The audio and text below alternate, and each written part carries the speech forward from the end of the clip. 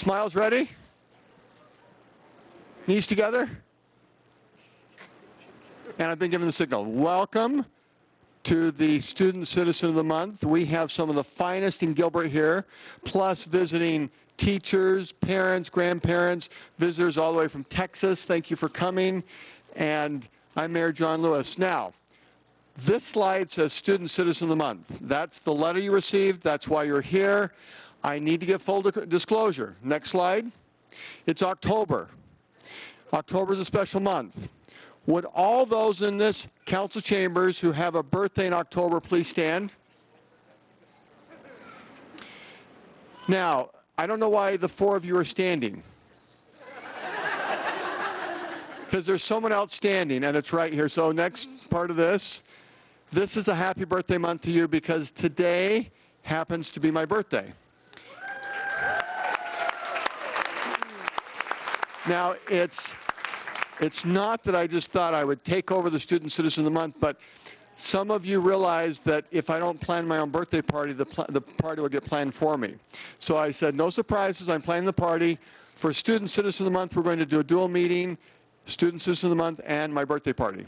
So those standing, you're part of this too. Thank you for being here and having an October birthday. You may be seated. Because now we're going to shift. Let's go to the next slide. We love every place to eat in Gilbert, and we don't like to show favorites, but there are two places really close that said they wanted to be part of the party. And in a bag for all who come up, our Student Citizens of the Month, to recognize you and thank you coming, and for all that you did to be recognized, which I wish we had more time to talk about that. And some of you might not even know why you were recognized, but your teachers, your principal, your administrators at school saw you doing some things that were just special. And they wanted to recognize you. So tonight, you're receiving a certificate. You don't have to go across the street tonight, but there are two places within baseball throwing distance that are just across to the street to the west. One is Taste Buds Frozen Yogurt, and they're offering, it's a cup, is that right? A free cup of yogurt for you, the Student Citizen of the Month, and then also Mike's Ice Cream, which is also across the street, is offering a certificate for one free ice cream cone. Now, I love ice cream, I love yogurt, so I wanted to give this to you.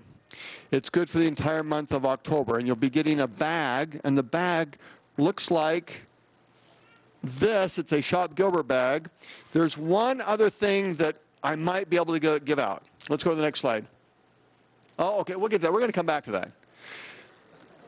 By proclamation, when I became mayor in 2009, maybe I had a little bit to do with this, the Snickers bar was declared the official candy bar of Gilbert, Arizona. All in favor of that, say aye. Aye. Okay, I thought so. In this particular Shop Gilbert bag, there happens to be Snicker bars. Now, here's the background of that.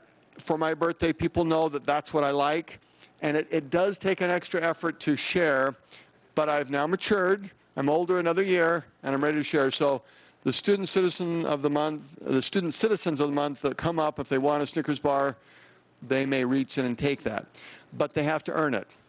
And so I'm going to ask a couple of quiz questions, and we'll get on with the program. I'm going to show you someone, and you have to guess what grade they're in. So let's have first all of those who are from kindergarten to 6th grade who are here tonight, our Student Citizens of the Month. Could you please stand where you are? So we're going to show you a couple of slides, and I just want you to kind of yell out, what grade do you think this person is? Okay, please, first slide. What grade is that person? Okay, you're right, it's 1st grade. Let's go to the next one. What grade is that person?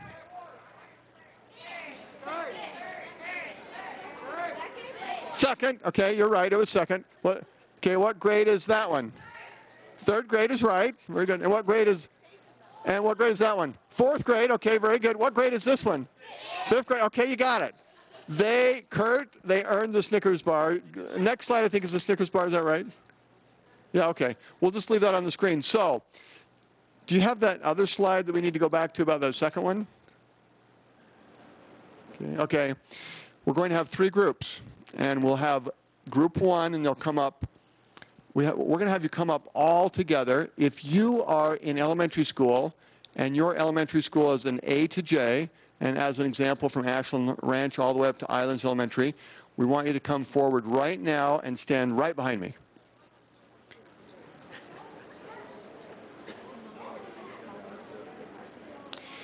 We also have, while this group is coming up, Gilbert digital cards. We're going to be taking pictures of each individual. We'll do it right in this vicinity. If when the name is announced, and it will be in alphabetical order by school, if you want to take a picture, just feel free to come right up here in this vicinity. We'll take a picture with the birthday boy, but it's really your party. It's not mine, but you're invited to celebrate with me. And these cards are at the back so we can have people take these, and then they'll know how to get access to the picture. Thank you. Do you want this back, Gardenia? The official photographer here, Gardenia, thank you. Councilmember Daniels is the one that will lead at this point and conduct getting the students up here, and then I'll smile my best for the pictures. Please. From Ashland Ranch Elementary, Abrian Fulton.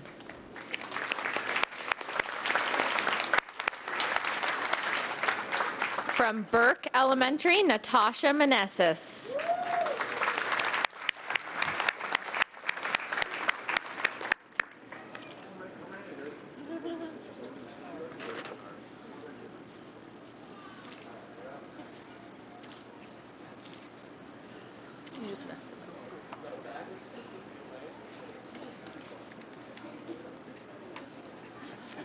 From Carroll Ray Ranch Elementary, Jonah Abbott.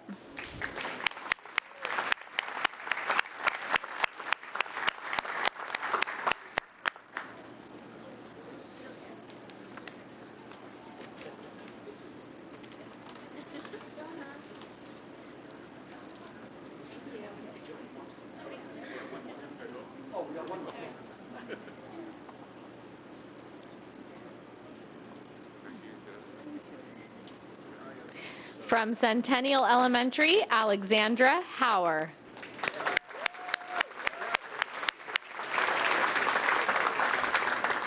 And Mayor, we're not picking favorites. Keep going with the picture.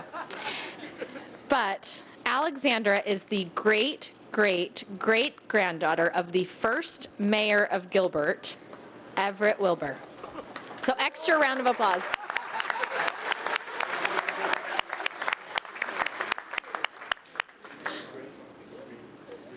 What a legacy. Maybe she's a future mayor of Gilbert as well. We'll see. From Coronado Elementary, Faith Berkshire.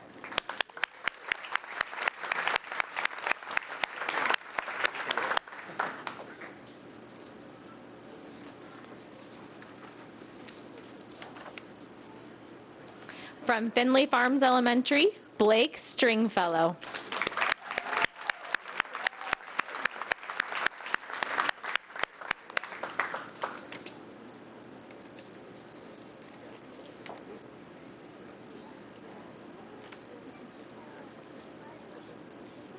From Gateway Point Elementary, Emmy May.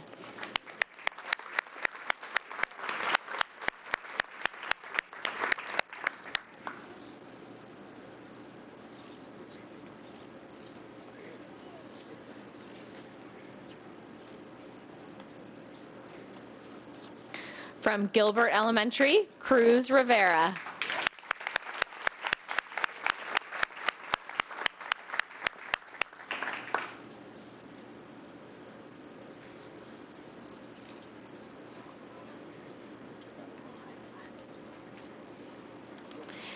From Greenfield Elementary, Cannon Roner.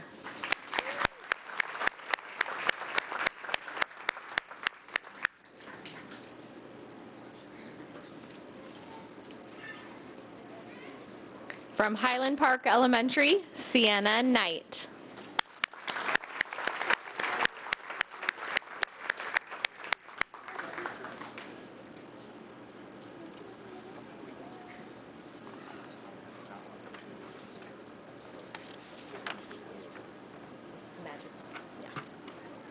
From Houston Elementary, trick or treat. There you go. From Houston Elementary, Jonathan Schmidt.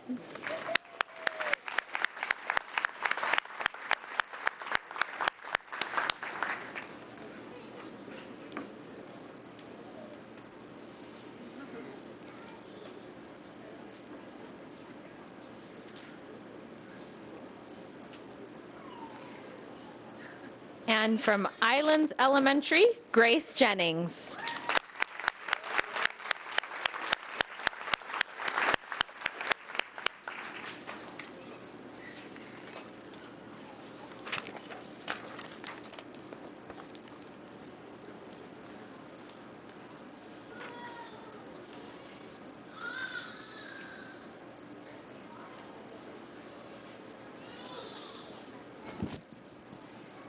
We're going to move the Snicker bars to the side and ask the group to come forward. We're going to do a group picture, and so if any of you want to take a group picture, please.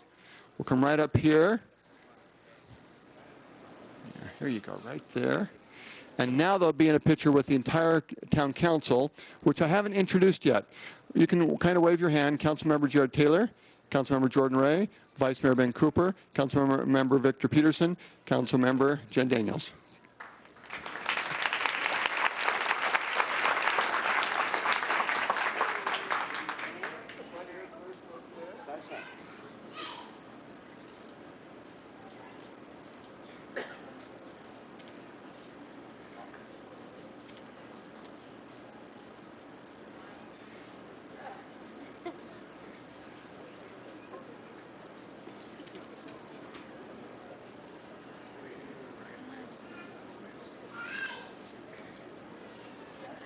Let's give Group 1 a big round of applause. Thank you. You may be seated. Thank you. Thanks for coming.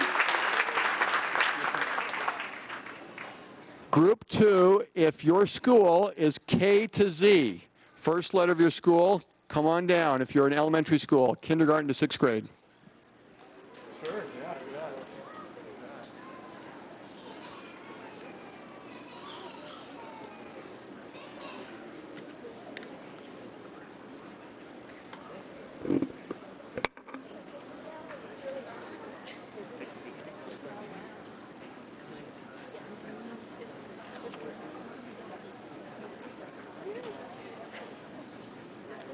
Please, Councilor. From Mesquite Elementary, Amanda Edwards Tucker.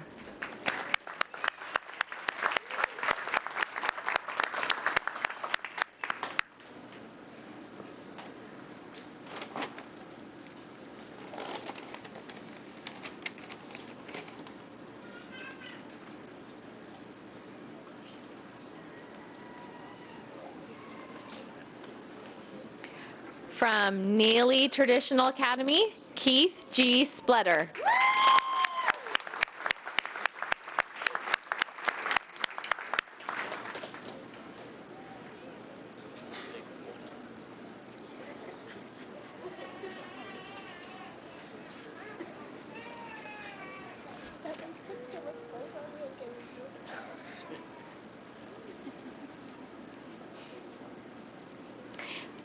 From Oak Tree Elementary, Gabriela Rodriguez Atonal.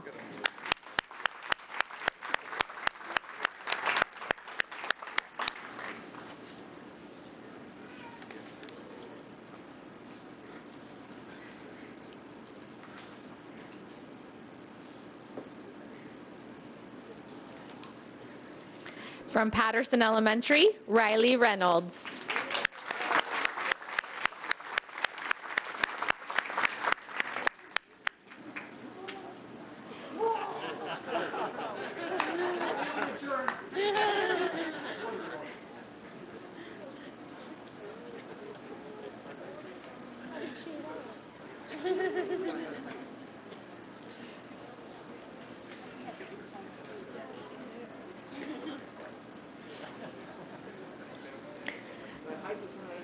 Sure, Mayor. Just don't forget it's there.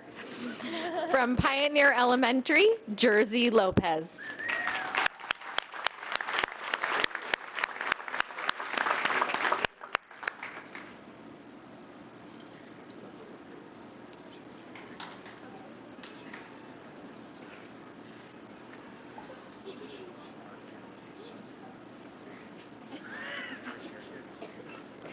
From Playa del Rey Elementary, Alexandria Heffelfinger.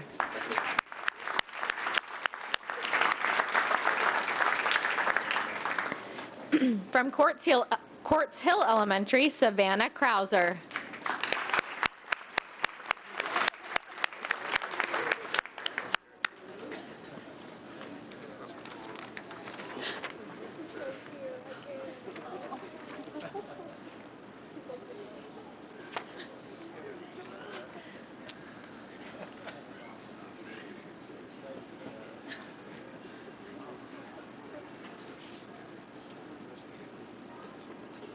From Riggs Elementary, Trey Skinner.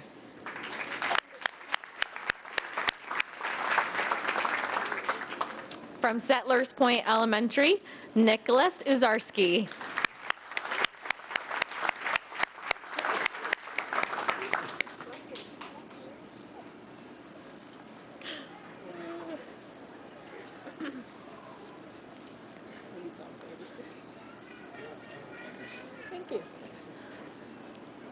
From Sonoma Ranch Elementary, Sophia Kearns.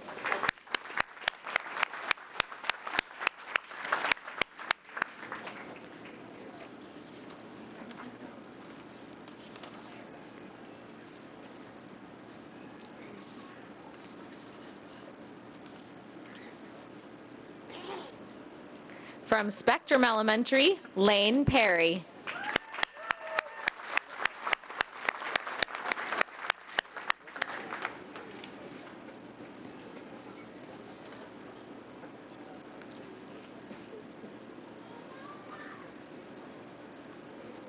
From Town Meadows Elementary, Brooke Gasser.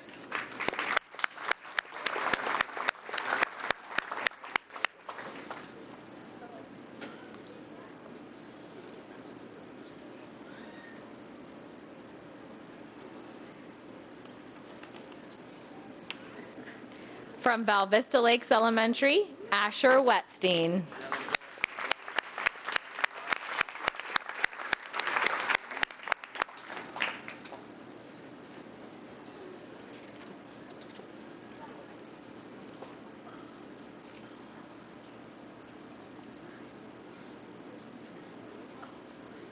And from Val Vista Academy, Katrina Vertudes.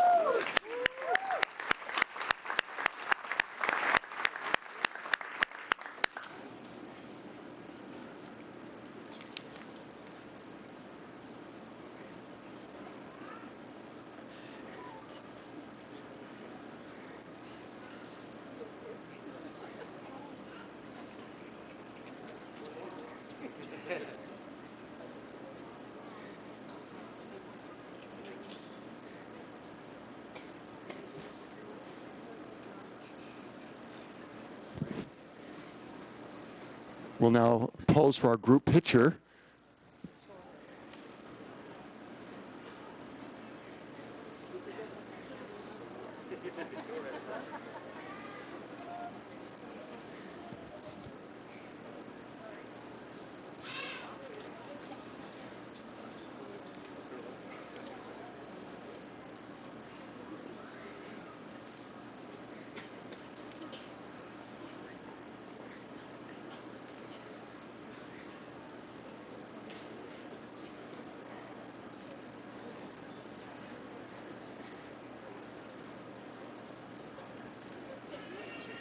Let's give Group 2 a big round of applause. Thank you.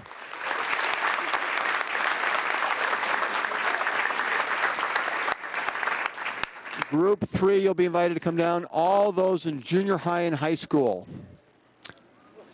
please come on down. Now, Kurt, I need to, we'll just put Councilmember Daniels to the side for just a minute. I probably should have. So far, the Snickers bar have been a great part of this birthday party, but I need to make sure that you can earn your Snicker bars too, if you'd like some. So I guess another full disclosure, those other pictures happen to be pictures of me when I was younger. And I have a couple of high school pictures. So I'll ask you to look at this first one, and if you can tell me what grade you think this person is in. Any guesses? Ninth grade it was. And of course, my mom looked at that later and said, why didn't you comb your hair? I'm not sure why. But the next one, what year was that? Senior. That was junior prom. And what do you think of that young lady? Yeah, that was our first date, and now we've been married 33 years. And one more. Just emphasize the importance of graduation, that diploma. So keep going for it. And it can happen. I did it, and you can do it too. So did you guess that's when I graduated? I thought so, all right. They've earned their Snickers bar. So Thank you. Let's go. Let's continue on. What is the next slide, Kurt? Is that the end of it? Yeah. Okay. So, oh, you want to leave that one up? Okay. It could have been my San Francisco Giant outfit. No. Okay. Continue. From Campo Verde High School, Lexi Ramirez.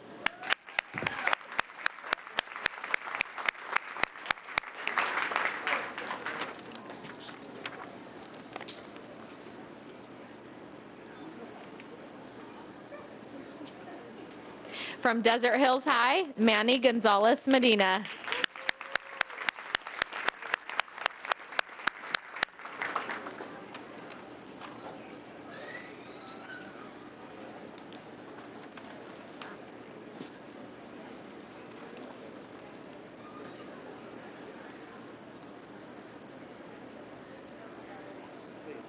From Gilbert Early College, Wyatt Hatcher.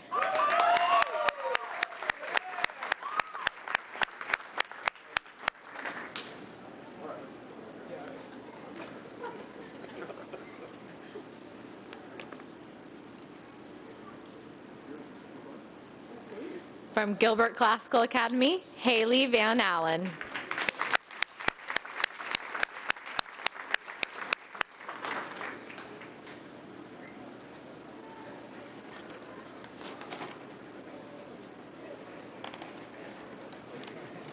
From Gilbert High, Mitchell J. Weimers.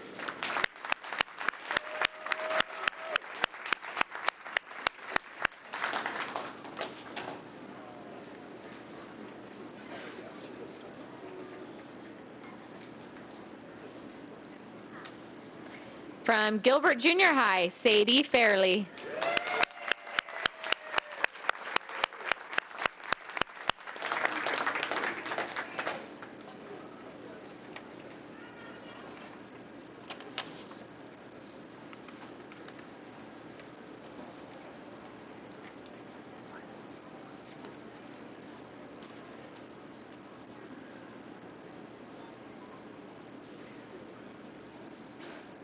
From Greenfield Junior High, Abigail Deem.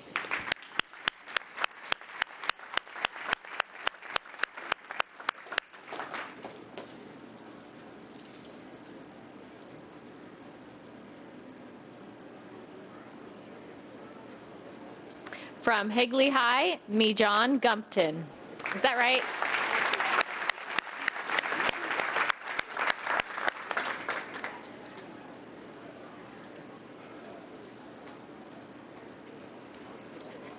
From Highland High, Christina N. Johnson.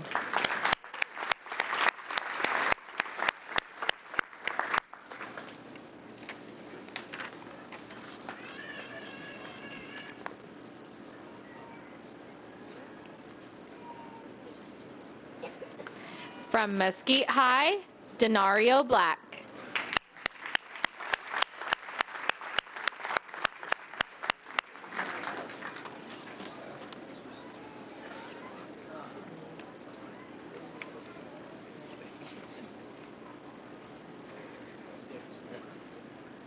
From Mesquite Junior High, Macy Circa.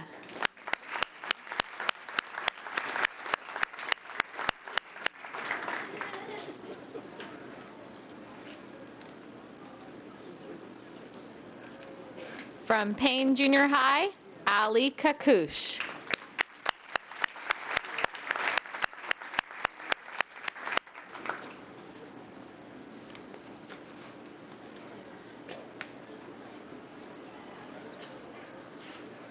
From Perry High, Lindsay Heffron.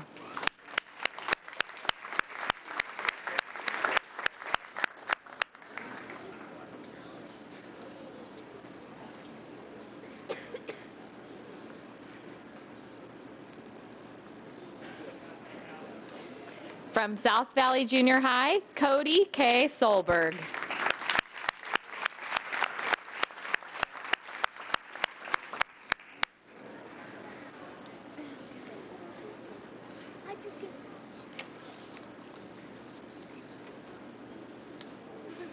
And from Williamsfield High, Madison Parsons.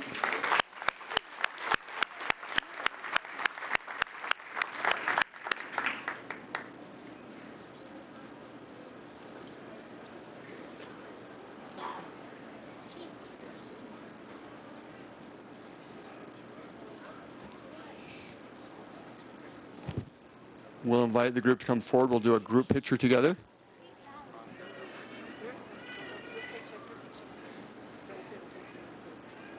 Back here.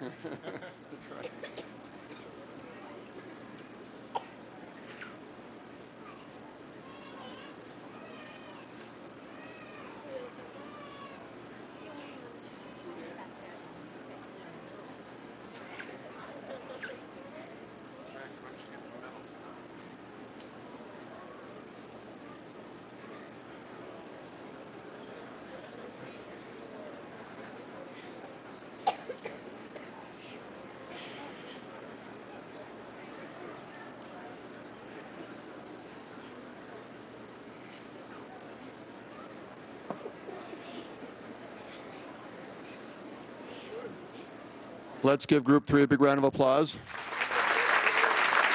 Mayor. Before you dismiss this entire group, you didn't think we were really going to let you plan your own birthday party, did you? Oh, meeting adjourned. Well, I mean, I've got this thing in my pocket I need to go take care of Yes, right now. and we are going to help you do that. But first, this entire group would like to help you have a happy birthday by singing to you. And in honor of your birthday, there is cake in the lobby for our everyone. student citizens of the month. Oh, So, wonderful. if you guys can help me, I don't sing, but I will start you off. Are you ready? Happy birthday to you. Happy birthday to you. Happy birthday, dear neighbors. Happy birthday to you. Thank you. That was a beautiful rendition. And before we close, one more group we wanted to thank. Any teachers, any of our principals, school administrators, if you could please be stand and be recognized.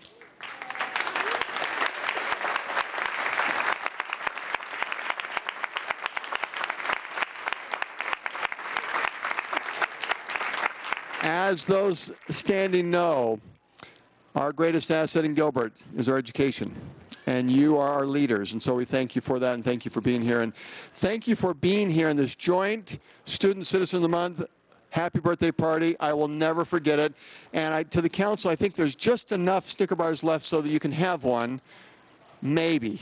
No, a definite. So thank you. This concludes our Student Citizen of the Month, and our regular town council meeting will begin in about 2 minutes.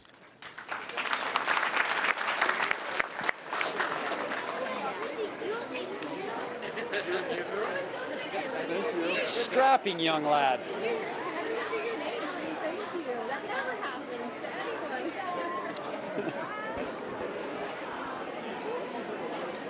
Oh, that's awesome.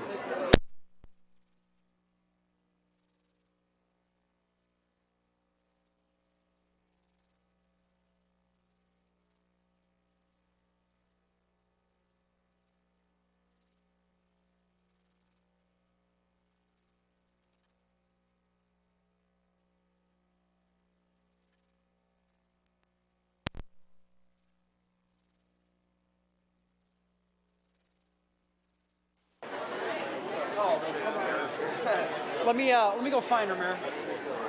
They spelled it wrong, didn't they? See, I knew I was saying it right, but they spelled it wrong.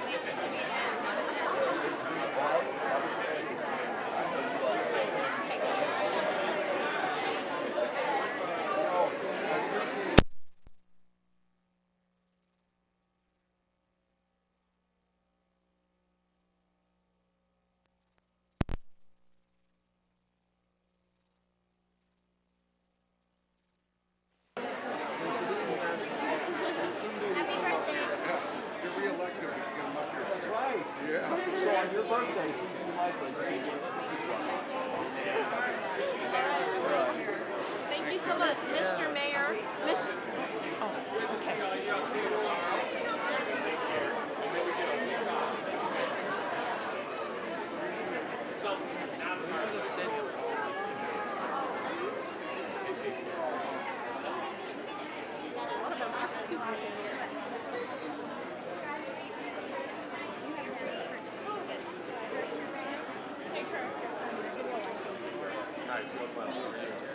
Lucas Blackburn. Principal, Patterson. right around the corner. Wonderful school. Yeah. Oh, you know it, and he was top notch. So, yeah, I think it's going well though. It's great teachers, great community. I was at Mesquite Junior High. Yeah, I was there for 3 years, and then 2 years at actually the alternative school was Gilbert Williams, and now then before that Greenfield, and then before that Hickory. Yeah, went all over, and now I hopefully have been there for 20 years. I told Nanda I got to be there. Oh, yeah. I think people up on 50% open enrollment. Yeah, I mean, without that's fine. I can't run an elementary at 250 kids. Oh, we get a lot of that. It's good to see because there's such a talented population in Arizona. It's good to see, generations that have gone through and I got it the first day. They're like, you got 20 miles to come through. You pass some good schools. I said, I'll keep it going.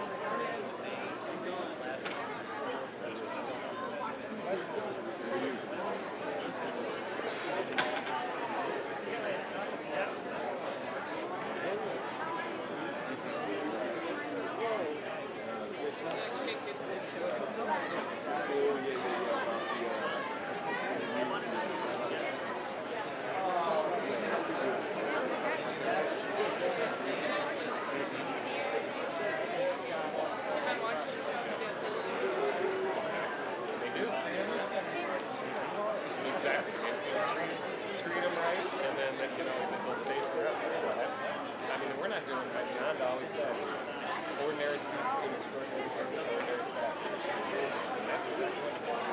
Anybody can do a better than that, but they're only different. So we just had a Pride Day, and I was up there in a tutu singing Taylor Swift. Yeah, because they already made $1,000 in bus stops. I'm like, I'll do anything. I'm shameless for money for the library. So, Mr. Taylor, very nice to meet you. I appreciate everything you're doing. So, all right, take care.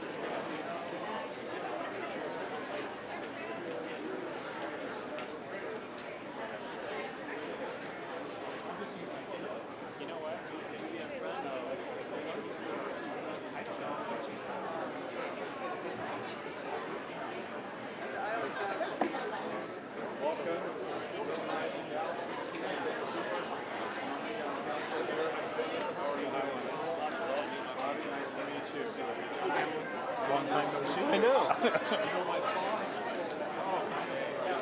Wow, all right. Hold on one second. Left and a speak on operational complexity due to short communication.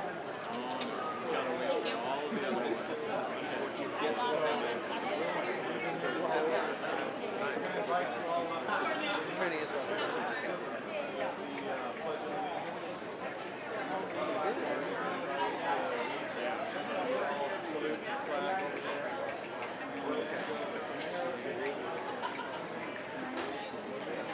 And how are you?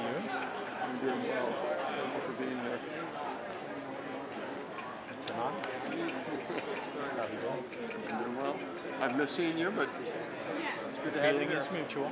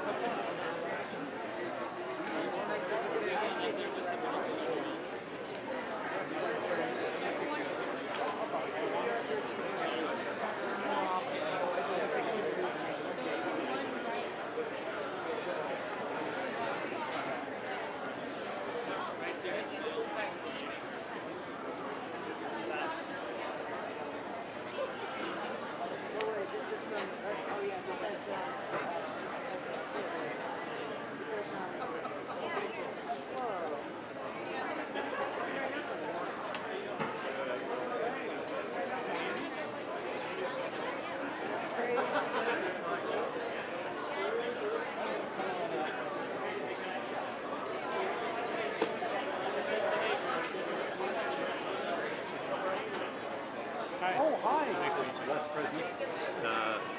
Longtime councilman.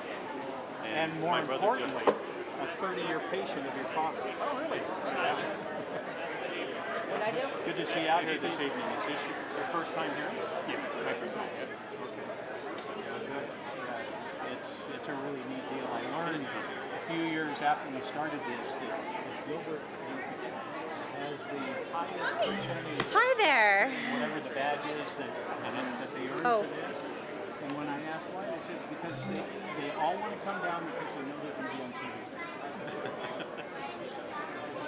So whatever the reason, it's a good thing. Yeah. Thanks. Yeah. So you must be about the youngest one in the family. I am the youngest. Oh, okay. 2 sisters between us. And my girl.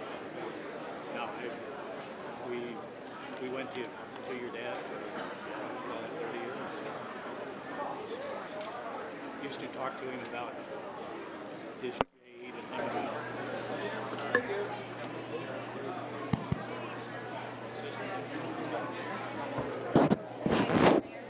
Colin, how are you doing? Good to see you.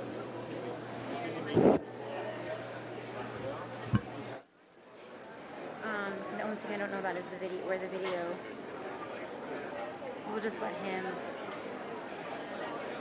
my God, how many slides does he have? 8. Okay. Yeah, you can just minimize it. I'm pretty sure. Where is he?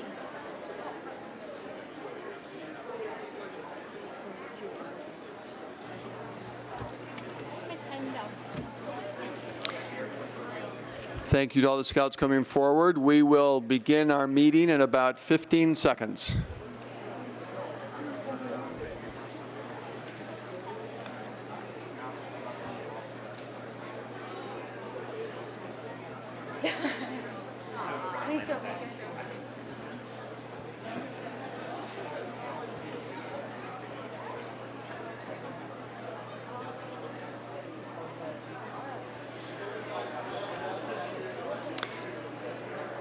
Welcome. I'm Mayor John Lewis. I officially call the meeting to order, and welcome to our Gilbert Town Council meeting on October 3rd, 2013. We will begin with the invocation and the Pledge of Allegiance. As noted on the agenda, the invocation may be offered by a person of any religion, faith, belief, or non-belief, as well as council members. A list of volunteers is maintained by the town clerk, and interested persons should contact the clerk for further information.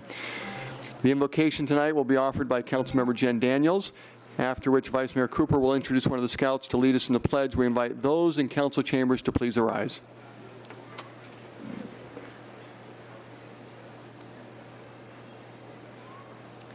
Our Father in heaven, we are grateful for this opportunity to gather as a community tonight. We're grateful for the opportunity to come together to make positive decisions that will impact the community in a great way. We're grateful for the leadership of the town, for the staff, for all of the citizens who actively participate in the efforts that are ongoing to make Gilbert a clean, safe, and vibrant place to live. We ask for thy blessing for wisdom. We ask for a blessing on all those men and women who serve in uniform, that they will be blessed and protected. Please bless their families, that they will have comfort. Please bless us to continue on in a spirit of cooperation, and that we may accomplish those things that thou would have us do. We say these things in the name of Jesus Christ. Amen. Garrett Martin will lead us in the pledge.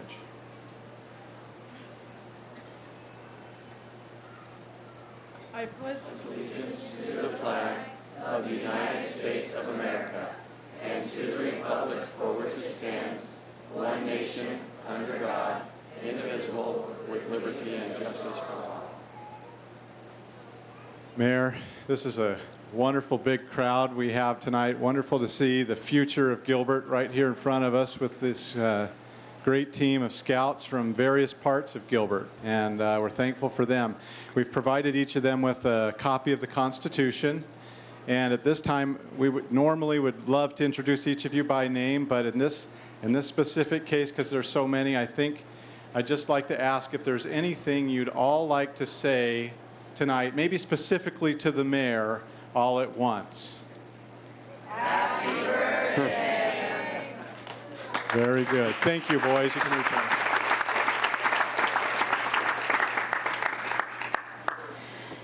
To our town clerk, that was not on the agenda. Is that approved? Okay, thank you. Thank you. Our town clerk will now conduct the roll call. Mayor Lewis, Here.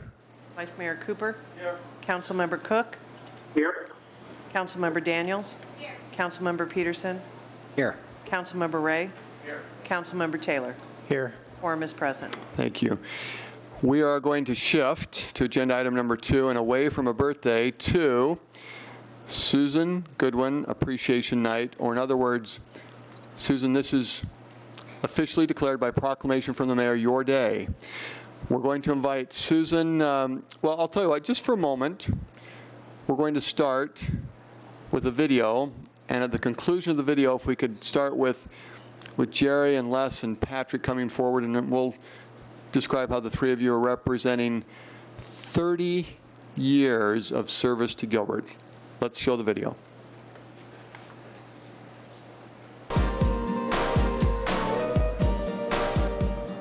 I've known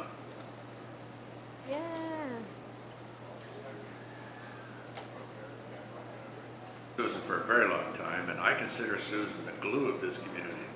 She's a brick and mortar, but she's the paste that holds it together. She was able to navigate the different personalities of council members. I know some of us are more easy to get along with than others of us, and there's always the political dynamic. And Susan was always able to stay above the fray. We've worked very hard together. We've laughed together. We've cried together. But all for the greater good of Gilbert. Her level of expertise, her knowledge, her ability to research and understand some of the risks and benefits and help us make educated decisions. She has left her mark on this community. One of my mottos is to leave it better than you found it. And Susan exemplifies that. Doesn't matter what time of the day it is, or night, or on a weekend, or on a holiday. If you need something from Susan, she's always there. I have learned from other mayors that when their city attorney might have a need to get a second opinion or ask someone for advice, that Susan is the go-to person. She is at the top of their list. 3 words to describe Susan: thoughtful, dedicated, and mostly inspirational. First is dedicated, second is honest, and third, tremendous integrity. First and foremost, intelligent. Unflappable. And she is a survivor. 3 words: ornery, funny, and a pain in the...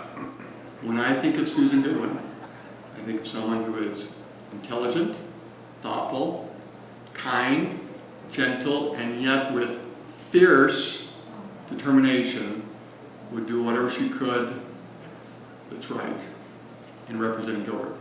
Susan, I don't know what's next for you. You've always been exciting in terms of where your month-long vacations were going to go. So I can hardly imagine what you're going to do if you have a little more time on your hands now that you're not working with Gilbert. But best wishes and thanks for all you've done. So Susan, this is not quite like a retirement, because I fully expect that we're going to continue to have lunch every 6 months. The impact that you have had on this community will last way beyond any of us. Thank you so much. One who knows you and knows your firm, I wanted to personally thank you for your excellent service over the last 30 years and say to you, a job well done. So Susan, on behalf of all of the council members, you have brought great things to Gilbert. We appreciate so much your professionalism, your level of expertise, and your ability to help and guide the town as we look forward to the future. And without you, I don't think Gilbert would be quite the community that it is today. Thank you for all that you've done. Susan, thank you. Thank you for the time, the energy, the commitment that you've shown, the lessons that I was able to learn from you, the discussions that we've had. We may want to call them arguments. It has been my honor and pleasure to work with you over the last 2 years. I know you're going to continue to stay involved with Gilbert and help guide this town as you have for the last 30 years. I sincerely appreciate all of the things you have done during my tenure here, and I wish you the best of luck in everything, all of your pursuits. I wish you nothing but the best of luck, and I thank you for everything.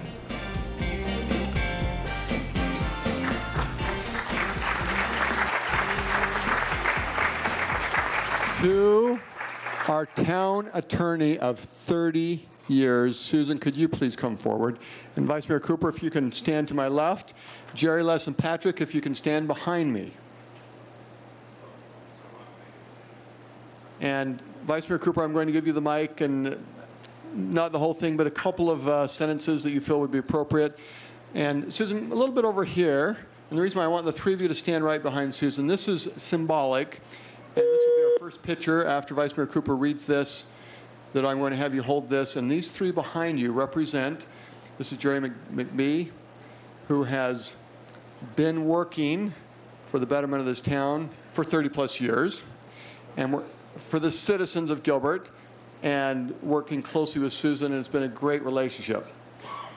Not always agreed, but we appreciate Jerry being here tonight to represent the citizens of Gilbert, all 225,000. Our town manager, Patrick Banger.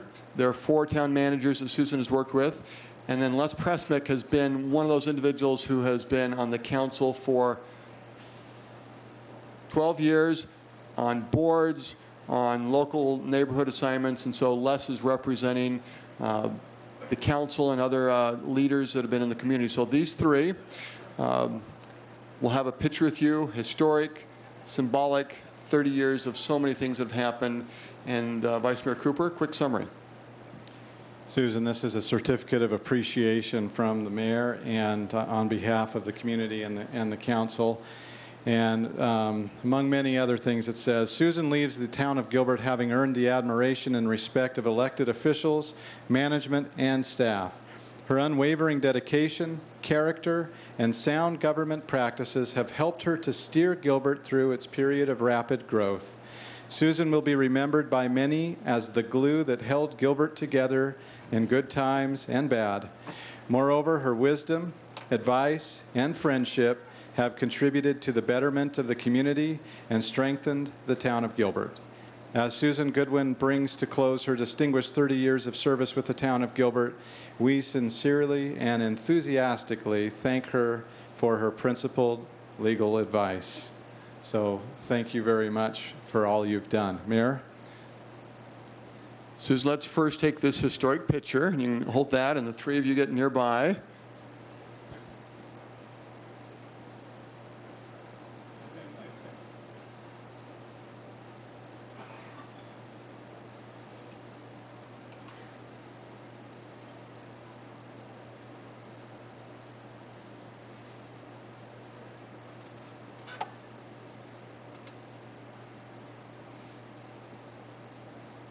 And if the three of you can stay nearby, because I'm going to give the microphone to Susan. She'll want a little bit of support for another moment.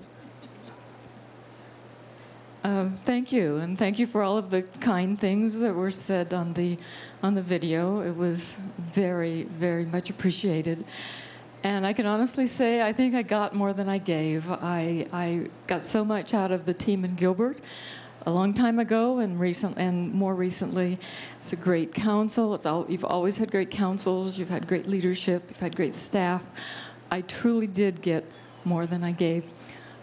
And I also have to say that it takes a team. I have a good team. You all know the team. Kelly Schwab, Phyllis Smiley, Bill Sullivan, Larry Udall, Patricia and Trish are new. You don't know them very well, but they're there. And they make me look good.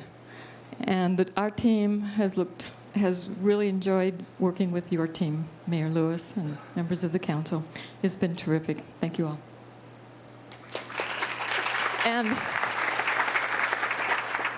And Patrick says I'm not going to go away forever, so. And Susan, if you can stay here for just another moment. Patrick, if you can stay. Council members, we're going to do one more picture, and town leadership, if we'll join for one more historic picture. Les, thank you.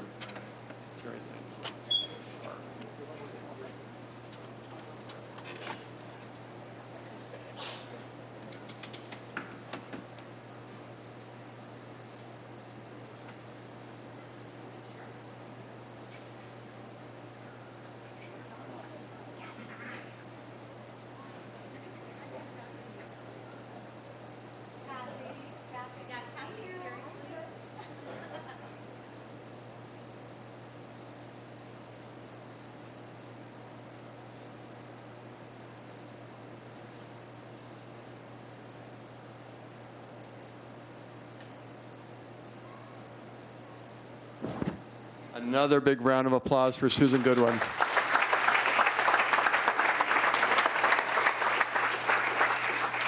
And I'm a little embarrassed to say this, that there's cake, and the cake is for recognition of Susan and not someone's birthday. So any of you who are here at Council Chambers, at some point, if you're ready for some cake, it's right outside the doors, and feel free to take that cake in memory of Susan Goodwin. Councilmember Peterson will now move to the next agenda item, the Pillar of the Month. This month's highlighted pillar is trustworthiness. As council members and town staff, we are committed to responding to the needs of the citizens in an honest, reliable, and ethical manner. We have the ability and responsibility to walk the talk and do what's right.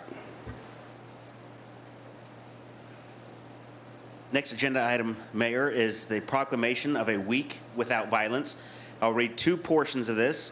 It says, whereas the Children's Benefit Foundation makes substantial contributions to the future of America's children, our voters, workers, and citizens of tomorrow, promoting a cool choice of optimum lifestyle and good, get off drugs, drinking, danger, and debt lifestyle.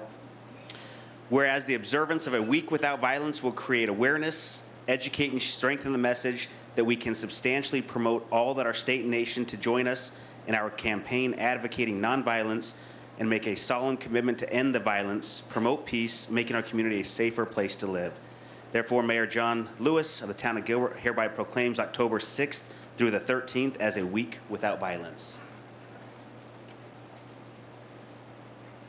And agenda item number 5, Vicki. I saw Vicki was here. Oh, here she comes. And Chief Dorn. Thank you, Vicki. Great. Chief. October is Prevention Month throughout the country and focuses on the importance of taking action to remain safe and protect ourselves, our families, and our community from crime. Gilbert residents will have the opportunity to participate in Prevention Month either collectively or individually by taking part in Red Ribbon Week or getting Arizona involved in neighborhoods, also known as our GAIN program. Saturday, October 19th has been designated as Gilbert GAIN Day, and citizens are encouraged to participate by hosting their own neighborhood event on that night or in the month of October. GAIN is a program to encourage neighborhoods to gather together in an effort to heighten crime awareness, build better community relationships, and strengthen community support for public safety. The Gilbert Police Department, in partnership with Target and Pacific Dental Services, will provide neighborhood leaders who commit to hosting a neighborhood event, a party pack filled with prevention materials and party goods in an effort to minimize costs associated with such an effort. Red Ribbon, or Say No to Drugs Week, takes place annually from October 23rd to the 31st and is a means to unite and take a visible stand against substance abuse in our community. So on behalf of Mayor John W. Lewis, we declare October 23rd to the 31st as Red Ribbon Week and October 19th as GAIN Day in Gilbert. And we'd like to thank these two community leaders for all of their efforts to make that happen. Round of applause for them.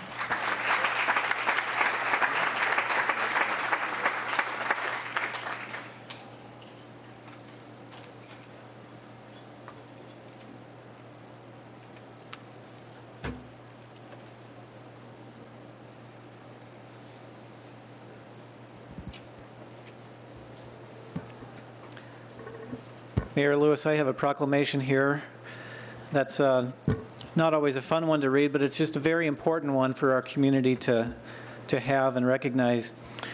Whereas domestic violence is a serious crime that affects people of all races, ages, genders, and income levels, and whereas domestic violence is widespread and affects over 4 million Americans each year, whereas 1 in 3 Americans have witnessed an incident of domestic violence. Now, therefore, I, John W. Lewis, Mayor of the town of Gilbert, do hereby proclaim the month of October 2013 as Domestic Violence Awareness Month in Gilbert, Arizona, and urge citizens to work together to eliminate domestic violence from our community. Thank you. Before we move to communication from citizens, Town Manager Banjer, if you could give, and I realize this is going to the end of the agenda, but an orbital sciences update as to some exciting news, and then Councilmember Daniels, if you could give an Operation Markham Home, just a quick statement about October 22nd, and then and then the other item I wanted to make the council aware of, and then to thank our citizens last night.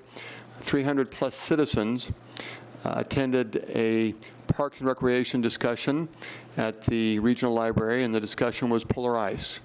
And on behalf of the council, we thank those who came, those who provided feedback and thoughts as to the future of polar ice. And we definitely are a hockey town, a figure skating town, an ice rink town, and it was very energetic last night, and we thank all those who came to give the feedback.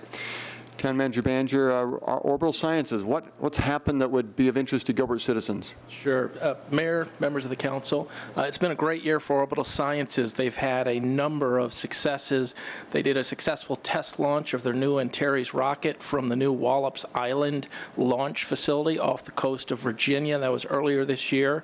And then just last week, they successfully sent the Antares rocket carrying the Cygnus space capsule, which is part of the new private resupply unit to the International Space Station, had a successful docking with it, a flawless docking with it on Sunday, and now they will move forward with a $2 billion contract with NASA to deliver private payloads to the International Space Station going forward. So a lot of success. They also picked up a couple new satellite contracts for NASA this year, and we recently had a visit by NASA Administrator Charles Bolden to their facility. They were also awarded the Iridium Next satellite contract this year, which will make them the largest satellite manufacturer in the world when that production line gets going. That's a total of 82 satellites that will be delivered over the next 5 years. So it's been a great year for Orbital Sciences. We're looking forward to a lot of exciting more things to come from them, and we'll keep you posted. Thank you. And Councilmember Daniels, I've made an error. Not really an error, but we have one of our communication from citizens will be covering that topic. So I will now turn to Vice Mayor Cooper, and I understand we have 9 requests, and so doing the math, that would give us time for about 2 minutes apiece. Okay, I'll let you conduct that. Thank you, Mayor. First, we'd like to call Les Prusmick up, and after Les, Laura Barnes, if she could be ready and waiting. And Les, for the others who will be coming, if you can set the example and state your name and whether you're a Gilbert resident, and then you'll be given 2 minutes. Well, if I set the wrong example, is that okay too? Oh, I know you. You are the best example in Gilbert. Mayor Lewis, members of Gilbert Town Council, my name is Les Prusmick. I am a resident of the town of Gilbert. I am here to speak on one of the things that I think makes Gilbert both unique and great, and that's Operation Welcome Home. We have our 12th celebration coming up on October 22nd. And I specifically came here this evening to make sure that people were aware of the fact that that's a Tuesday night. I had to look at my calendar a couple of extra times as well to make sure that I was coming. The reason I say that is because 10 of the 11 that we have done have always been like Student of the Month prior to a council meeting on the same night. So Operation Welcome Home, for those of you who are not familiar with it, it is Gilbert's celebration of returning servicemen and women. And we, to date, have done 17. We will do 2 more on October 22nd. It is one of the most memorable and moving ceremonies that you will ever attend. It's after 12 of these, I can get through one without tearing up. We celebrate the families. We honor the families because they are every bit as much a part of this process as the person that's serving overseas, and we have seen that time and time again. We arrange for dinner for the families. We arrange for the Patriot Guard riders to escort them in. Our color guards include the American Legion and other veterans, as well as Boy Scouts. So I would invite you to come on behalf of the town council and the town of Gilbert. It's one of the things that really makes Gilbert what it is. Thank you. Hope to see you all on October 22nd. Thank you.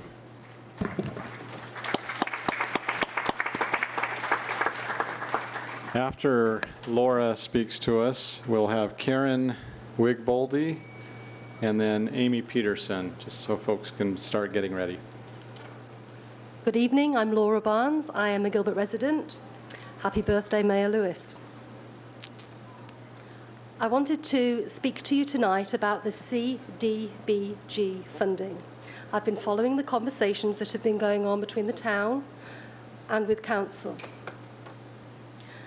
I'm aware that in 2014-2015, there is the possibility for the town to apply and receive $799,000 of CDBG funds. It's not a one-year commitment, it's a 5-year commitment. This is money that can be applied for and received over a period of time. The money is used for 60% on housing and 40% on other items such as capital improvement projects. The recipients of these CDBG funds are families in Gilbert who are the working poor, they are children, they are seniors, they are the disabled. Gilbert residents have contributed through their federal tax dollars to receive such programs. And I know one of the alternatives is to use general funding to support some programs within the town. But this would mean the town of Gilbert residents would be paying twice, through local taxes and through federal taxes. The money that would be received through these CDBG funds would be used to rehabilitate housing, residential housing or non-residential buildings within certain areas of the town, public facilities improvements, neighbourhood centres. And some of the facilities within the town rely on this money because that funding is matched from other areas, such as the senior centre with the area agency for ageing.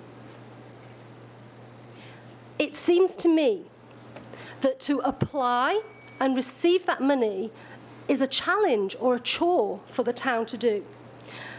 And the invitation to just find more data or ask for more assessments just seems to be delaying. And what do these people do in the meantime? So just from the data that we already have, I can think of many things that this money could be used for. The Gilbert Senior Centre is a no-brainer, and I know that you all are big supporters of the Gilbert Senior Centre. That's one area that this money could be used for. But we can't allow neighbouring jurisdictions like Mesa or Chandler or Maricopa County support some of the facilities like a New Leaf, Child Crisis Centre, My Sister's Place, where Gilbert residents use those facilities but don't incur the burden of the costs. What about renovating Sonora Town or some of the other areas of the Heritage District? Hispanic Heritage Month. Wouldn't it be wonderful if we could really invest in those areas? It's Domestic Violence Awareness Month. Why couldn't we use some of that money to build a shelter?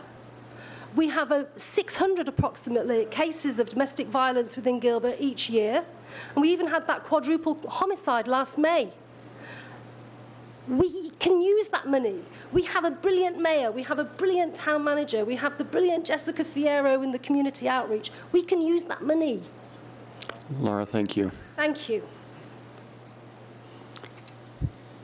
Next up will be Karen Wigboldy and then Amy Peterson. I'm Karen Wigboldy, and I am... And Karen, you may need to get that mic a little bit closer. Thank you. Is that better? That better? Okay. I am Karen Wigboldy, and I am a resident of Gilbert along with my husband and my 3 adult children and my grandchildren. And we chose this community because we felt it was a very safe community. It was ranked right up there in the state as far as being the friendly, family-friendly community that you would want to live in.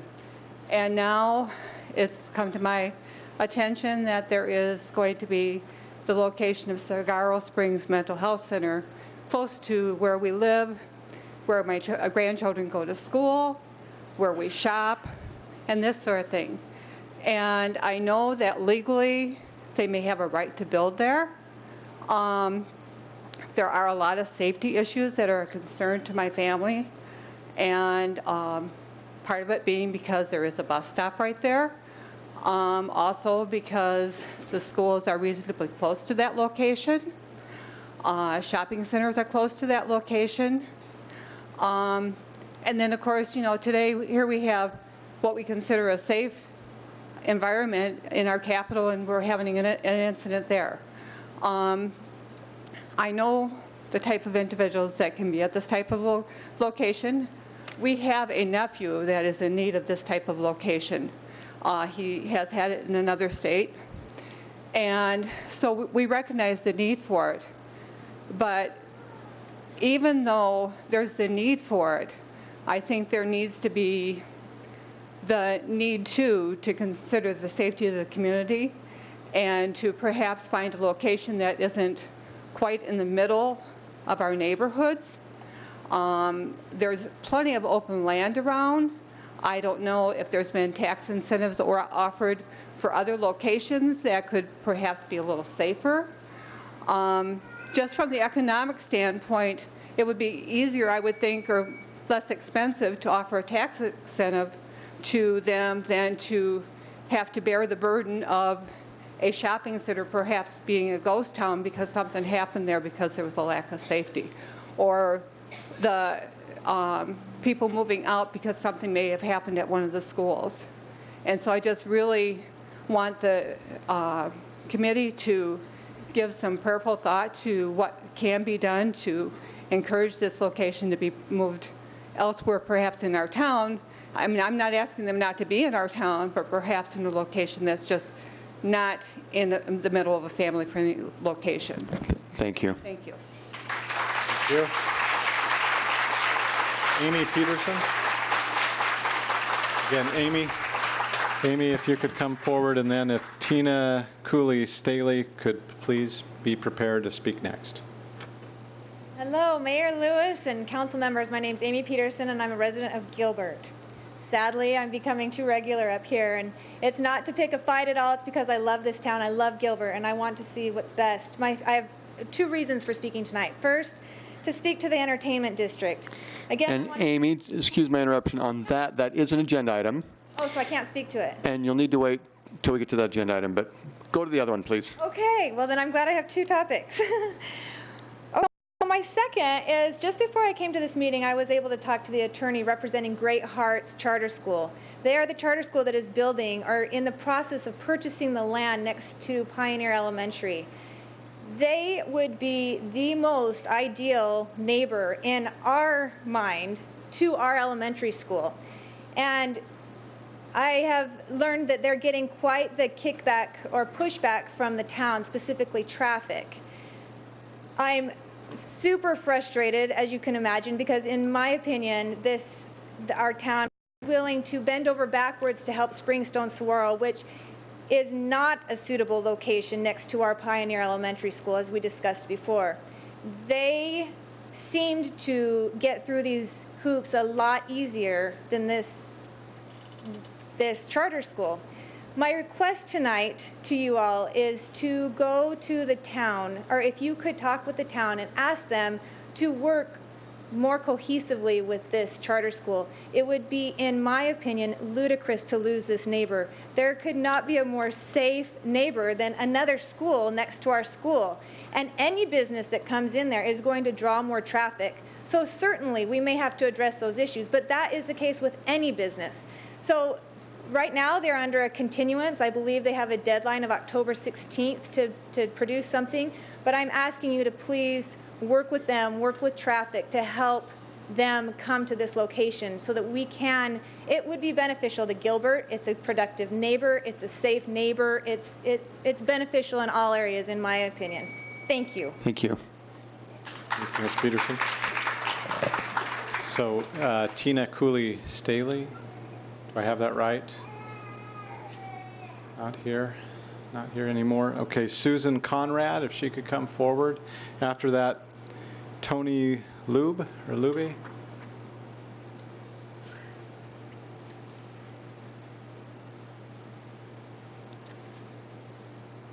Hello.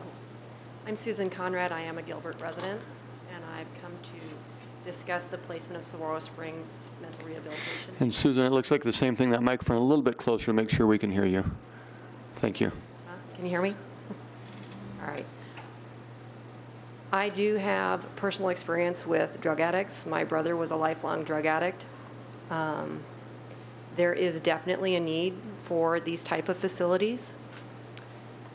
However, I do have personal experience as to how violent drug addicts can be.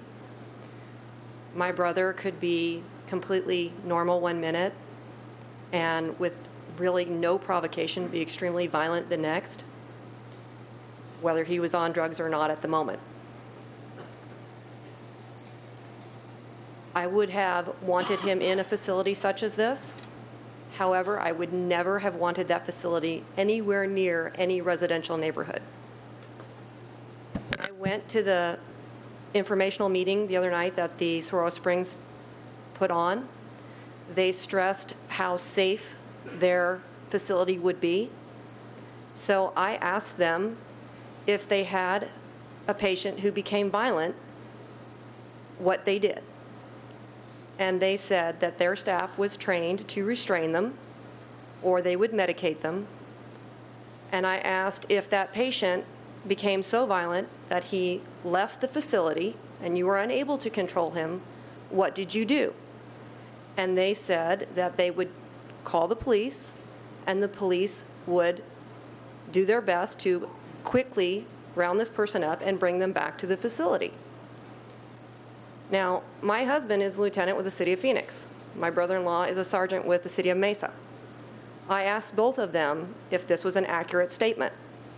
They both assured me that it was not. That if a patient chooses to leave a facility such like that, they are free to do so. The Saguaro Springs people stress they do not take court-ordered patients. Therefore, if the patient chooses to leave, violent or not, they are free to do so, and the police will do nothing unless that person does something immediately illegal in that area. So until that person, assaults someone, there's nothing the police can do. So having a facility like that anywhere near a residential neighborhood is a huge risk.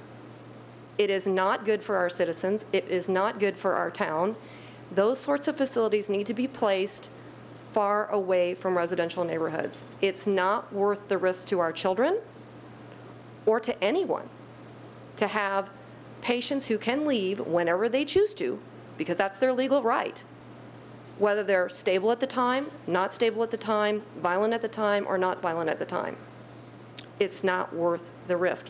Do whatever you can to change the zoning or find a way to encourage that facility to move to a location that is nowhere near a residential neighborhood, a preschool, or any type of elementary school bus stop, anywhere that someone can be hurt. Thank you.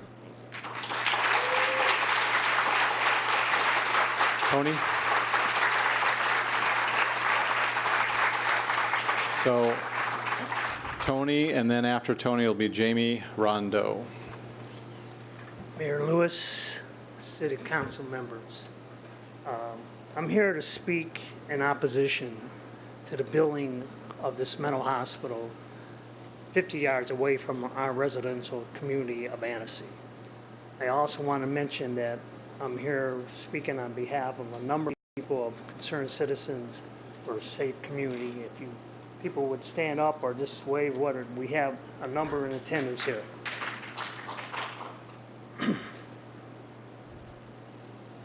First thing I'd like to say is that I recognize, and we all recognize, the need, especially today in our society, for people that need help with mental illness. There's no doubt. But as my sticker says, right idea, wrong location. This facility is going to be butted up against, again, a residential community which has a potential probably 3,000 people living there. So I want to make that clear. How did I find myself here today? First of all, I moved to Arizona in the 70s. Attended ASU, graduate, proud of that. Fear the fork, remember that. Anyways, I went on and had a great job with a Fortune 500 company, moved around the world and the United States, and recently, in the last 4 years, decided to retire after 36 years. But anyways, so at the top of my list was, where do I want to relocate? And I said Arizona, because I have family here. It's a great place to live, great location. So I took a plane, came here, met a realtor, took me around. And I looked at Scottsdale, Mesa, Tempe, and finally Gilbert. And it was my decision when I came across the community of Annecy, this is where I want to be. Gated community, beautiful area, shops, dining, et cetera, et cetera. So with that, I'm very, again, taken back that I have to be up here and talk about all of a sudden now with this, I guess, should I say, with this thought of I'm living in a secure area, a great city, a safe city. All of a sudden now I have a mental institution directly across from our community. There's 3 areas I want to touch on quickly of what my concerns are. First is a security concern of this hospital. And Tony, excuse my interruption. We'll probably need to wrap up in about 10 seconds, but we'll have other speakers that can continue to talk about this. Okay. So again, there's a number of a security concern, a safety concern, and a financial concern with this hospital being located where it's going to be. So I would ask the committee to reconsider and have a continuance on a building code review study with a moratorium on any building in this location until that review is finished and we get to change and look at the coding, building coding for the entire city of Gilbert. Thank you. Thank you.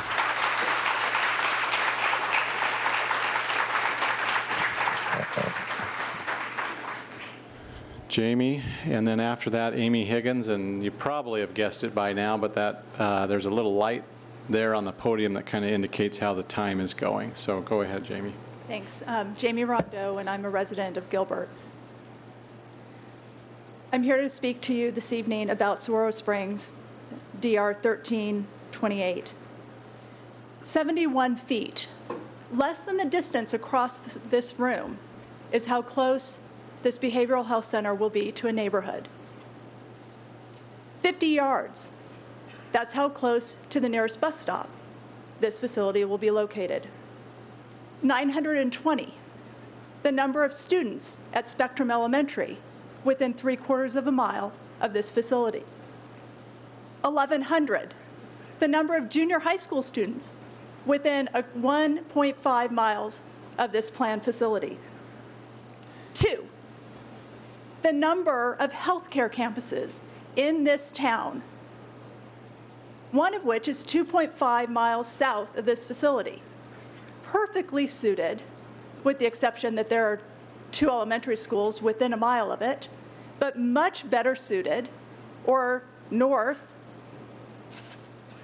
where there's another healthcare campus, which again is much better suited for this type of facility. This facility is not a pre-existing condition. It's a $100 million backed, VC-backed firm that is rapidly opening hospitals that are 2 times the size of the 3 that they currently have open. This neighborhood that was one time, when I first moved to the town over 14 years ago, was supposed to house a Crate and Barrel and a cheesecake factory, now is zoned for a behavioral health care center. So instead of being able to go and buy things at Pottery Barn, the people in this neighborhood now have to worry about being around people, and we're not talking about alcoholism. We're talking about patients that are as severe as paranoid schizophrenia that can absolutely walk off their campus at any time unless they're Baker acted. So I implore you, please take another look at where this location is, who lives in that area, and who came first. Thank you. Thank you.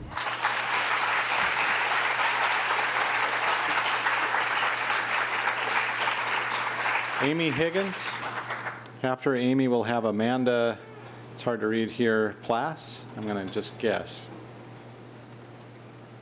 Good evening. I'm sad to say here we are again. Not even a year has passed.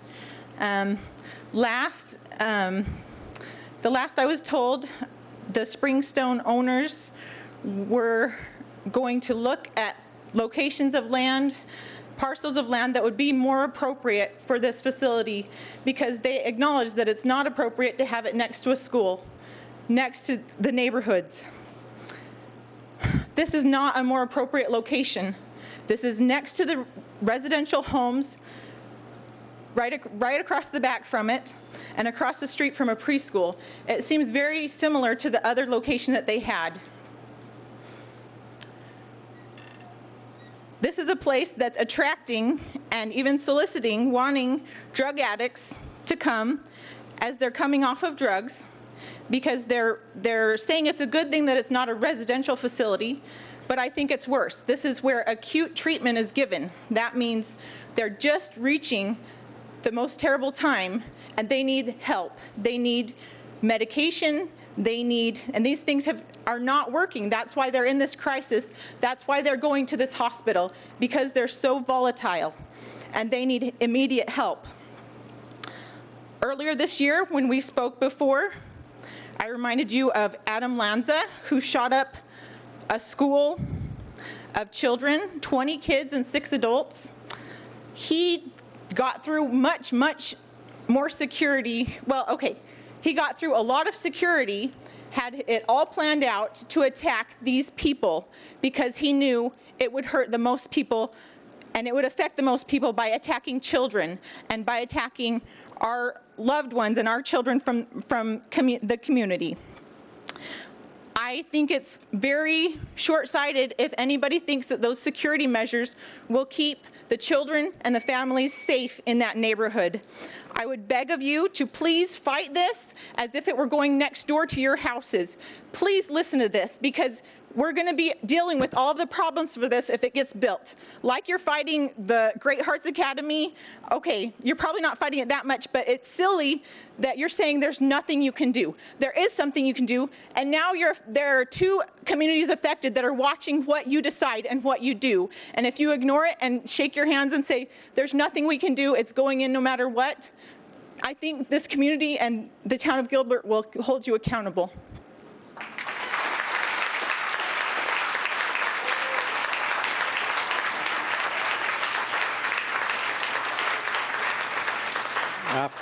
Amanda, after you speak, we'll have, and again, it's hard to read some of these, and I'm the world's worst at pronouncing, but William Bubness, something like that. So hopefully you recognize your name or the attempt. So thank you. You'll be next.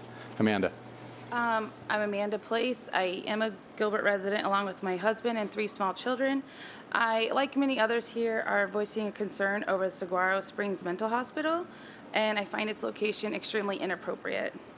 There's about 11 schools within a 5-mile radius of this location. I mean, I completely understand the need and stigma against mental illness, so I do understand the need for a hospital like this. I just think the location needs to be moved. I don't want to repeat everything that everyone else has said, but I would like to raise my children in a safe environment, and right now I feel like it is, but if this hospital moves in, I feel like I'll need to move to feel safe. So, thank you.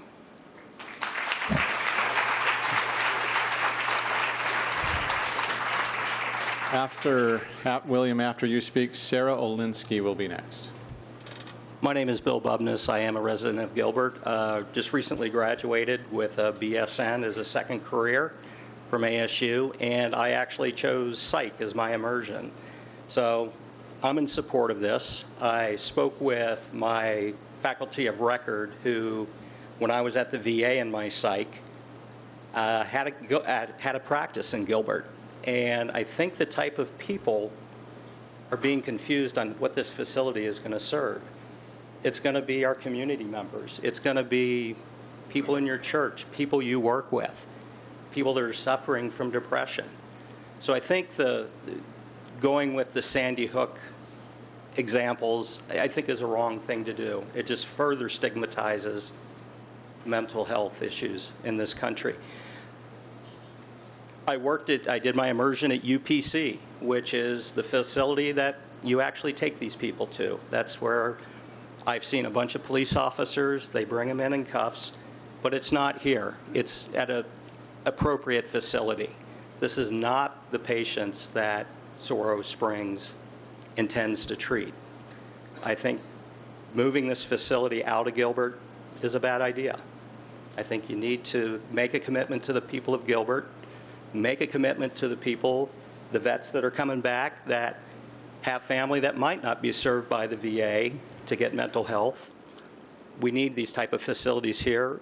Yes, I'm partial, I would like to work there, but it's not going to happen for a while. But thank you. Thank you. Thank you. Sarah Olinsky.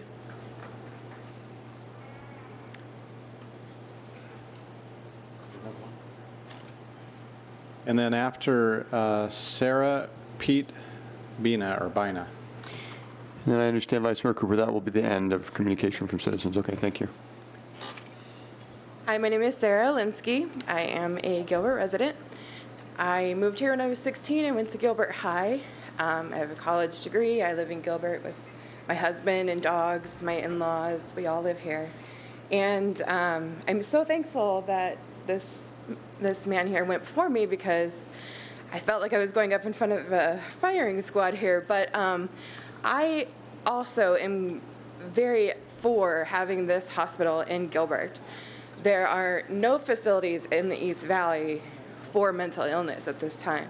The closest is Scottsdale, and that's a drive for some people, especially if you live in Santan Valley. I myself have bipolar disorder. I'm just like anybody else. I work, I go to school, I have a family, and I live within a 3-mile radius of where this hospital is going to be built, and I couldn't be happier. I feel like there's so much stigma that is being tossed around. I came early, I listened to some of the things people said, and it's so much misinformation. And not only do I have the illness myself, but I've worked in the field for a long time, and I have never met such caring people in my life. Being in the hospital, I was there with other people, just like everybody in this room. I was there with a teacher who had anxiety attacks from her students, a man who was retired and didn't know what to do with himself and was very depressed after retirement, a mother with postpartum. I mean, these are everyday people that just need a little bit of help. And it's not a prison. These people are not criminals. I really wish that people would take the time to educate themselves and learn about what this facility means, the jobs it could bring to Gilbert, and the help that really needs to be in the East Valley. Thank you. Thank you. Thank you. Pete, if you'll come forward, and one final one that we're going to squeeze in as well is Monica Delenko, if she could be prepared to speak after Pete. Mayor, Vice Mayor, council members, my name is Pete Bina. I do live in the city or town of Gilbert with my wife and 2 small children. I'm a resident in Spectrum neighborhood. I'm in with the majority of the people that have spoke tonight regarding Saguaro Springs. I did attend the meeting a couple nights ago. From that meeting, I did learn that there will be court-ordered patients that are going to be secured at this facility. They showed nice pictures of the building. They showed people getting counseling. I am certain that this facility is a safe facility. However, when these patients leave, whether they're suffering from mental illness, drug addiction, alcoholism, where these types of patients will be treated at, when those people leave, and I can guarantee you pretty much that they will not be from our community, they will be a danger to our community. They will be in crime. Every day, law enforcement goes to calls where people are in need of some type of services. More than likely, they can't afford it. Officers usually pick these people up, will transport them to UPC, to Community Bridges in Mesa, for some services. They will get assessed. If they are not deemed to be an immediate danger to themselves or others, they will be offered counseling, and they are free to walk out of those facilities at any time. If they are addicts, drugs, alcohol, they'll walk into our neighborhoods, is what I'm afraid of. They will get their fix sleep it off in one of our parks, then more than likely it might find an opportunity to commit a crime, an open door that we left unlocked in our car, our homes, and just for those reasons, it's just a bad location to have this facility here. I'm not against mental health. It was posed the other night that if the council members were against this place, then that means that you're against mental health. I know you're not, but just the location is what we're against, and I just do not want this in my neighborhood. Thank you. And finally, Monica Dolenko.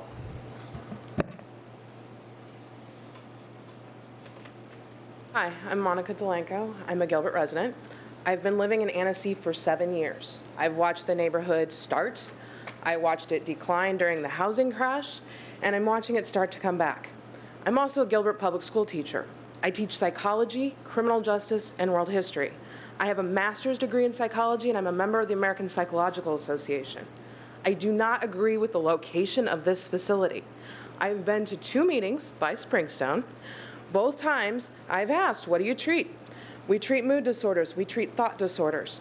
Mood disorders and thought disorders are serious disorders. They don't want to say what they actually are. It's not that I'm against a mental health facility in Gilbert. We need one, but not across the street from a neighborhood. Not when I can look out my living room window and see this hospital. That's how close I'm going to be. And frankly, as a single woman that lives alone, that terrifies me. I shouldn't be scared to be at home. I picked Gilbert because I love this town. I grew up here. I went to Pioneer Elementary. I went to Mesquite Junior High.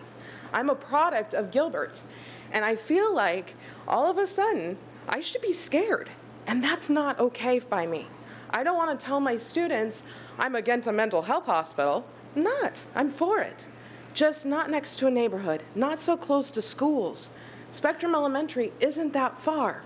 And every time we've met with Springstone, we've asked them, can you wait until the zoning study is done? And they haven't answered. They don't want to answer us because the answer is no, they don't want to wait. They want to put it in because they're scared you're going to side against them. I'm asking you, please let them finish the study and then tell them whether or not they can build there. For the residents of Annecy who really are terrified, we're going to lose our value in our homes. We've already lost them once. We don't want to go through it again. Thank you. Thank you.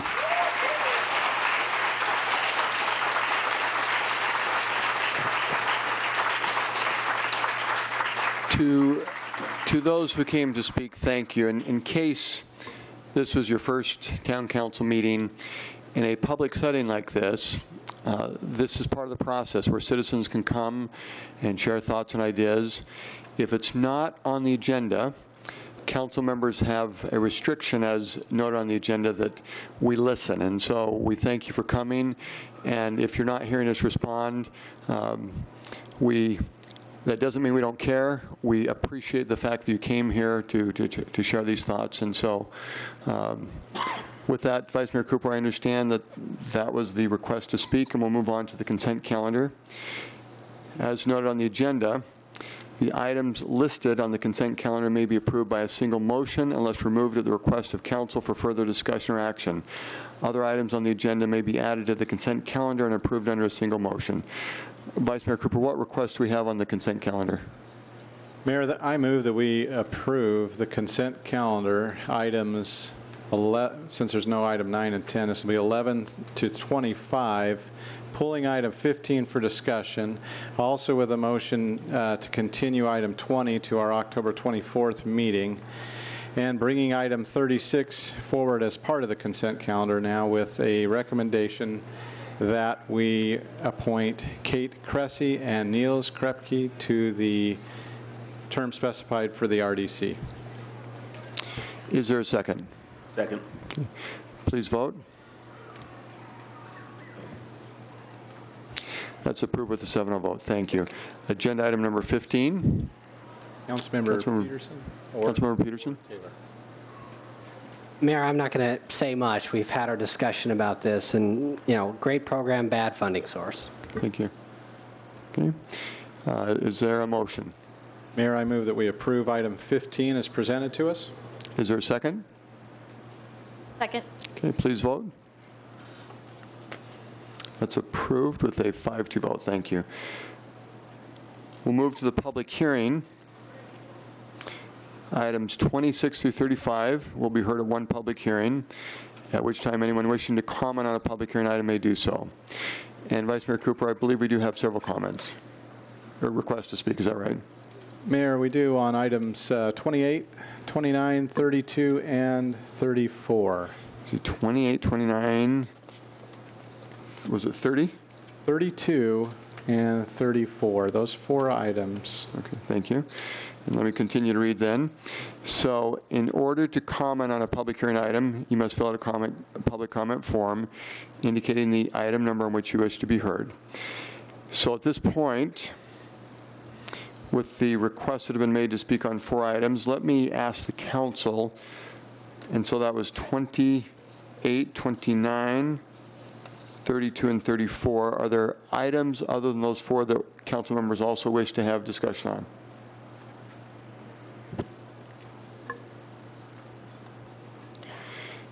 Okay. I will open the public hearing on agenda items 26, 27, 30, 31, 33, 35, and 35. And confirm again on any of those items, was there a desire to have any discussion? Okay, I will now close the public, oh, good. Please? On 35. Should we have some, I could close the public hearing on all but 35, and we'll come back to it, all right? So for clarification, I now close the public hearing on 26, 27, 30, 31, 33, and we'll entertain a motion. Mayor, I move that we approve items 26, 27, 30, 31, and 33 as presented to us. Is there a second? Second. Okay, with that motion, second, please vote. Thank you. Councilmember Taylor, on 35, I'm guessing it might be minor, so should we go to 35? Yes, okay. thank you, Mayor. Let me open the public hearing on agenda item 35. Councilmember Taylor. Yeah, Patrick, maybe I'll just start with you on the question here. It's the encroachment permit. The question is are there existing maybe benches or things that would be grandfathered in that are currently in observation right now? Councilmember Taylor, I'm going to refer to Kyle Muris. Mayor Lewis, Councilmember Taylor, there are. They were approved through a permit that was done by the council, so they will still be allowed and permitted through that original permit. This is for anything new moving forward. Thank you. Are you ready to proceed? Okay, thank you. I close the public hearing on agenda item 35, and we'll entertain a motion. Mayor, I'll move to approve item 35 as written in the agenda. Thank you. Is there a second? Second. With that motion, second, please vote. Thank you. That's approved with a 7-0 vote. So to the council, those who are here in council chambers, we will now do the next 4 items one at a time, and that's 28, 29, 32, and 34. I will begin with agenda item. I will open now the public hearing on agenda item 28. And did we wish to have a staff presentation, or was it just open discussion? There was a request from a citizen to speak on item 28, Mayor. Okay, thank you. Let's proceed with that. Vice Mayor Cooper. We'd like to call Josh Bolin up. And Josh, as you saw in the communication from citizens, if you can state your name and whether you're a Gilbert resident for the record. And will 2 minutes work for you? Yes, it will, Mayor. Okay, please. Thank you very much. My name is Joshua Bolin. I am a citizen of the town of Gilbert. I'm also the attorney that represents the Trilogy at Power Ranch Community Association.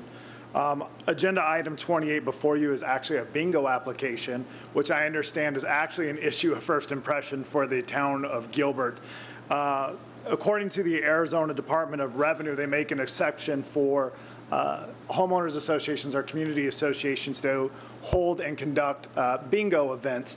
The Trilogy at Power Ranch, as you may know, is an active adult age-restricted community that is looking to hold 12 bingo events per year. These are limited dollar amount events. All the revenue that is raised through these events goes back to the community to help fund their capital improvements, to keep their assessments low. We have members of the board that are here. The association is just trying to do everything right through the Arizona Department of Revenue and is looking for the town of Gilbert to support its endorsement to conduct bingo games for the Trilogy at Power Ranch. One other thing, these are not open to the public. These are only for the community. So if you have any questions, I'd be happy to answer that. But Thank you. We would love to recognize our Trilogy board members or anyone from Trilogy, if you could please stand. Thank you for coming. Council members, any discussion or questions you would have? Okay. Thank you, Joshua. thank you, Mayor. I close the public hearing on agenda item 28 and will entertain a motion. Mayor, move to approve 28. Is there a second? Second. With that motion, second, please vote. That's approved with a 7-0 vote. Thank you. I open the public hearing on agenda item 29. I'm sorry, Mayor, who was the first and the second on that? Thank you. And on agenda 29, would we like a staff presentation? Yes. Mike, please.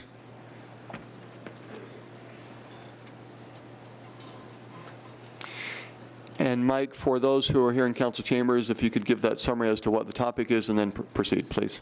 Yes.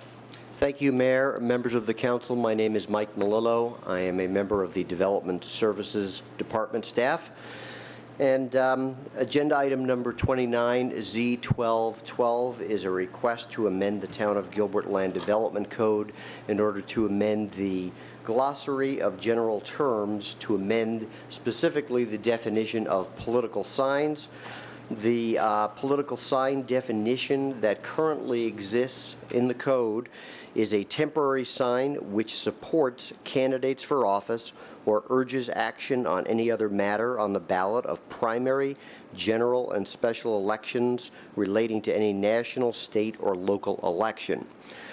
We've actually performed a comparison, some research on other communities, and found that Gilbert's definition is very similar, in some cases almost verbatim, to other communities, and if they even have a definition of political signs. Where we do find a little bit of difference is where political signs are permitted. Gilbert is one of the communities in the valley that does permit political signs within the right-of-way, subject to certain regulations. Based on interest from council, we initiated this text amendment late last year, brought it to the Planning Commission. Planning Commission reviewed the new proposed definition, and I will read that. That new proposed definition is a temporary sign related to a person running for public office, whether specifically named or not, a political party, or a matter to be voted upon at an election called by a public body.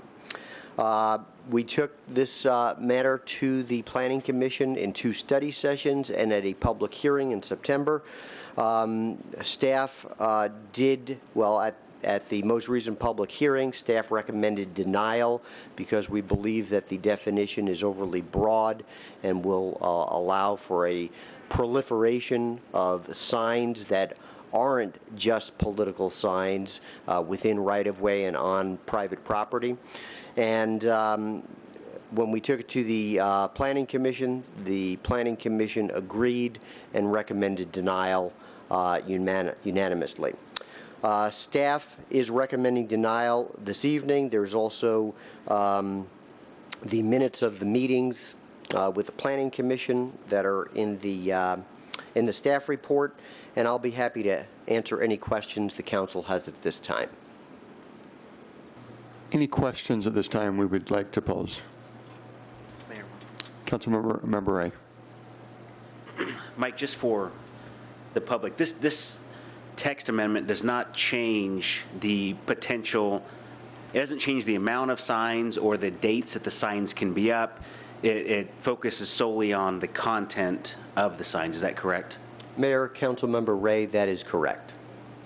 So there may or may not be more signs because of this.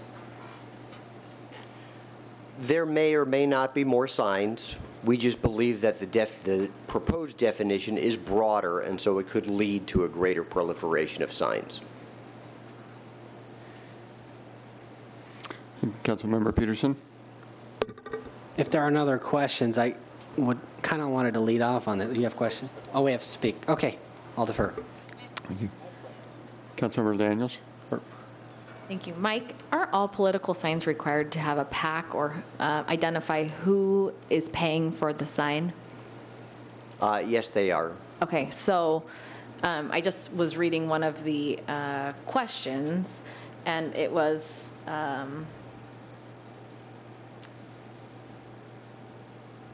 hold on, I'll tell you what it said if I can move my iPad. They're saying that you wouldn't be able to identify a sign, essentially, if there was slander or something untrue, or you would be able to identify and hold accountable the individual that wrote something untrue, correct? Generally, if it is a political sign and they are actually adhering to the law, Councilmember Daniels, that is correct. I know in election cycles past, there have been signs that have been put up that have been individual people's personal opinions of someone or someone's efforts, and maybe loosely based on facts or not based on facts, or actually very factual. But as long as there is an identified owner of the sign, if you will, following all of the state laws that require a PAC or identification of who paid for it, none of that changes with new language, correct?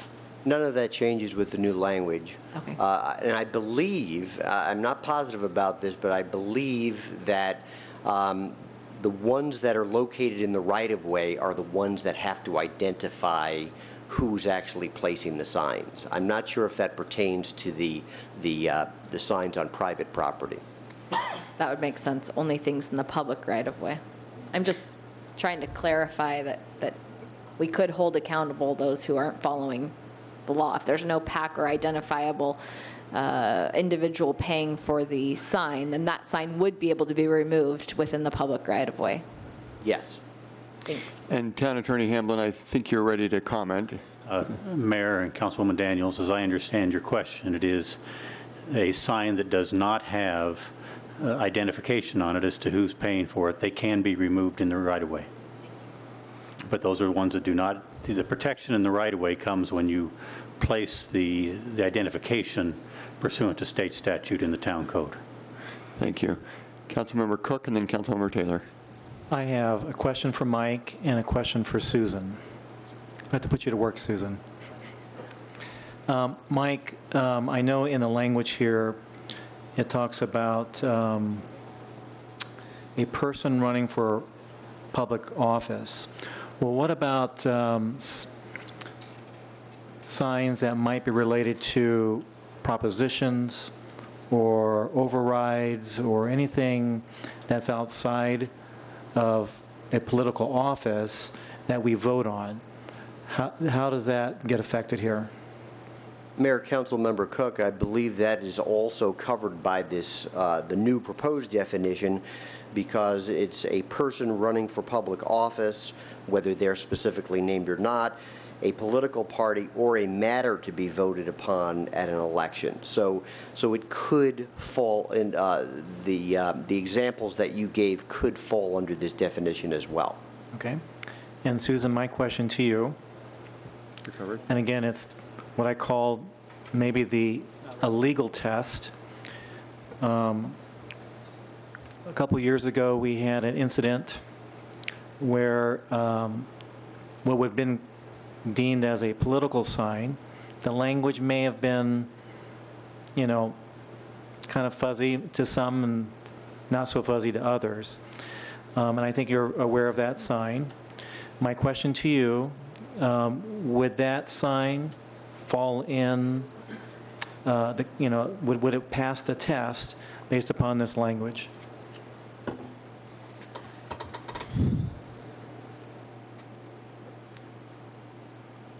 I would say I've thought about that, and I've even thought about it this afternoon. It's intended to be broad enough to cover that sign. I'm not the prosecutor. They will look at each individual case, and they may come to a different conclusion. It was written as broadly as we could for a political sign to cover that sign. Thank you. Thank you. Is this a good point for our request to speak to come forward? Okay, thanks, Mike. Vice Mayor Cooper. We have 4 requests here. We'll start with H. Stephen Johnson and then Jim Torgerson. And for those coming to speak, based on the time, we'll go for the 2-minute approach, please. Mr. Mayor, members of the council, my name is Steve Johnson. I do live and I am a resident of the town of Gilbert. The form of speech most protected by the First Amendment is political speech. James Madison believed there are more instances of the abridgment of the freedom of the people by gradual and silent encroachments of those in power than by violent and sudden usurpations. The reason the most protected form of speech is political is because it is the one form that can threaten the existing government structure. The stated intent for the existing code is to prevent political signage from being used for commercial purposes.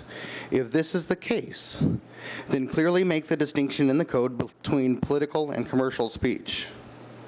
To enforce the current narrow definition of political speech constitutes a restriction, a subtle but direct violation of the First Amendment.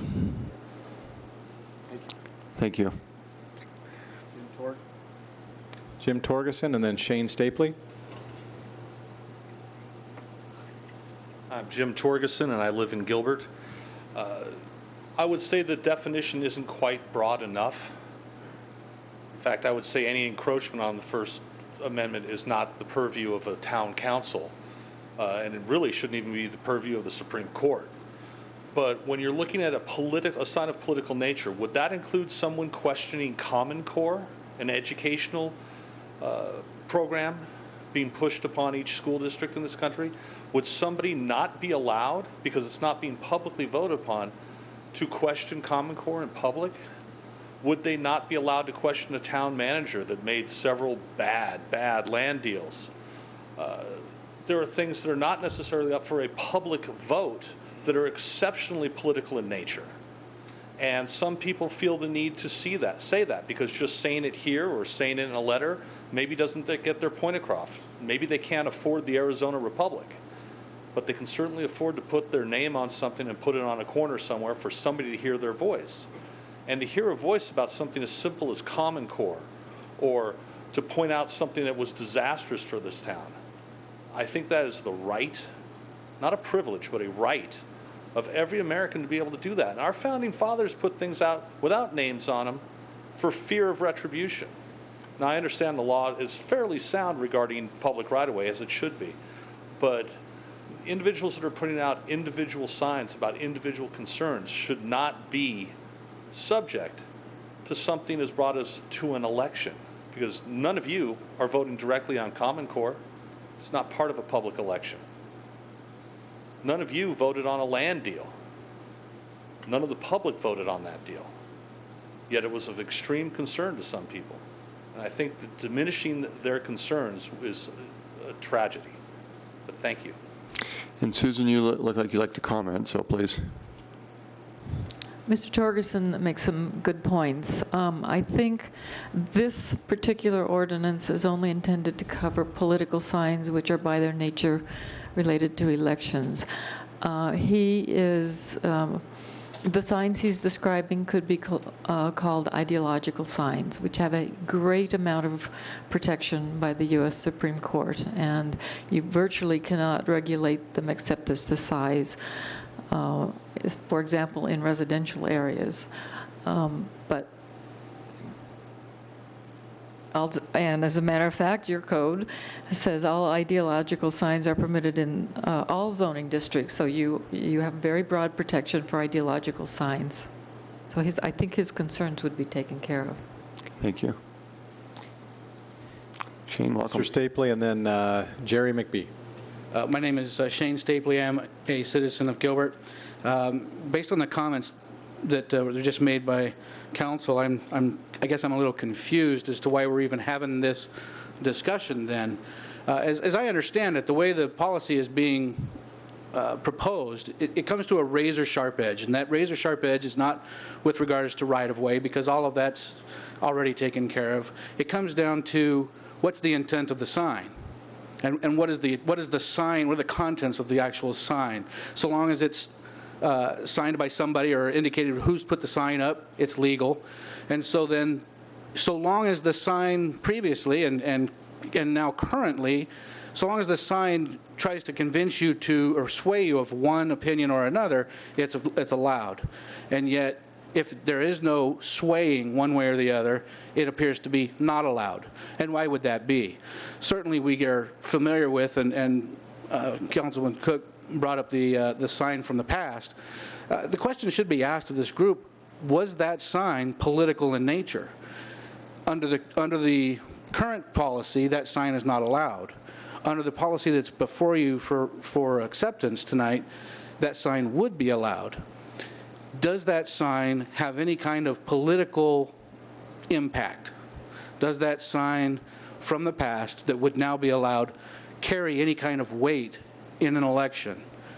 And certainly we can see that based on a website that was referenced, or and the 36,000 hits that website received, it most certainly during the election cycle had an impact. Many people were interested in the content, at least to have observed that content. Gentlemen and lady, that certainly is a representation of our right to free speech. Those signs do need to be permitted, and simply because the council has not. Simply because there was no support from prior meetings does not necessarily mean it was not attempted. And to say that nobody represented a positive viewpoint simply means that you had one person show up for the beauty contest. Who do you think is going to win? Thank you. Mr. McBee.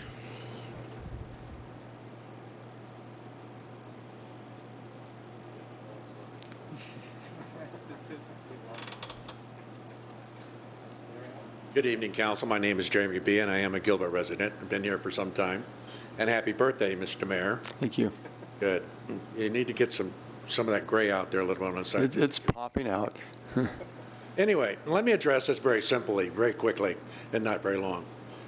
Last time this sign issue came up, and we talked about it, Mr. Mayor, Gilbert came within a hair's breadth of being sued for violation of First Amendment rights of freedom of speech. But we were able to work out a compromise and got that taken care of real quick. All of us up there, myself included, and every one of you up there is all constitutionalists. You believe in the Constitution of the United States. You swore an oath to defend that Constitution. And one of those principles is the freedom of speech.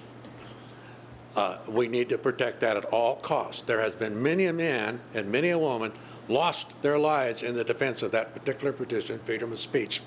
There are other countries that it's not protected today. If I don't like you, Mr. President, bam, into the problem.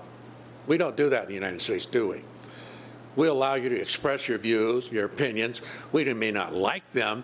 We may think that you're crazy, you're some kook, some nut. But you know what? That's my right as a citizen of this country and my guaranteed right under the First Amendment rights. What are you going to tell last year and then the last inspection coming along? What do you tell the little kids if they were, mom and dad's all caught up in this inspection? And they said, Sally, make me a sign. A little kid, 5, 6, 7, 8 years old, 5, 6, 7, 8 years old, made their signs. And that happened in this last election. And they put their signs out. Vote no. We don't like this person.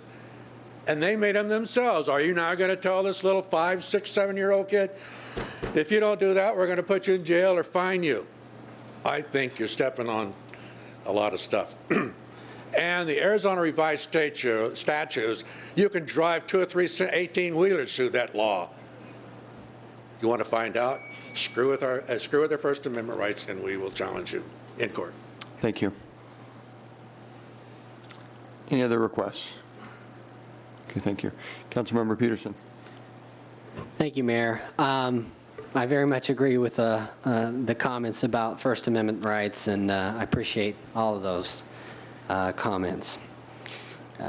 Bottom line for me is that the current political sign language needs work. Needs, I think, a lot of work. One example, clear example to me, is that, I think it's obvious that people should have just as much right to oppose a candidate as support one. And this may surprise people if you read the definition carefully, but the current language doesn't allow that. All you can do is support a candidate. If you oppose it, it's not political. Well, if someone says vote for Victor, that's political, and if they say vote against Victor, it's not. That would be awfully self-serving if I went with that definition. But historically, it was just such opposing speech that the founders wanted to protect, as there were cases under the tyranny of the king where such speech was punished, and sometimes very harshly. My interest is simply to have the definition of political signs, one that makes sense, one that adequately protects the freedom of political speech. And my hope is to have language broad enough to encapsulate the different forms of political speech, but narrow enough to discourage abuse from other purposes. I know political speech deserves a special place. As I reviewed the concerns with tonight's language, I think it's too, I'll admit, we worked together on this and I appreciate our town attorney's help, but as I've listened to the concerns, I think in some senses it's too narrow, in other senses it's too broad. I do see some newly created wiggle room for commercial interests to abuse, and actually I think there's some other types of signs that are political in nature that won't be protected. And so I have another idea for what I consider it might be better language. I've run it by legal counsel with some encouraging responses. It probably still needs some vetting, but it's patterned off of the existing state law that talks about how political subdivisions of the state can't use public resources to influence the outcome of elections. Now, I think that's a great prohibition on government, but it's exactly the kind of thing we want to allow for our citizens to do through political speech. Therefore, my proposal is to suggest different language. I know this is last minute, but I think it works better. A political sign would be a temporary sign designed to influence the outcome of an election called by a public body. So if we want to send that back through the process and it needs more time, I mean, I'm open to that. I'm pretty comfortable with the language if our attorneys are reasonably so, but those are my thoughts at this point, Mayor. Councilmember Peterson, for clarification, the language that is proposed tonight, would you be voting against it? Mayor, I'm not opposed to it. I do think that there could be improvement. No, I wouldn't vote against it, but I think there's language that might be even better. So, other comments? Councilmember Ray? Can he repeat that one more time, please? A temporary sign designed to influence the outcome of an election called by a public body. So that's really the point. I think that really captures the spirit of what political speech is. It's designed to influence the outcome of an election. And that's the kind of speech we absolutely must protect. Those well stated by those who spoke, but that protects against tyrannical government. So it's important. Councilmember Daniels? Question for legal. That would still prohibit profane words or other type of verbiage to be used on signs to be. I was thinking when Mr. McBee talked about 5, 6, and 7-year-olds, I have some kids in that age range. They would not be creating their own political signs based on their own opinions. And Councilmember Taylor and I laughed, but his kids would draw flowers and rainbows, and mine would draw army guys. And so probably not the best example of 5, 6, and 7. Maybe 12, 10, 11, 12-year-olds might have political opinions. How are we on the ability to use any type of word? Mayor and Councilwoman Daniels, profane speech is protected speech under the First Amendment, as the U.S. Supreme Court has ruled. Do we have, in our current language, can profanity be on signs? Is that what that means? It's not addressed, Mayor. Okay. It's not prohibited. Other comments? Councilmember Cook. Well, let me ask you a question then. So what about things that might be inappropriate, vulgar, pornography related? Where are we at with that then? To get the protection, okay, there are several issues. One is people who wish to put signs in our right-of-way. To get the protection of a political sign within the town's right-of-way, it must have the paid for by whom on it. And that gets the protection of the statute prohibiting the town from removing that sign from within the right-of-way. On those signs, you can say, Hamblin's a crook, or you can say worse things. Now, there's contact information that, they can be contacted, but that sign cannot be removed if it has the contact information on it, because it's then protected by state law. And reason why I bring this up, I think about the New York mayor race where one of the candidates' last name was Weiner, and if someone were to graphically, do something with a political sign, my question to you, would that be protected? That would be an interesting question, because you can put limits on that type of thing, of photographs or representations, but when it comes to political speech, a lot of leeway is given. Thank you. Okay, other questions or comments? But to have the sign protected, it has to have the contact information on it, if it's going to be placed in the right-of-way. Someone can put it on private property without that contact information, but to get the protection under state law and under our code, you can tell who's responsible for the sign. If it doesn't have that, it can be removed under our code and under state law. Okay. Vice Mayor Cooper. I think some of the council members wanted a little explanation on that analogy, but maybe it's fine. I did have an actual question, and Victor, this may relate to your language. I'm just wondering if you took the existing code that we have that says a temporary sign which supports, and if you just inserted the words or opposes candidates for office or urges action on any other, and as it goes along, just adding or opposes there, is that enough? I think that's a huge improvement. I really do. And can I make a comment? I know, I have to say this, though. I've been thinking about the reason for this language, and we often copy our language from other cities and towns. Why would you do that? Why would you just have support? If you know anything about politics, you want to take down an incumbent, you typically have to run a negative campaign. You have to oppose them. People need a reason to change from the status quo. So short answer, better. Sorry. Mayor? Any new language, I think, needs to be worked through the process. So perhaps we continue this. And I'm a little bit disappointed with that, because I think we could have opened up the opportunity. But if new language needs to be created, then we need to work through the formal process and allow the Planning Commission to have an opportunity to vet this for us. Okay. Councilmember Ray? Said legal. Is there any? Are we allowed to continue this, being that it is an appeal and we have to hear it within so many days of when it's first voted on by planning and zoning? You are allowed to continue it. But frankly, you don't necessarily have to. Mayor, Councilman, you've asked a very precise question. If we're allowed to continue it, the answer to that is yes. But I must also add to that you don't have to if you don't wish to. Okay. And so to Councilman, I'm sorry, Mayor, to interrupt, but the reason is because the way this was noticed, it talked about, and this is the way the notice went for the public hearing, a request to amend the Town of Gilbert Land Development Code glossary of general terms to amend the definition of political sign. The effect of this amendment will be to clarify and broaden the definition of a political sign.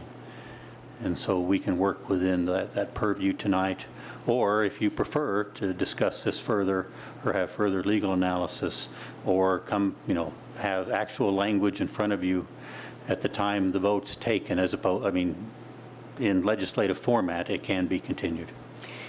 To the council, give me some feedback. Councilmember Peterson has proposed some language that what I just heard is could be discussed and voted on.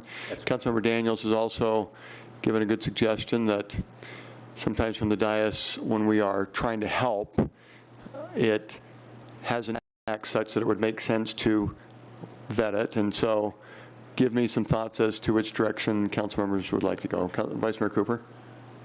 I like the fact that we're thinking of changing what's in our packet. I'm not personally don't feel comfortable moving forward with what's in the packet. I could be probably comfortable with the comment that I made, supports or opposes, but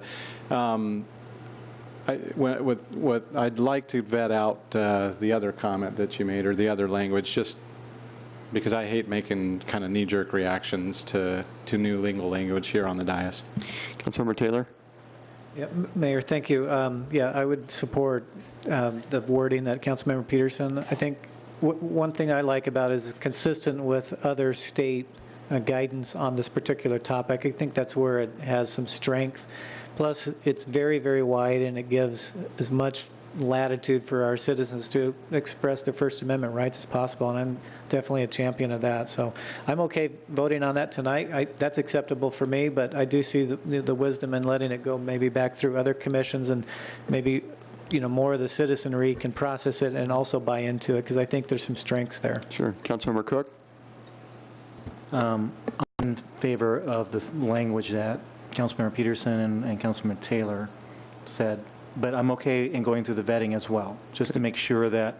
Okay, Councilmember Ray?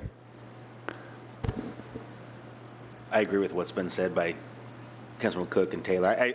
I'm fine to move forward tonight, but at the same time, this is a very important topic, and if it's best to have groups go over it one more time, and I appreciate Councilmember or Vice Mayor Cooper's comments that I hate making decisions up here on knee-jerk things, and so I would be willing to move forward, but I'm not opposed at all to delaying it and getting more feedback.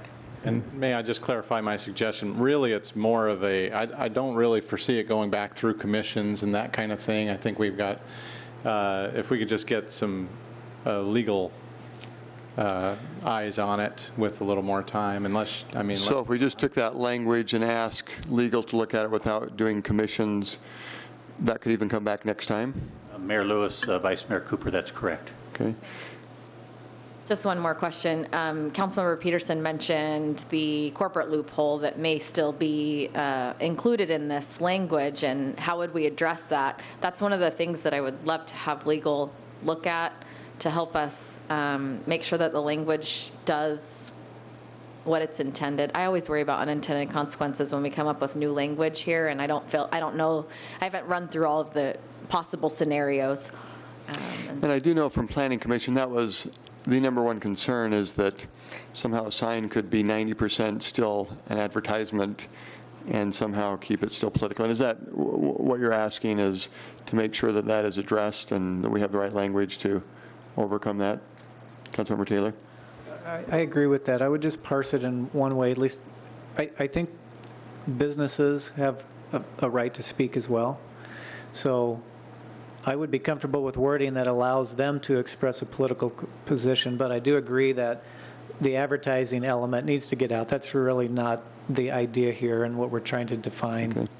So as a council, I think I'm hearing we could move forward, but there's more of a preference I'm hearing to not go through a lengthy process, but to take that wording, and then I guess we could give other suggestions, but to ask legal to look at and potentially have it come back in our next meeting. Does that work?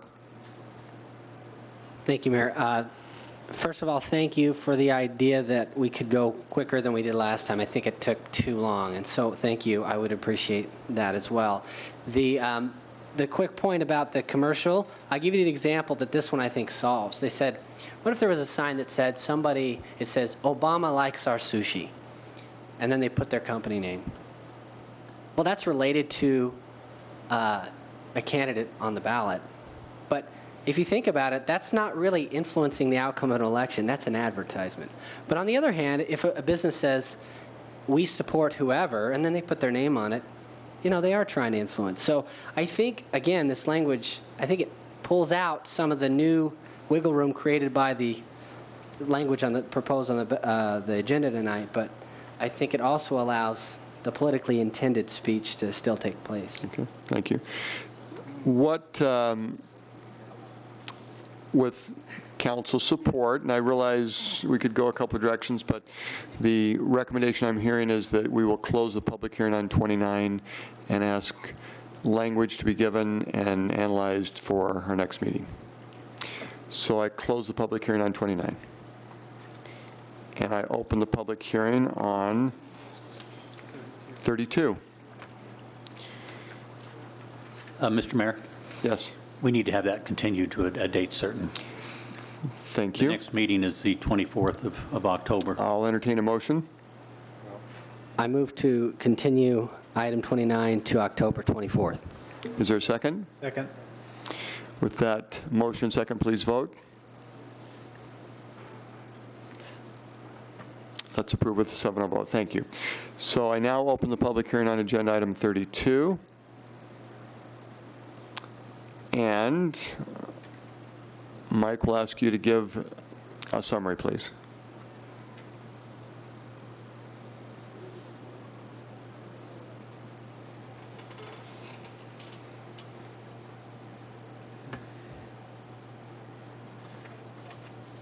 Thank you, Mayor, council members.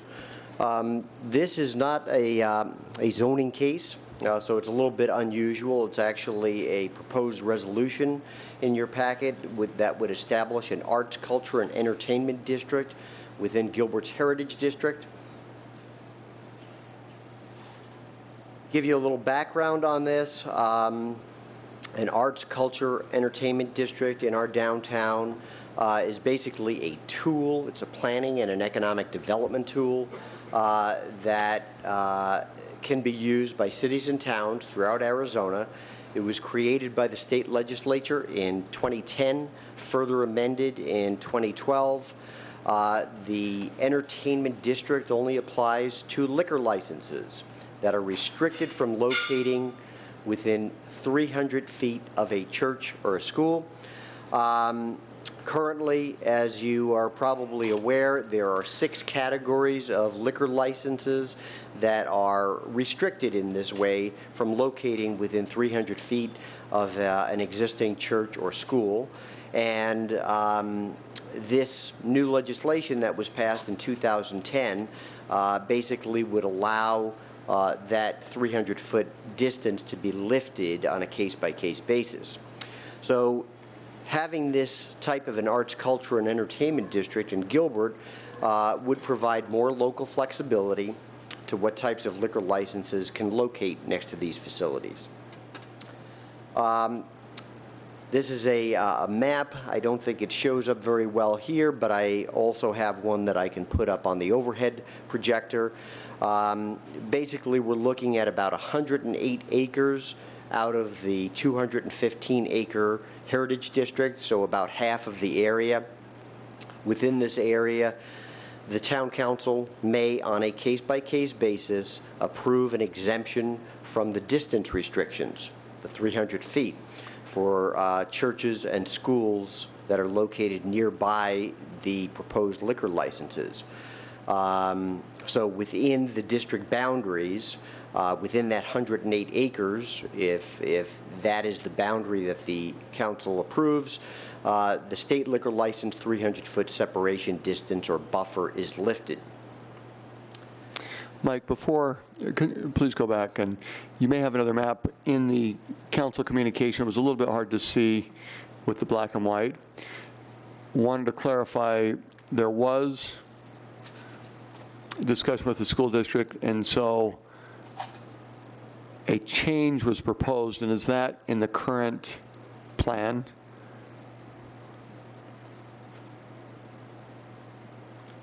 Mayor, council members, yes, it is, and I'll point that out to you on the map here. The school district and the legend on this, just so that it's clear for everyone in the audience, everything that's shown in red, like this and like this area here, is a school. And we've outlined the 300-foot buffer area around the schools, and then the circled areas are basically the 300-foot buffer around the churches that exist within the Heritage District. So the Gilbert School District was concerned about this piece of property here, which although it's not directly across from the school itself, it's across from parking areas. And they were concerned that we would be allowing, or potentially allowing on a case-by-case basis, liquor establishments within this area. So the former map basically went down Ash Street here. What we've done is we've taken that boundary, jogged it east, and then south, and so we've taken this area out, and it's our understanding that the Gilbert School District is happy with that modification. Okay, thank you.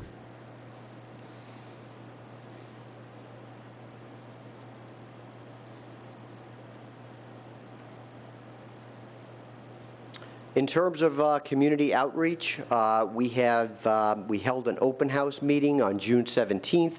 We had approximately 20 people in attendance. The meeting notes are in your packet from that open house meeting. We didn't have 100% support, but the vast majority of the attendees at that open house were supportive of having the Arts, Culture, and Entertainment District established within the downtown. They felt that it would be basically an economic development shot in the arm for the downtown area. We had a meeting with Gilbert Public Schools. There was a school board member present. There were the principal of Gilbert Elementary School, as well as the superintendent of the school district. And we explained to them the proposal, and it was at that meeting that they actually noted that they had an issue with the actual map as it affected the campus of Gilbert Elementary School. We met with the churches and schools in the district. We contacted them, either met with them or contacted them by phone.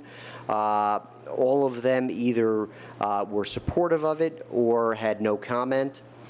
The district is supported by the Small Business Alliance and by the Chamber of Commerce.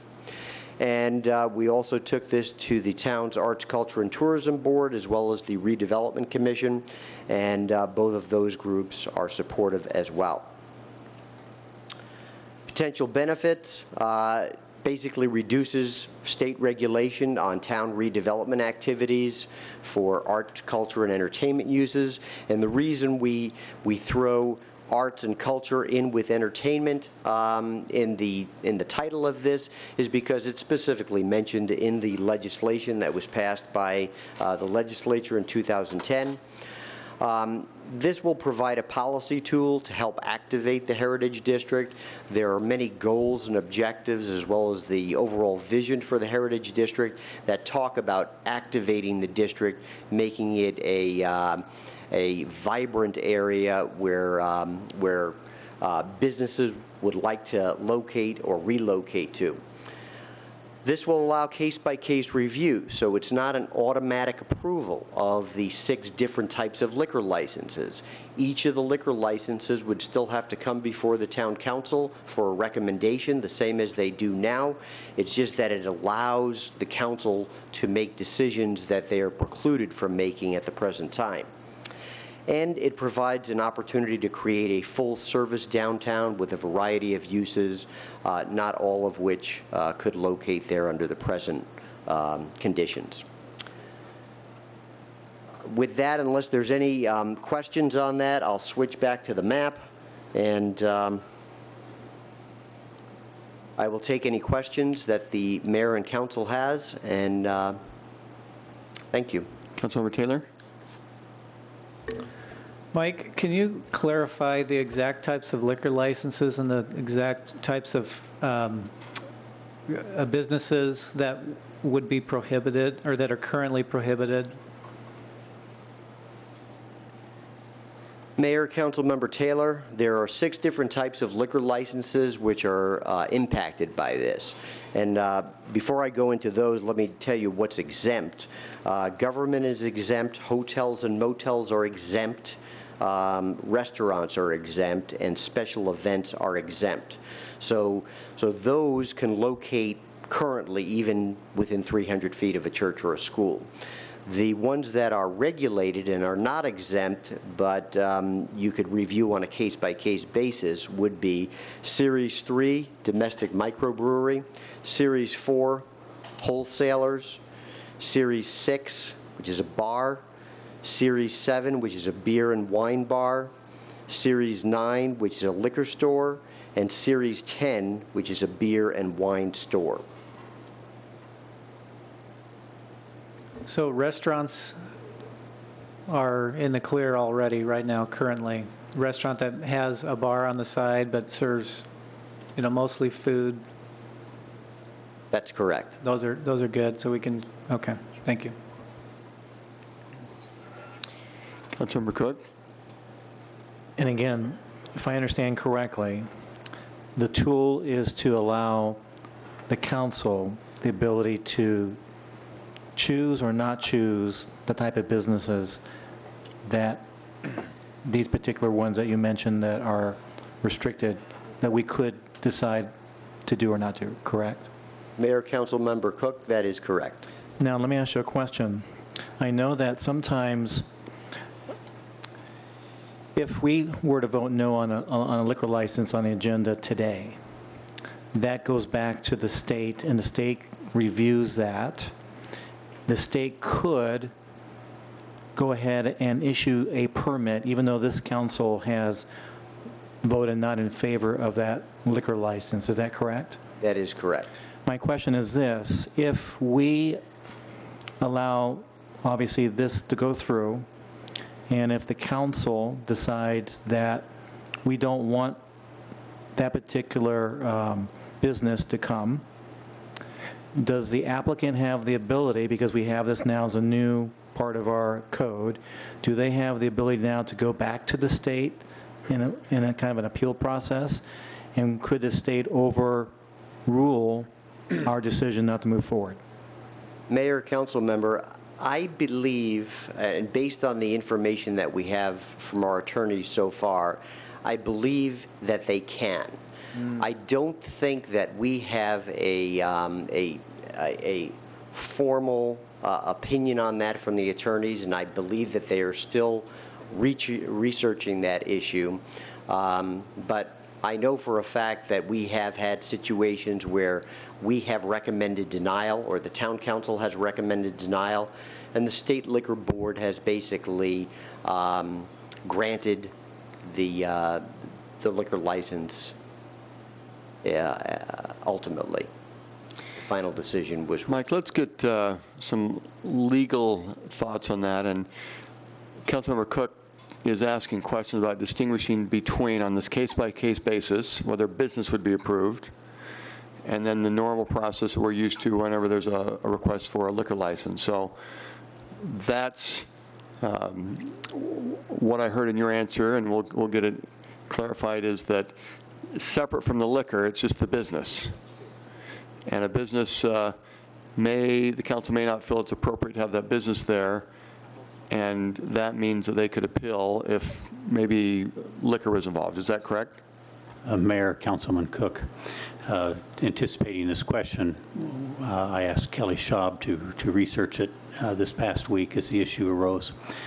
And we discussed it today, and we're of the opinion that if this council were to, in considering these applications on a case-by-case basis, to deny the application, then the state could not then overrule this council within this 300, overrule this prohibition on a 300 square foot separation. That it's the council's ability only to waive it, and the state cannot do so. So that the council could agree that this business is appropriate, or this serving of liquor within 300 feet of this church or school is appropriate, there would then be no state ability to inappropriate. There would be no then state ability to overturn the council's decision. Okay, thank you. Councilmember Ray? Question for Mike, and this goes back to Councilmember Taylor's question. Did I understand it correctly that currently any restaurant in the Heritage District can serve alcohol if they want? Councilmember Ray, liquor license are categorized by basically, is it primarily a liquor establishment, or is it primarily another type of establishment? So restaurants apply for a different series liquor license if they're primarily engaged in serving food, and liquor is the smaller amount. And so restaurants can currently operate within 300 feet of a school or a church, even though they serve liquor, because they're primarily serving food. So right now, if a restaurant in the Heritage District does not serve alcohol, that's by their choice. It's not any state law that says they can't serve any sort of alcohol because they're within 300 feet of a church. That's correct.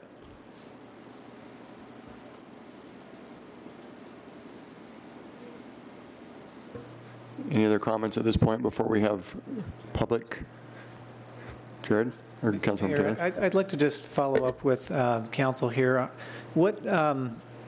How did we get to that conclusion? Because from my understanding, the track record is that the state has, done what they've wanted to. So on what basis do we draw the conclusion that they would not be able to do that when the historical record seems that they have almost categorically overturned any jurisdiction's denial of a liquor license?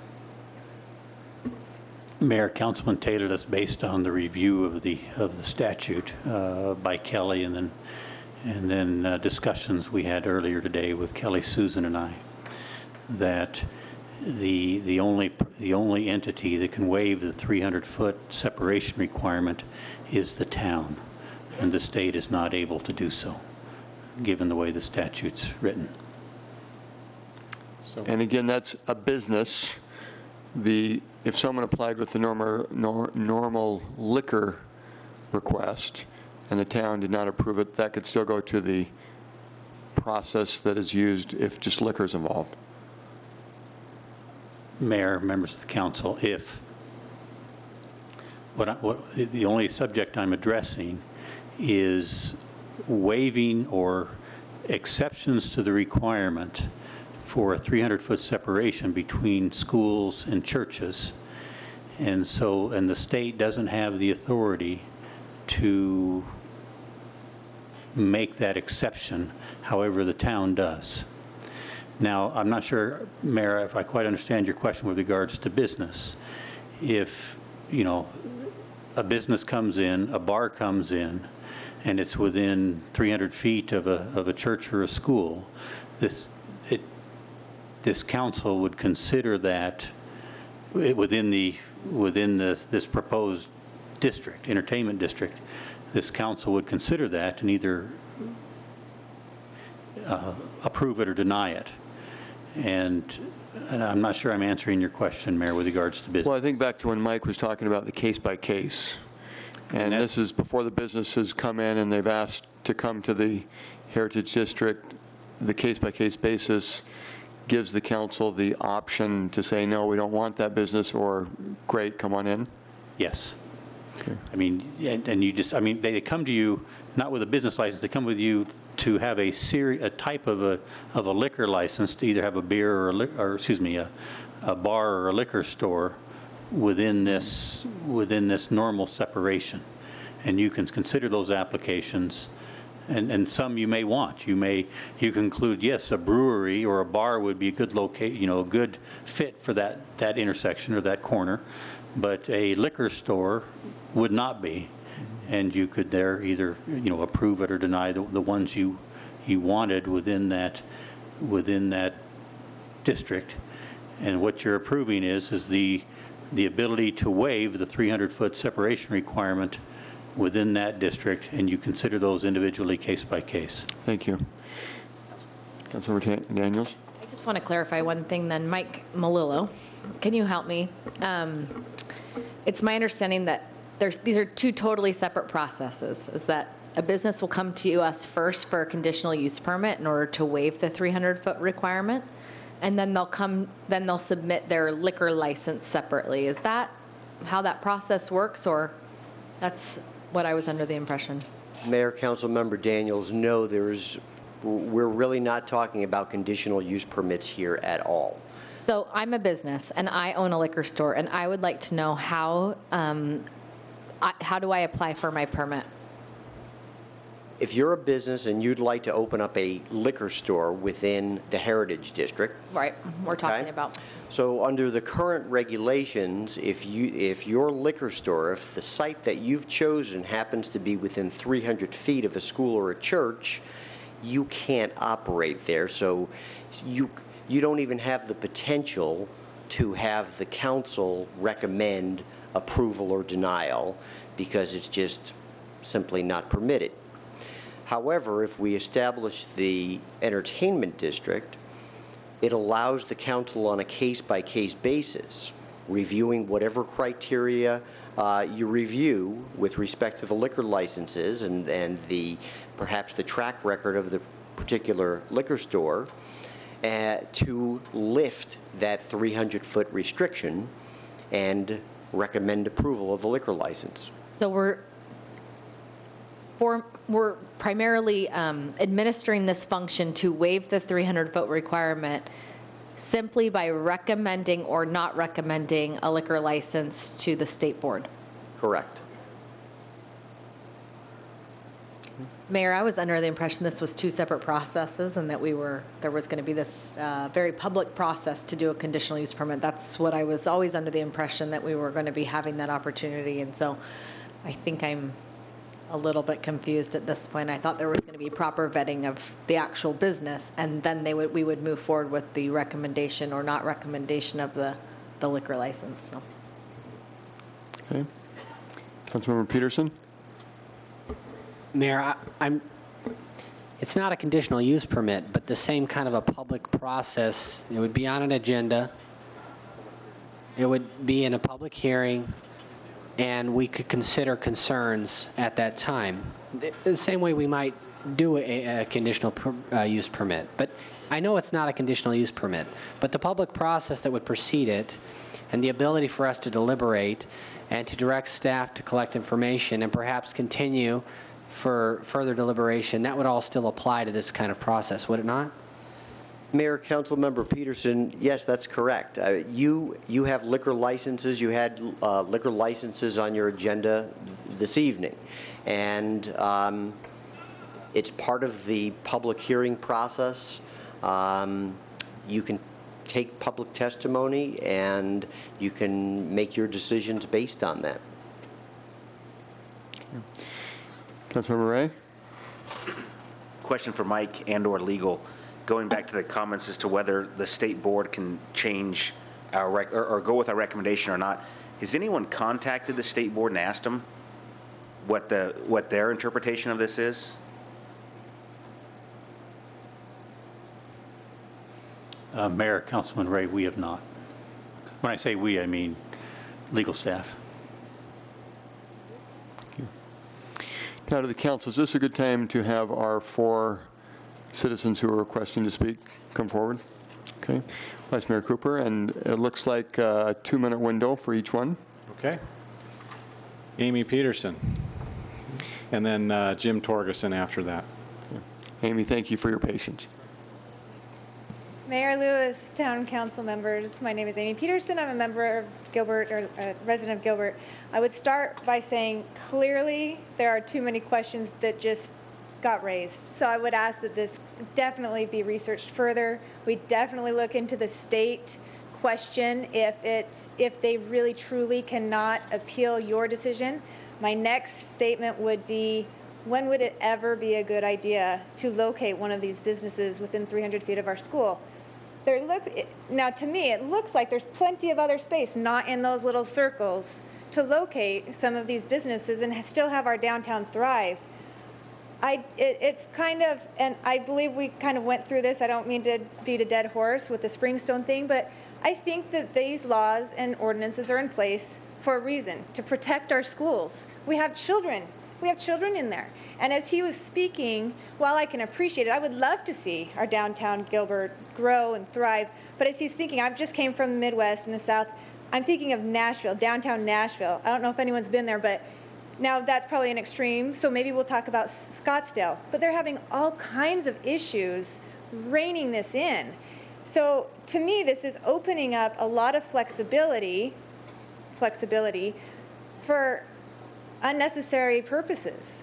If we know that you all may turn down a liquor, a store or a bar within this 300 feet, why would we even open it up? We don't need to lift that ordinance. So my request is that we don't lift any ordinance that protects our schools and churches, and try to, and that would be my challenge again, like I stated last time, to grow this district without having to remove these ordinances and laws that keep our children safe. And that's all. Thanks. Thank you. Mr. Torgerson, and then Kathy Tilke.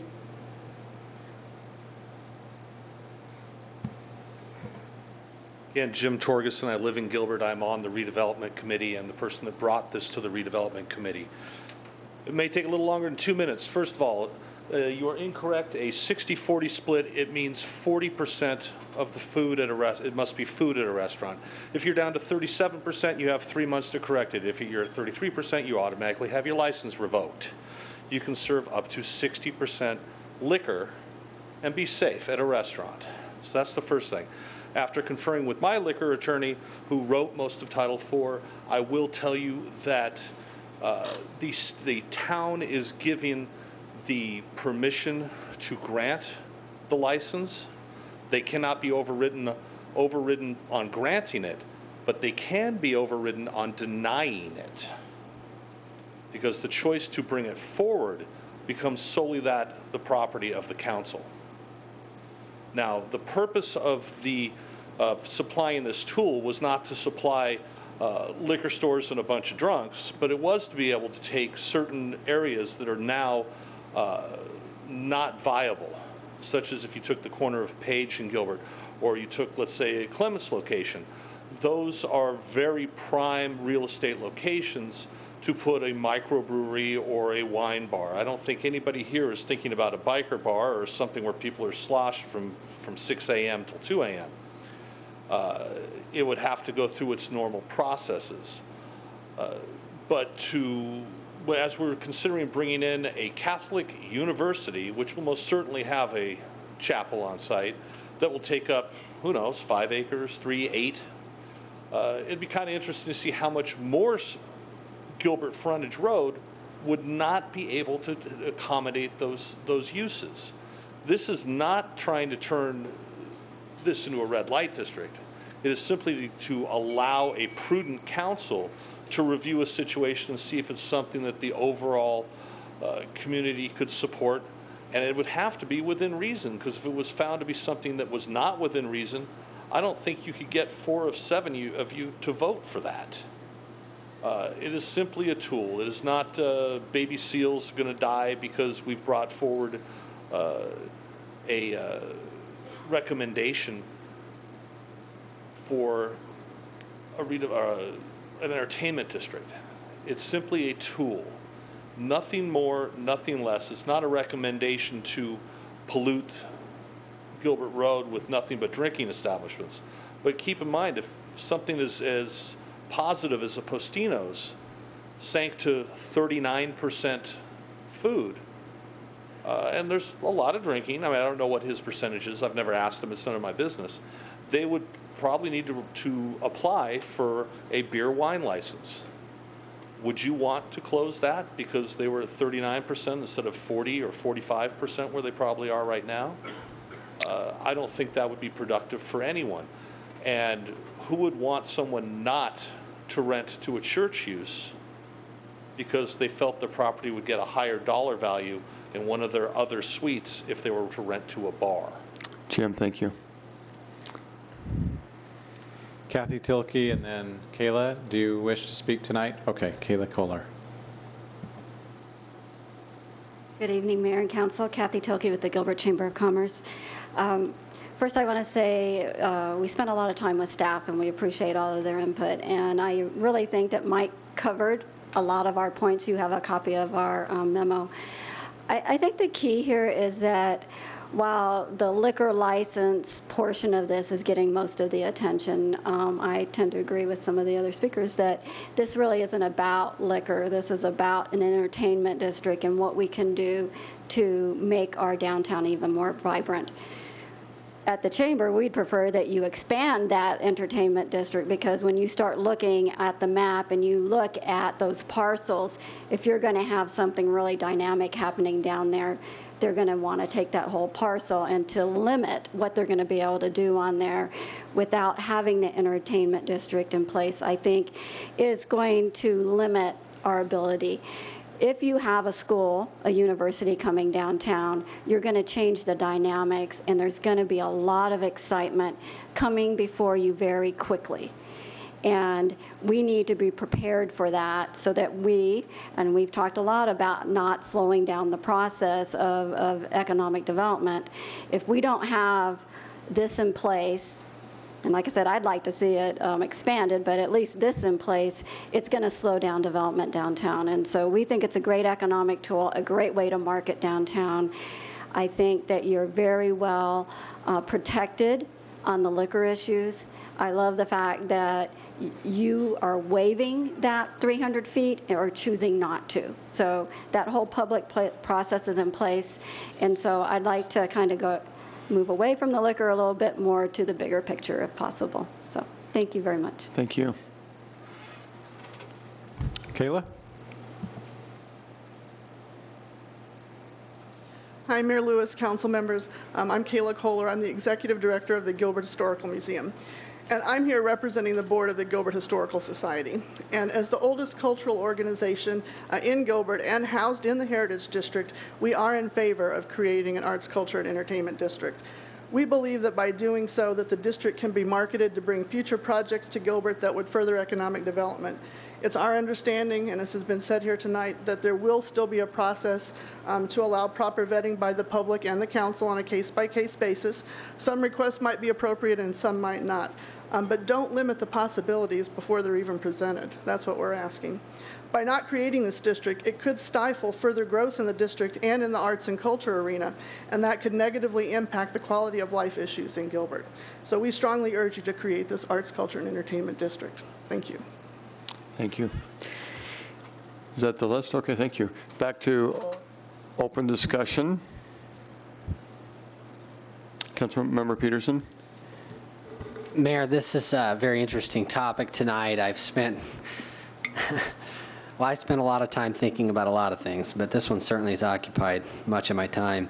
My interest, as always, is to protect individual rights, or in this case, property rights, which implies the right to a use associated with that property. Now, tonight we have to decide how to balance the idea of allowing the opportunity for new uses with the idea of protecting the existing ones. Being the churches. And insofar as there's no conflict between the two, I don't see a need for government to intervene. However, in this case, I've done my homework and I've heard enough real-life examples of how it can be a conflict in some cases, so that I think that some government role is appropriate here. Now, that intervention, that role should be to protect the existing use from damage by a new one. The bottom line is, I won't support the creation of the entertainment district if it will cause damage to existing churches or schools' uses. But I do see a possible way to balance this concern with the opportunities of the district.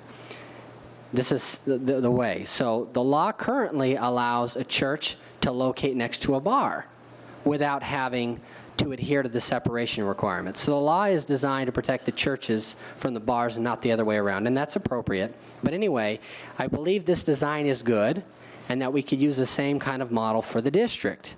In short, I think I could support the district if I can be assured that we will allow a bar to go within the normal separation boundary only when all churches or schools within that distance give clear written support.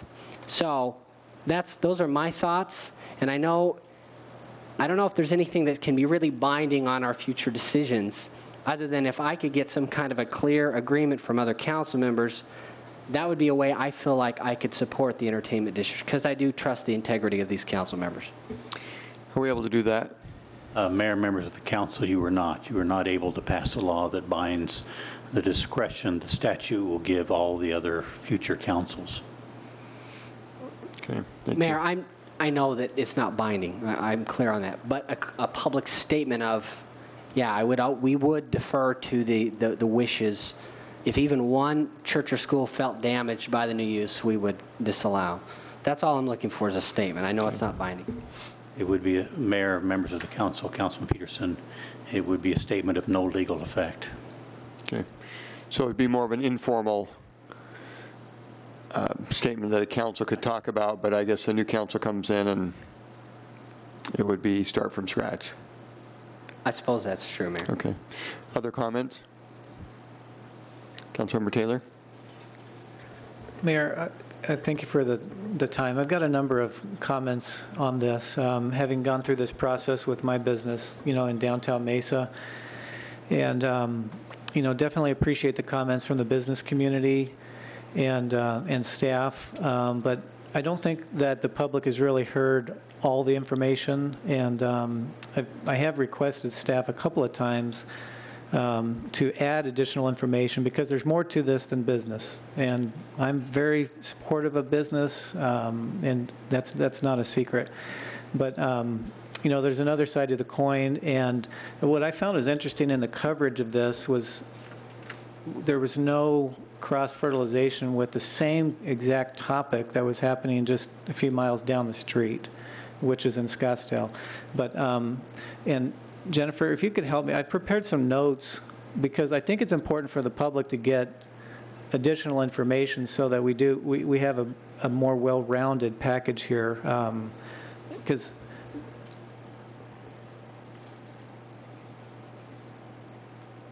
there's more to it than just business, right? And I'll come back to that business point because it's very important, and I think there's some things here. But first of all, we know that safety matters to Gilbert, right? We've heard about Springstone and what goes next to elementary schools, and that's a big deal. I mean, we're still hearing about it. We're still hearing about what goes next to our neighborhoods, and I'll talk about why this matters in terms of next to schools and churches here. Gilbert Public Schools, they're supportive of the district, but clearly they wanted a 300 to 500 foot barrier. In other words, they don't really like the overriding of the buffer. I mean, because that's really all the effect of the district does is override this. We know that there's a lot of different opinions on building codes, but I think there was a common theme in building codes that to some degree it should deliver safety to the community.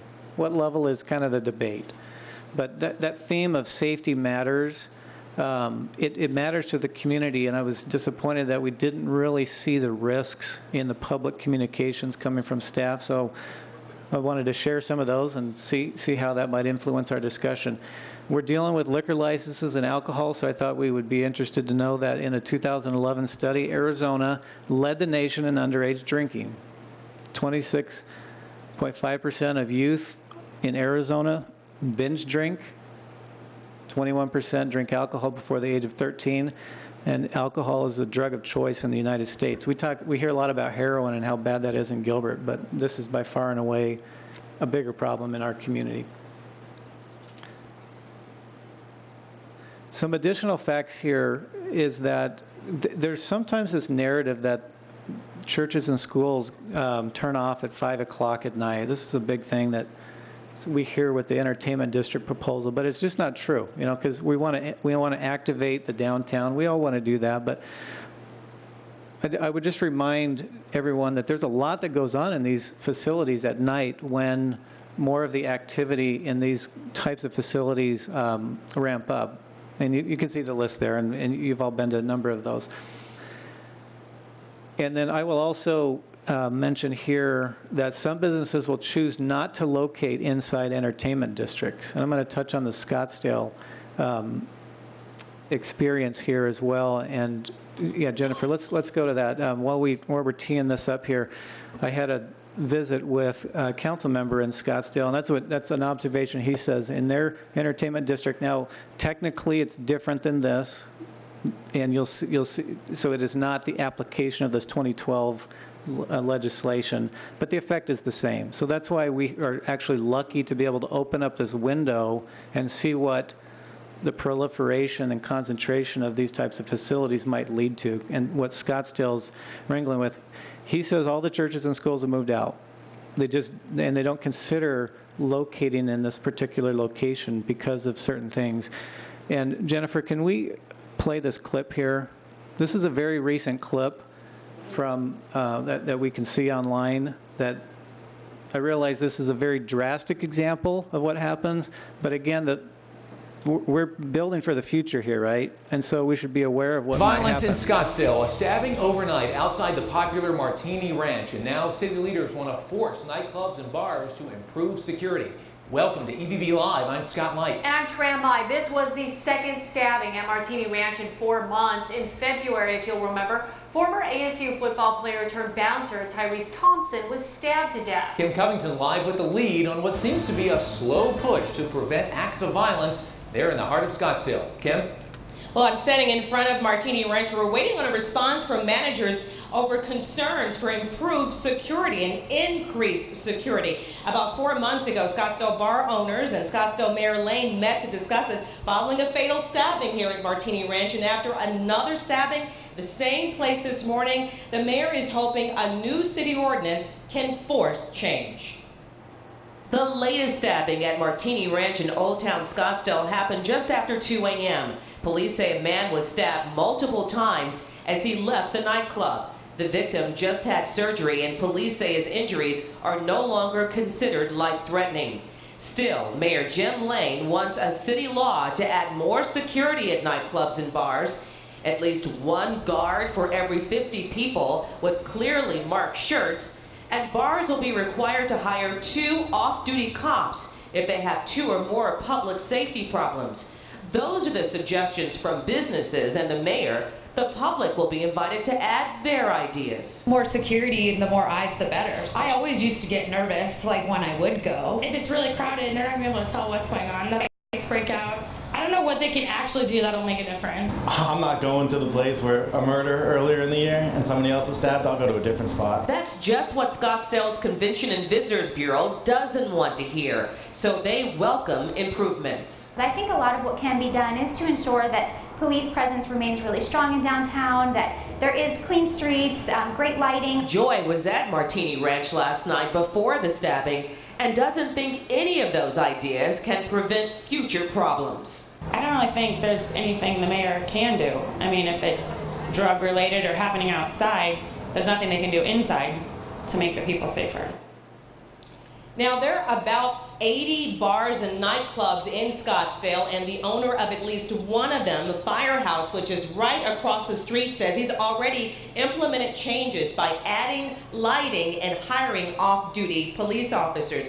Now, as far as the suspect in the Martini Ranch stabbing, the latest stabbing, Scottsdale police say they don't have one and need the public's help.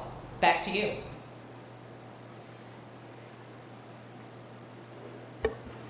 So I think some of that information is important to know for a variety of different levels. I sat down with a man named David Short, who's the executive director of the Downtown Mesa Association, and he and I were at odds on this, during the Mesa discussion. And he, and we're very friendly. We do a lot of good projects together. And he says, "Well, how's it going? And tell me, we have the entertainment district in place, and what's your observations on it? And I said, well, let me give you this example here that's very specific. We rented a facility right next to a bar that was downtown, and 2 incidents happened that night. We had 2 college students that were drunk rock right into the dance floor.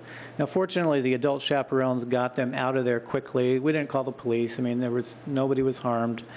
The other incident was there was 2 of the high school girls that walked out of the facility just on the street to get some fresh air, and then there was 2 other patrons that were inebriated, were starting to give them a little bit of a hard time. They rushed back in. Nobody called the cops or anything like that. Bottom line, I said, we're not renting that facility anymore. And, this was pitched as this big economic boom, and there is going to be some benefit, but there's also a downside to it that we just didn't hear from staff, and I think it's important to highlight. That's a real issue there of what won't happen. Here's some other economic costs that we see, not just in this clip, but in the whole series. There was a whole series of articles that the Arizona Republic had published about the Scottsdale issues here. And those are the additional costs that came in. Police costs, security costs to the businesses. Neighborhoods had to put some no parking signs because there was parking all over the place. Abandoned cars were left downtown if someone wasn't able to take their car home. So we just need to be aware of everything. I had Chief Dorn pull me kind of a comparison of these 4 businesses, right? So 2 of them are Series 9 licensed champs in the mini market, because I wanted to know what's the nature of, because this is the second safest city in America, right? We're the second saintliest city, right? So we're not Scottsdale, and that is not going to happen overnight, clearly. And I'm not arguing that it will. But what are we seeing today? So he pulled me a year's worth of data, and I thought it would just be interesting to stare at sort of the types of arrests and police activity that we see at these 4, 2 in each category. The oreganos and postinos, kind that we could proliferate all over without the presence of an entertainment district. Those are very, very excellent. I'm not sure what the deal is with the animal cruelty there, but I think the point for me here is that there's a study here from the United Department of Justice that says when you have a concentration of bars and liquor stores and things like that, that's when things start to happen. It's the concentration that creates the effect of the underage drinking and the drug abuse and the prostitution and things like that. And that's what an entertainment district allows. It allows a concentration effect. That's what Scottsdale's getting, and statistically, that's what the evidence is showing. Let's go to the next one here. So I also had Chief Dorn provide me kind of the heat map. We've seen this to some extent. Sometimes we see a pin map, but this heat map shows you the kind of an intensity of police activity in the town. And I just looked at the top part. That's really where most of the activity is. The more red, the more dispatch calls. Now, the really bright red down there is this area because this is where a lot of people are checked in and a lot of registered. So that's a little bit of an outlier.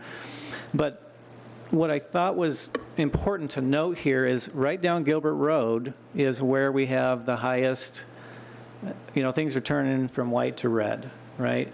And so the only evidence that we can see is that when we have the entertainment district that's at the south end of that, what are we going to get?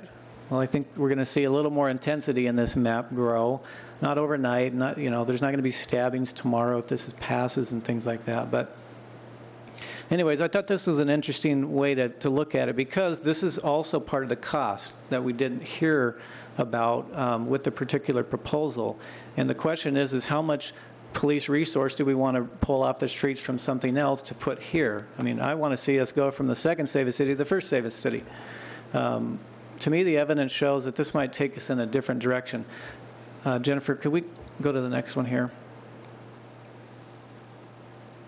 Okay, so what's the whole goal here, right? Clean, safe, and vibrant, right? We want all 3 of them, not one at the exclusion of others.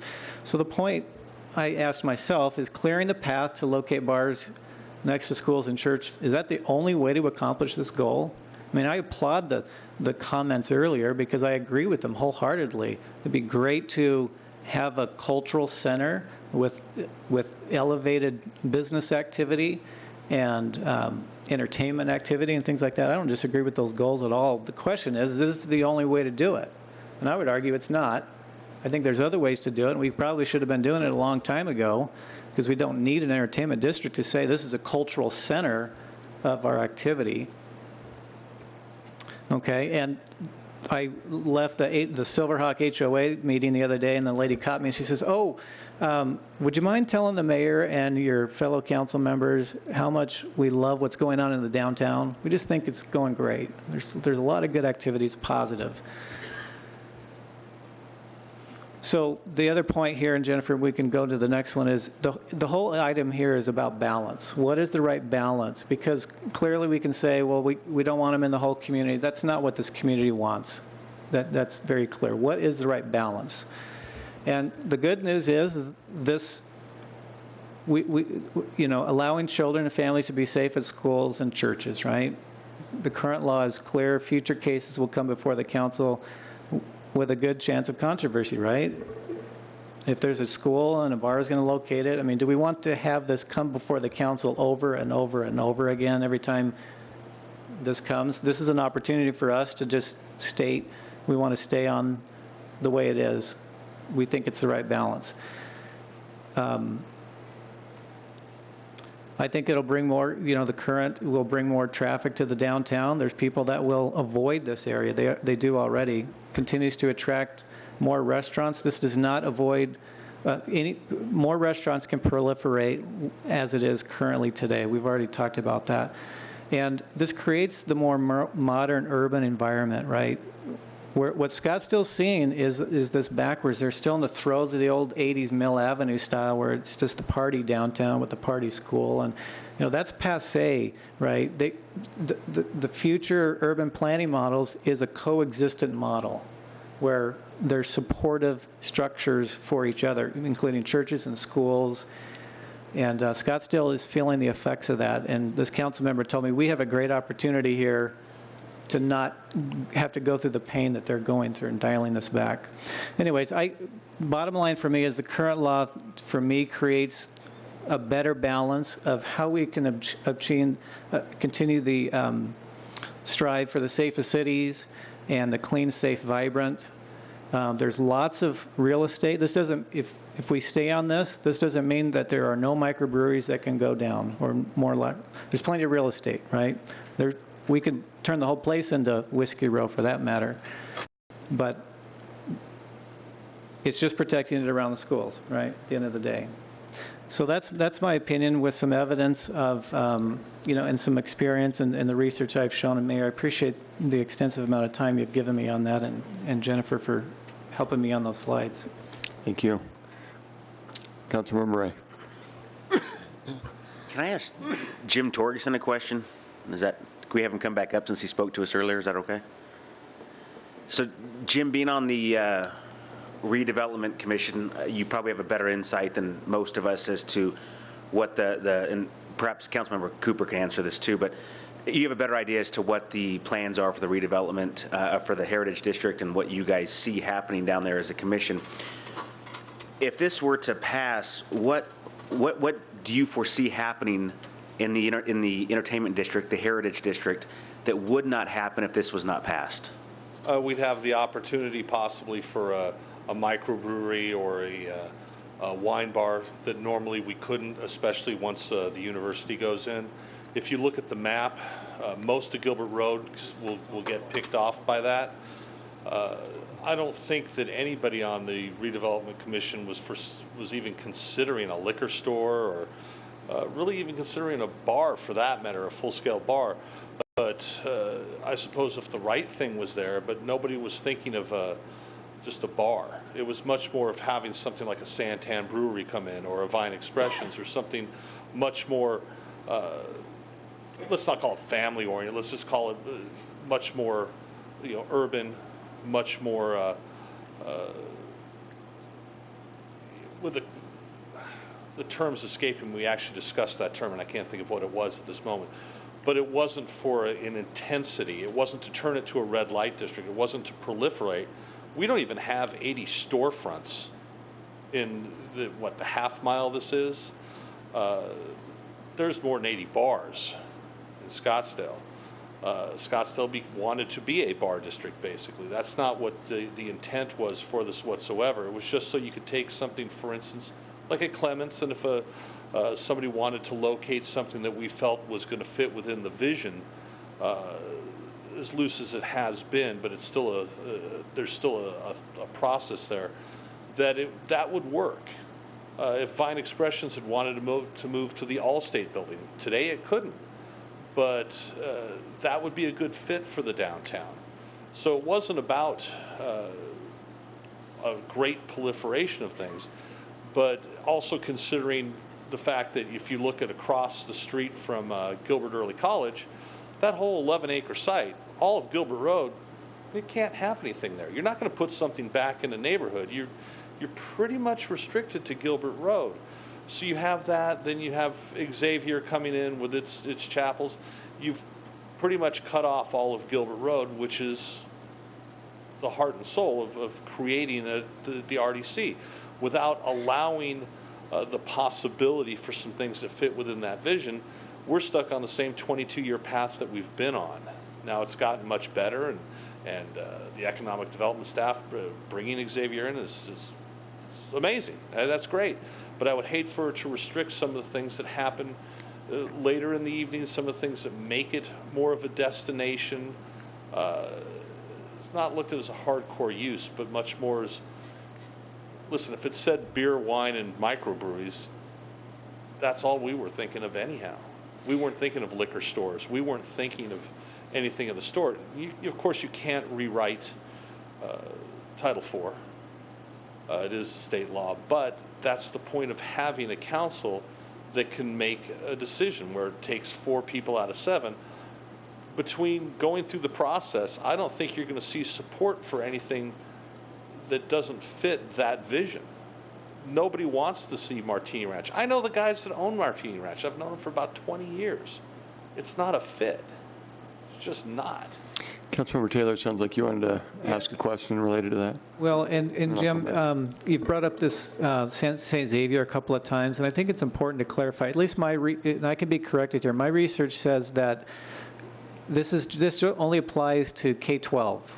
This does not apply to higher education institutes. Michael, am I wrong on that? So you can put a bar or liquor store right next to a college or university?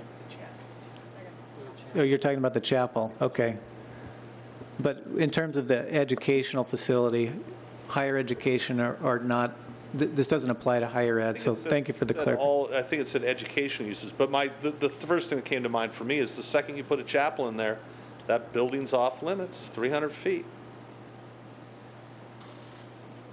Is that, from what we know of St. Xavier, Town Manager Banger, are they planning on putting it in a chapel? Mayor, we haven't discussed that level of detail. I would also question whether a chapel is defined the same as a church. Okay. But we'll look into that. And Mayor, members of council, I don't know the answer to that. Okay. Councilmember Ray, I think I turned to you. I didn't want to cut you off, please. I think this is my last question. To town staff, has St. Xavier said anything about this entertainment district? Are they for it? Are they against it? Have they taken a position? To my knowledge, we haven't asked them, but I wanted to also address your previous question there, Councilmember Ray, was the reason this entertainment district was created by statute in the first place is when the state stepped in and said you cannot zone or put regulations on zoning of churches or schools. So if going forward, if a church or a school adopts a current cavity that's being occupied by an Allstate or a Norwood's Furniture, that significantly impacts how we can start doing redevelopment in the downtown. So we're also taking this as a prospective look, not just a reactive look, of how we can encourage redevelopment. So we're asking for that flexibility to bring those back to you, which is why they put this in statute in the first place. Because we don't know what's going to change in the next 3 to 5 years. But the discussion with St. Xavier, to my knowledge, hasn't happened, but they want to see a vibrant downtown. That's why they wanted to locate in the downtown, is they liked what was going on there, and they know they can attract students to a vibrant area. I've also had the opportunity to talk with my colleagues both in Mesa and Scottsdale. The city of Scottsdale's downtown is 3 times the size of Gilbert's, with about 4 times as many business opportunities as in real estate opportunities. To see that downtown Gilbert will become either Mesa or Scottsdale or Tempe or Chandler isn't the case. It's always going to be Gilbert. It's going to be unique to the fabric that we establish as a community and what we encourage to go down there. So the request for this is to create the flexibility for us to understand that what we see there today could be very, very different tomorrow. And if we're not proactive, we could wind up with a downtown in the early 90s, which wasn't vibrant, wasn't clean, and furnished and wasn't safe. This gives us the opportunity to keep looking forward and to keep being proactive in ways in which we can address unforeseen future endeavors. We get some other comments from council members. Councilmember Cook. Well, first of all, what I like about the tool, and again, it is a tool that we as a council have the ability to choose, obviously to accept or deny. So that part I do like. The part that's also important to me is that we have our 2 largest business associations that have shared with us that this is an important part of their business community. They fully support it. And in their reasons I like as it relates to the economic development. Our economic development staff also is in favor of this as well. So we have a lot of positive direction from our business leaders as well as our economic development team that they believe that this tool, again, it is a tool, and we have the ability to use that tool if we need to. So I'm very much in favor of moving forward with this entertainment district because we do have that ability to say yes or no. Councilmember Daniels. Thank you, Mayor. I am supportive of the entertainment district. I was slightly disappointed. I thought there was going to be 2 steps to allow for public vetting and for the possibility, but with the 1 step of the liquor license and then understanding what our legal counsel has said, I think we have opportunity. I am pleased that with meetings with school officials that this will not affect any schools that are currently located in the downtown area. I realize that you continue to talk about schools if they choose to locate in that area. But once a school chooses to locate in that area, they now would understand, the things that they're subjecting themselves to, if you will. And so I'm glad to see that specifically Gilbert Elementary School is not being affected. These are slightly tricky for me because we're sort of going out on a limb. There are other models out there, but as Scott just said, Gilbert will always be Gilbert if we help to protect its identity, particularly in the Heritage District. And I do feel like this is something that we can wrap our arms around. And let's say that 3 years from now, we look at the opportunities that have happened, and perhaps there have been none. Perhaps we have never seen a license come before us that causes us pause, if you will. In that case, I would in some ways deem it a success, Mayor. If we don't have any hiccups between now and then, I would be far more confident in this process than, and I think we really do need to look to the tool as it's been presented to us as an opportunity for the town. I'll come back just a minute. Vice Mayor Cooper, I'm just kind of seeing where we are. Yeah, this has been an interesting process from the beginning, and I've had a front row seat on it, given my liaison assignment to the Redevelopment Commission where the idea was generated, and then I, as a liaison to Gilbert Public Schools, had an opportunity to sit in on meetings with the principal of Gilbert Elementary as well as a board member and Dr. Keegan and others that were from that team as well, and attended the open house, have been in multiple presentations in the downtown area to merchants and to the chamber, and kind of the list goes on, and I've been able to gather as much input and feedback as I think has been provided throughout the whole process. I do appreciate the additional information that Councilmember Taylor has presented tonight. I think it was valuable and is valuable to understand some of those implications, so I appreciate that. This is kind of one of those, at first when I saw it, it was family values versus economic development, two of my most favorite topics. And as I've kind of looked at it, a third favorite topic of local control has kind of come up, and giving us options and flexibility as we develop our downtown. I do note that it's very specific to a very narrow area of town. And so the impact is not town-wide, it's just in a very specific area. And many of the businesses that can right now land 301 feet away from a church or a school and be perfectly fine despite all of the concerns that might be raised. This would just give us the opportunity, if we chose to allow them to be 299 feet away or whatever, that same opportunity. And so with all the public input that I've heard, and with the goal of, we're really at a tipping point, if you will, or a turning point for our downtown. And I think this is a tool, as has been mentioned before, that will provide for us to maximize the opportunities down there. So at this point, I am supportive of it. Councilmember Ray? I share some of the same concerns that have been addressed by other council members. I do think that this is an opportunity for Gilbert, and I think that with the vision, with the expectations of the Heritage District, along with town staff, and with this council and with future councils, I do think that good decisions will be made in relation to an entertainment district. And so I will be supporting it. Councilmember Peterson?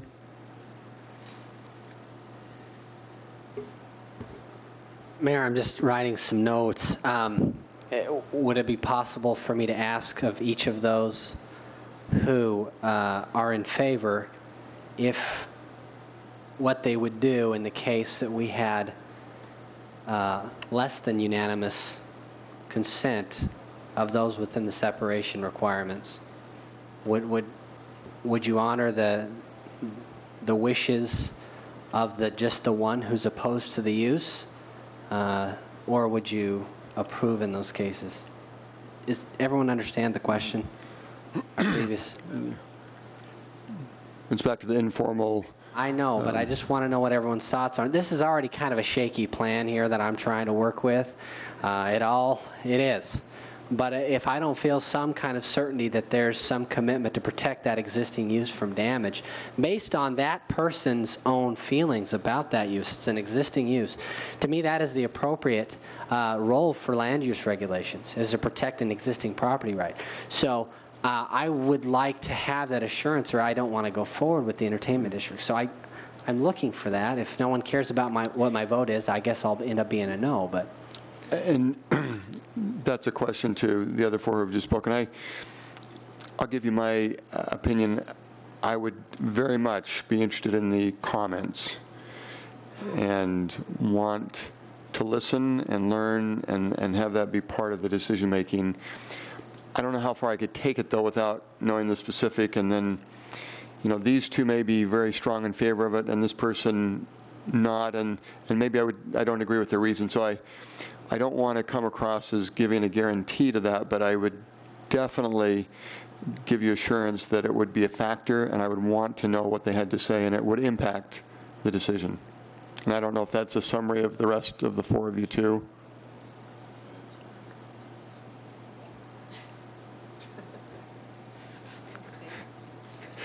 Does that kind of speak to the rest of those who are in favor? Is that? Well, are we going to apply that equally to all questions on zoning or use? I mean, I'm thinking of a throwback from maybe a year ago now, where we had a zoning case in front of us, and we had neighbors who were specifically opposed to us changing from a residential to a commercial use, and yet we didn't necessarily give any guarantees. I'm a little bit confused about why this would be different. We, of course, take all that feedback, and it's all part of how we make our decision.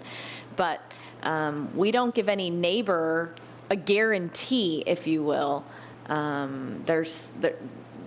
It's every property rights, option to lean from that. And I feel like I just went off the agenda. But I'll just say, I mean, are we going to, do you want us to equally apply that to every single zoning case, or only in this instance? And why is this instance different than another? And Councilmember Peterson, maybe Councilmember Daniels just said it, knowing the 7 of us, it would be important to hear and listen to all parties, and that would be a factor. And I guess tonight, I'm not sure if we could go farther than that. Mayor, members of the council, every petitioner who comes before this body has a right to due process, that their application will be considered on the merits that presented to them, both for and against, presented by them and by others on their application. So any promise or guarantee that you would do less than that denies them their rights to have a free and open access to their elected representatives. And so, other than to say we would consider all sides and do all that we could to protect both neighborhood or economic interests and weigh each case based on its individual merits, it's difficult to go beyond that. Okay. Good counsel for us. Thank you. That sounds a lot like the rules for a judge. You're not supposed to consider the case before seeing the facts of that case or make decisions on it. But Mayor, with that thought and that advice, this was kind of a long shot for me, but I'm very, very committed to protecting property rights. An existing use being damaged by a new use is not acceptable to me. It's not. And I do see a potential for damage through this kind of change. And so it's not, to me, about alcohol or morals or anything else. It's about property rights. And I see that there's probably no way I can be assured of that protection that I think is important. So I probably will be a no vote. Thank you. Councilmember Taylor, before we close the public hearing, any other comments you wanted to make? Yeah, it was pointed out that the churches and schools were contacted. We know where GPS was, and I did my best to contact them as well. And the pastors are very mixed on this. The ones I heard, I didn't hear back from all of them, but the ones I heard, they said, you know what, I don't have a problem with a bar going next to but definitely for schools. And other faith leaders says, why are you even considering this? Are you really considering being able to vote on putting a bar next to a school? Now, I will leave you on this thought on the upside. You know, with Constitution Week, we had a citizenship and the community merit badge, and we have to talk about an issue in front of the town. So I brought this one up, and I let them vote. I said, you're my constituency. I need to vote on this. So should we enable a process to locate a bar next to a school or a church? Is that a good idea? Raise your hand. A bad idea? Raise your hand. It was a bad idea from the Scouts, from about 90% voting. There was a couple of Scouts that thought that would be a great idea. For whatever, I know they can't vote, whatever that's worth. Thank you, Mayor. Thank you. Mayor. And, Councilmember Cook. I was just going to motion. Well, before you motion. But you can close the hearing. I need to close this public hearing. I'll echo Vice Mayor Cooper. Councilmember Taylor, thank you. That was extensive research, and that is appreciated. And mixed feelings myself. I guess this will be interesting to see if I put my finger in the middle what happens. But I close the public hearing on 32, and I entertain a motion. We'll have to say where we stand. Well, I'm going to find out. Well, again, you know, it's a tool, and again, we have. I'm grateful that we have the option. So I'd like to motion that we approve agenda item number 32. Is there a second? Second. Okay, please vote. Just hear me out. I want to move to amend the motion to include direction to staff that they will consult with the property owners within the separation and get written consent or opposition showing their position. And Mike, what you said, will that be happening anyway? Mayor, members of the council, I believe so, in that I think staff would ask those within the area to, there might be a question better addressed to the other Mike in the room, but I believe that they would get input from those within the area as to their opposition, and you can direct them to. Okay. So, Mike, just to Mike Malillo, would you be doing that anyway? And I mean, this is, but it could be a direction that the town council could give, which would just ensure that it happens. Yes, Mayor, you know, we always look to reach out to the community, and we've even proposed, even though it hasn't been mentioned yet, you know, good neighbor principles that we would ask the liquor license applicants to agree with and to consult with any of the neighbors within 300 feet. And to Councilmember Peterson's request, one thing that adds credence as to why that would make sense to me is that if we come to vote on a future item, you're going to ask about that anyway.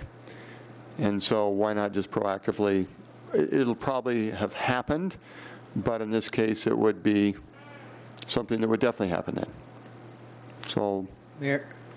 Mayor, I think explicit direction is helpful, though, so that it's not missed, and if it is missed, then, okay. So I would second that. Okay. All right. So there's a motion and a second on, and do we need to have Councilmember Peterson repeat it, please? I move to amend the motion to include direction to staff to seek to obtain written position on the exception for the separation requirement from all affected property owners. So just to clarify, we're seeking that. We're not guaranteeing that we get that either way.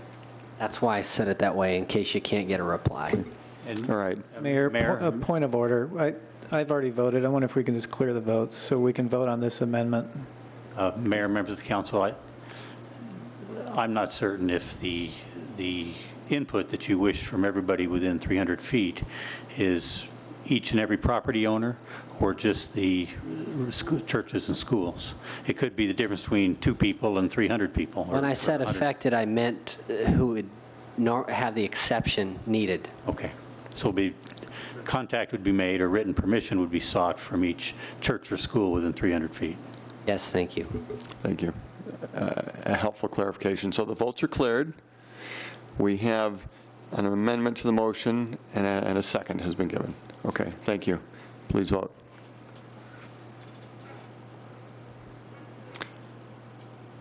I open the public hearing on agenda item 34. Oh. Now you have to vote for the main motion now, Mayor. Am I trying to rush things? Okay. All right. And let's clarify what this next vote is then. Is this It's on the amended motion now, Mayor. Oh. No, it was. No, the amended motion we just voted on. No, the motion as amended, I mean. Yeah, it's his motion with that. Okay. It's after 10. The motion to amend has been approved. Now you need a vote on the actual motion as amended. Of course. I was just testing everyone. And so we're ready to vote. We had already a second on that, so okay, please vote. Okay. Now, are we ready to open the public hearing on 34? Okay. And we will do so. I believe legal counsel will speak first, and then Michael, you'll get the MVP award, and we'll give you some time to speak. And so to Mike, are you the one that goes first to summarize 34? Mr. Mayor, members of the council, Special Counsel Susan Goodwin will be addressing item 34.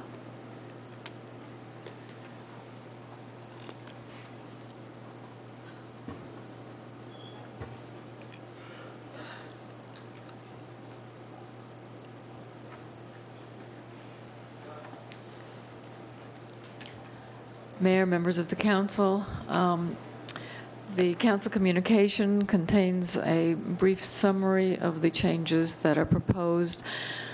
Primarily, this started out as a need to update the Chapter 18. We are doing a normal municipal code update at the request of the council, moving through chapter by chapter.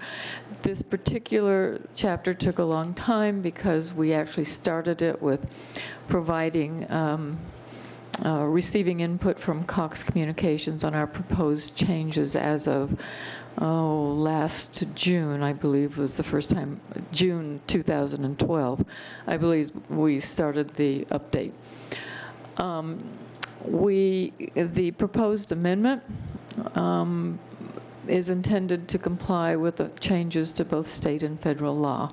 Actually, primarily state law, because a few years ago there were significant revisions which restricted much of what municipalities could do with respect to cable licenses. We received input primarily from Cox Communications, and Michael Stoll is here.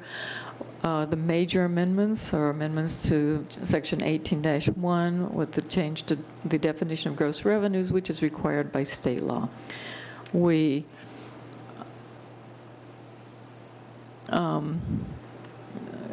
changed some definitions. We changed definitions to basic cable simply to state that it means what the same meaning is in state law.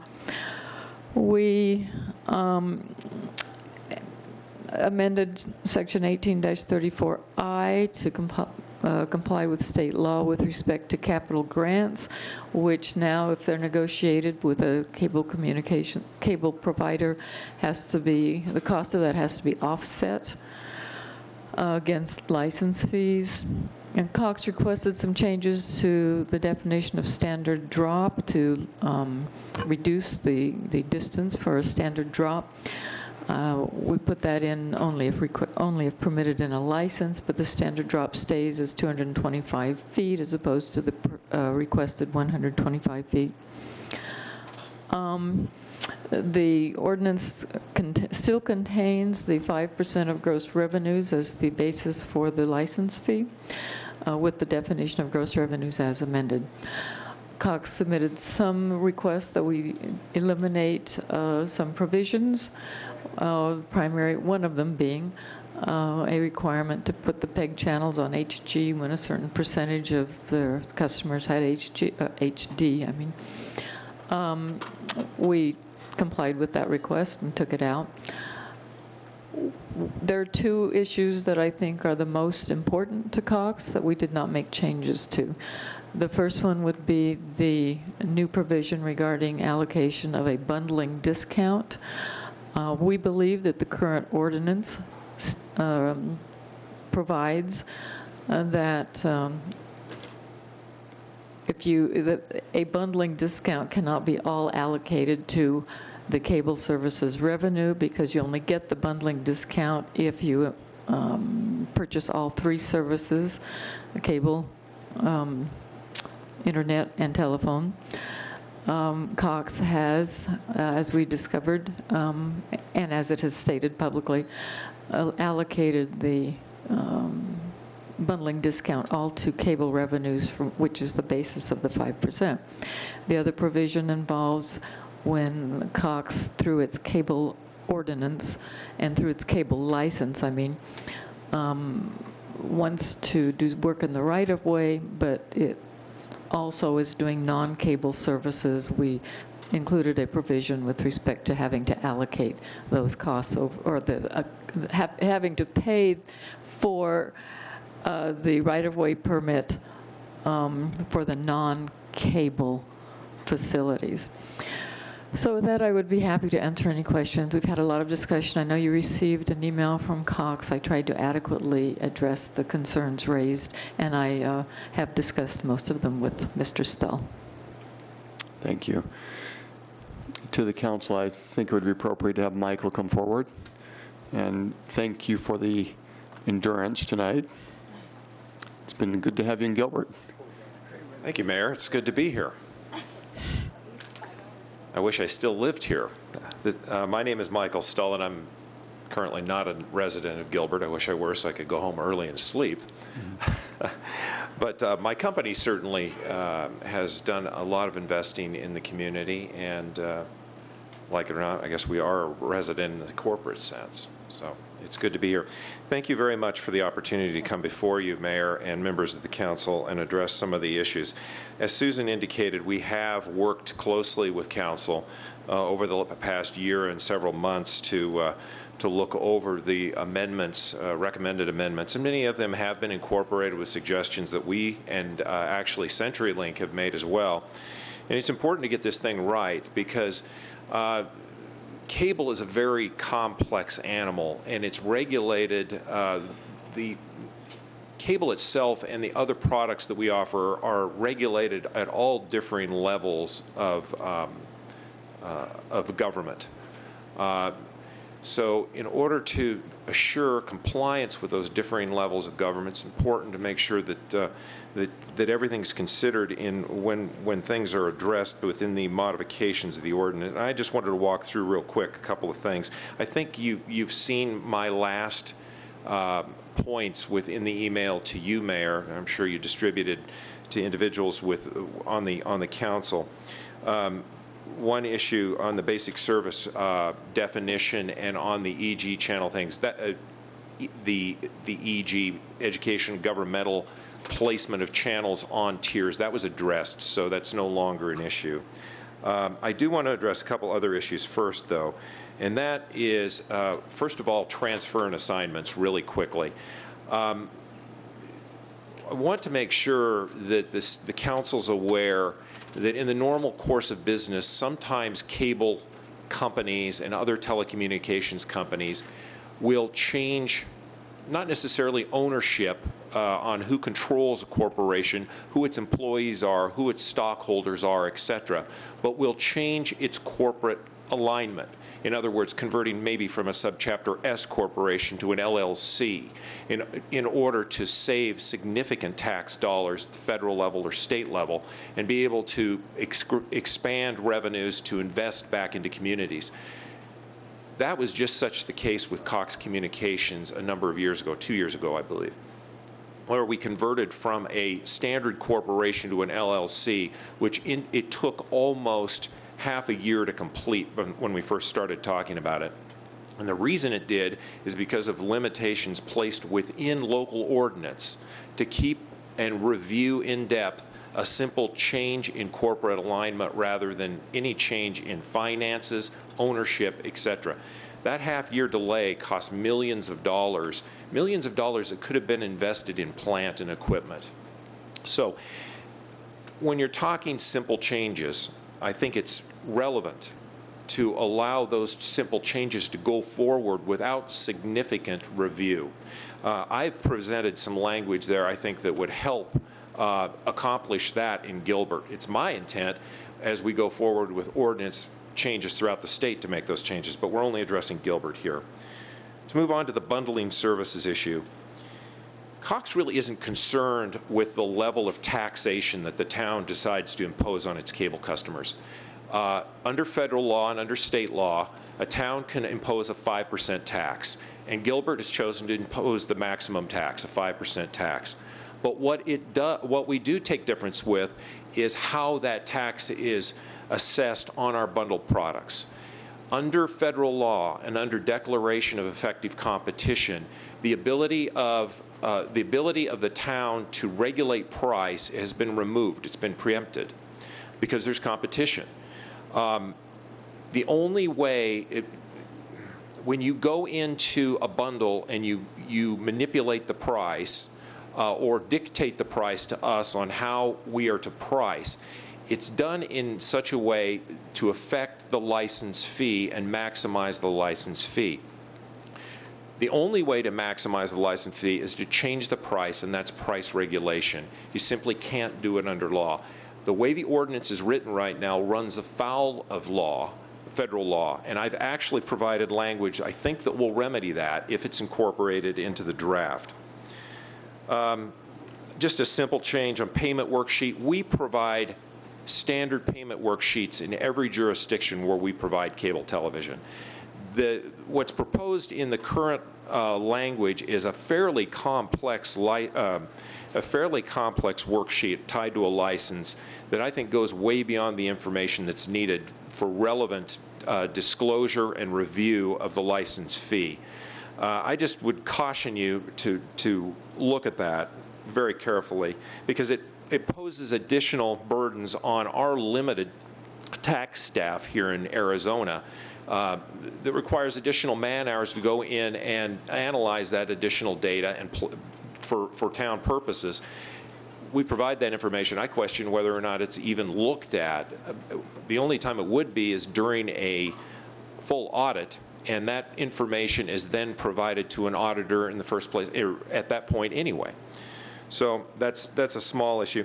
The other issue is permitting charges. There's an attempt within the ordinance to refocus the payment of fees. Right now what we do is we pay a fee on the physical plant of how, okay, let me start over on that. As a cable system under state law, when we're charged a permit fee, we're allowed to take the cost of that permit fee and offset it against a license fee. What there's an attempt to do here is sidestep state law by stating that if you have a system that you can deliver additional services over, which we are allowed to do under federal law legally, that if you can deliver telephone service, data service, whatever, you are required to pay a license fee that is not deductible. Well, the problem with that is our cable system is licensed as a cable product under the cable laws of federal government and local government and state government, really. So to try to sidestep the limitation and the offset of a license fee is an attempt to maximize revenue and extract additional revenues out of us. I think that goes beyond state law, and what it would end up doing is tripping a requirement that we offset against the license fee, regardless of what the ordinance says. So that obviously is a concern. That is the last of the major concerns I think I outlined in my email. I hope I didn't take too much time up, but I wanted to get those out, and certainly as we move forward, if you have any questions, I'm happy to answer them. Thank you, Michael. I believe I can summarize for the council, and it could be stated different ways, that we want to make sure that Cox understands and sees our commitment to the strong partnership. And we need Cox to be successful and continue to thrive in Arizona and especially in Gilbert. We also want to protect the taxpayers. And then we also want, if there are disagreements, to minimize the liability to the town so that we would have assurance or a high probability that we would be protecting the town if there's a legal dispute, which I would hope wouldn't happen. But so with that said, listening to Susan, listening to Michael, and other council members may have already extracted this, but are either of you able to summarize, with all of your discussions over the last few months, what are the points that are not in agreement? And I know you did that, but listening now to both discussions, are we able to get that summary? And it could be either one of you, and then the other party could agree or disagree. I will be happy to take a stab at that. I think obviously the big question is the allocation of the bundling discount. We have been working with special counsel for cable television law, and we simply disagree with Mr. Stoll's characterization of the provision on the allocation of the bundling discount. We simply disagree with his characterization that it is rate regulation. It's sort of revenue manipulation is another way to look at it. So we simply disagree. That has not been that, and so that summarizes that. I don't know how best how we do. And not to take sides at this point, but Michael, is that agreed that the two parties, that's a definite item that we have not come to agreement on, the allocation of bundling discount? Is that agreed with the two of you? Mr. Mayor, I would agree with Susan on that point. So that's one. What's I want to be sure the council understands, and I know you do, but I want to verbalize it. I am talking legal issues. What the council does as a policy matter is different on a going forward basis. Our interpretation of the current license and the current ordinance is consistent with the clarification, the provision of the bundling allocation. Well, I believe we understand that. So that's one. What's another one? The second would be the transferability or the transfer provisions. The way it's written in the draft ordinance that is before you is not to prohibit or to put too much burden on a transfer to an affiliate, which I believe is Mr. Stoll's concern. But it is saying, if you're going to transfer to an affiliate, you have to give us the information we need to know that's what you're doing. It's an affiliate, and your affiliate can do the job as well as you can. This should not be a high burden for a company. Mr. Stoll's provision would just have you accept the word of the company that it's a transfer to an affiliate and not ask any more questions. Thank you. And Michael, do you agree that's another item that's in disagreement? In Cox's situation, when I explained to you, Mayor, how our situation evolved, that was simply a transfer or a change in corporate structure rather than even the physical entity. It remained the same, but it was still placed under the same scrutiny. The proposal that the language that was included in the draft is somewhat subjective because it allows the town to require any information that it deems necessary to make it, in its judgment, a ruling that satisfies its questions. Who knows what that could be? Okay. And Councilmember Peterson, I'll get to you in just a second. So what I'm hearing, those are two items that are still in discussion, trying to bring two parties together. Is there a third, or is it just those two? The third one, and I believe this is the last one, okay, is the issue of when Cox, or any cable company, it's just that Cox is standing there, but when any cable company has a cable license for the purpose of providing cable services and the use of the right-of-way to provide those cable services, when they want to do work in the right-of-way, that would involve non-cable services, that a proportion of the right-of-way permit be paid for the non-cable services. Okay. And Michael, you agree that's an item that's not agreed to? I would, Mayor. Okay. And do you think those are just the three items? Yes, okay. I do believe so. And I do want to get some other council feedback. Well, there's one more. I just want to clarify, because I heard a comment from Cox Communications, Michael, license fee disclosure worksheet. I just want to, is that not a fourth item? I apologize, I forgot that one, yes. I'm not sure why that's a big problem, but this was recommended by our special counsel for cable television. It's used in other places around the country. I believe, and I was looking for the exact words, I believe it simply says that they'll complete a worksheet that's provided by the finance director or something like that. It's possible that had we had that information earlier, we might not have gone so long without knowing about the bundling discount issue. Gilbert did not do an audit of the license fees that were received from Cox for a number of years after the license fee or the license was approved.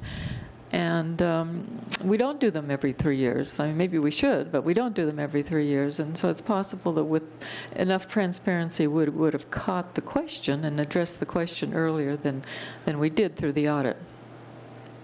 And Susan, of those 4 items, as the two parties continue to discuss, it's been lengthy discussion.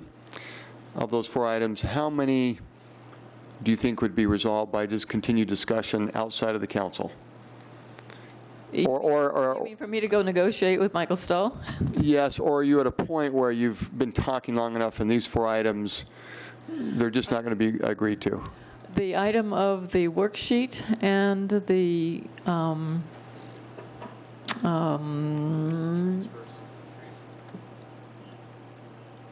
transfers. They've had this language for months. I only heard about the concern this morning.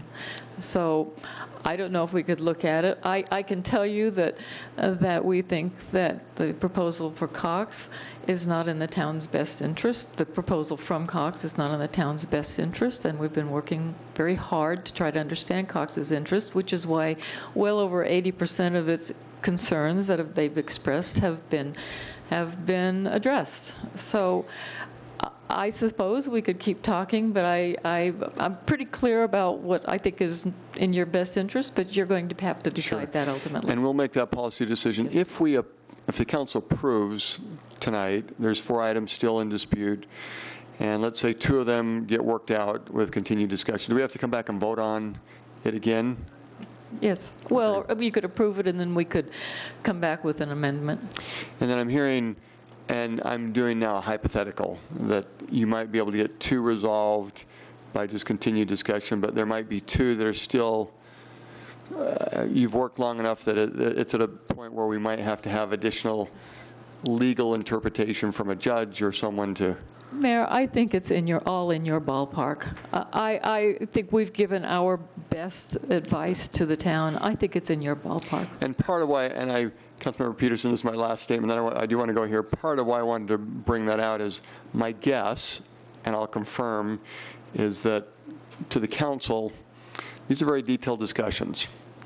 And we want the 2 parties to come together. We've been cheering the 2 of you on and those involved and hoping it would be agreed to, but we realize that doesn't always happen, and we thank both parties, our Gilbert team and Cox, for trying to work it out, and so now we'll make that policy decision. But it'll be hard, and maybe I'm speaking to Michael, it would probably be hard for the council not to go this direction, but I could be wrong. So let's find out. Councilmember Peterson. Mayor, I have some quick clarification questions that might help all of us, so I just want to do that real quick. I am aware that the bundling, the way we want to require them to allocate the bundling discount, there's a legal dispute about. They think it's illegal, we think it's legal. I know that. The way that we want to deal with the right-of-way permit issue is also a legal dispute. We think it's legal, they think it's not. The other 2 issues, though, the disclosure request for their calculation, and then, the information about transfer, is that a dispute of legal nature, or is that just something they'd rather not have to do? The latter. Okay, so there's no, those last 2 aren't, they're saying it's illegal, they're just saying unnecessary. They just don't want us to they don't want to have to deal with it. Yes. Okay, that helps me. Thank you. Councilmember Taylor.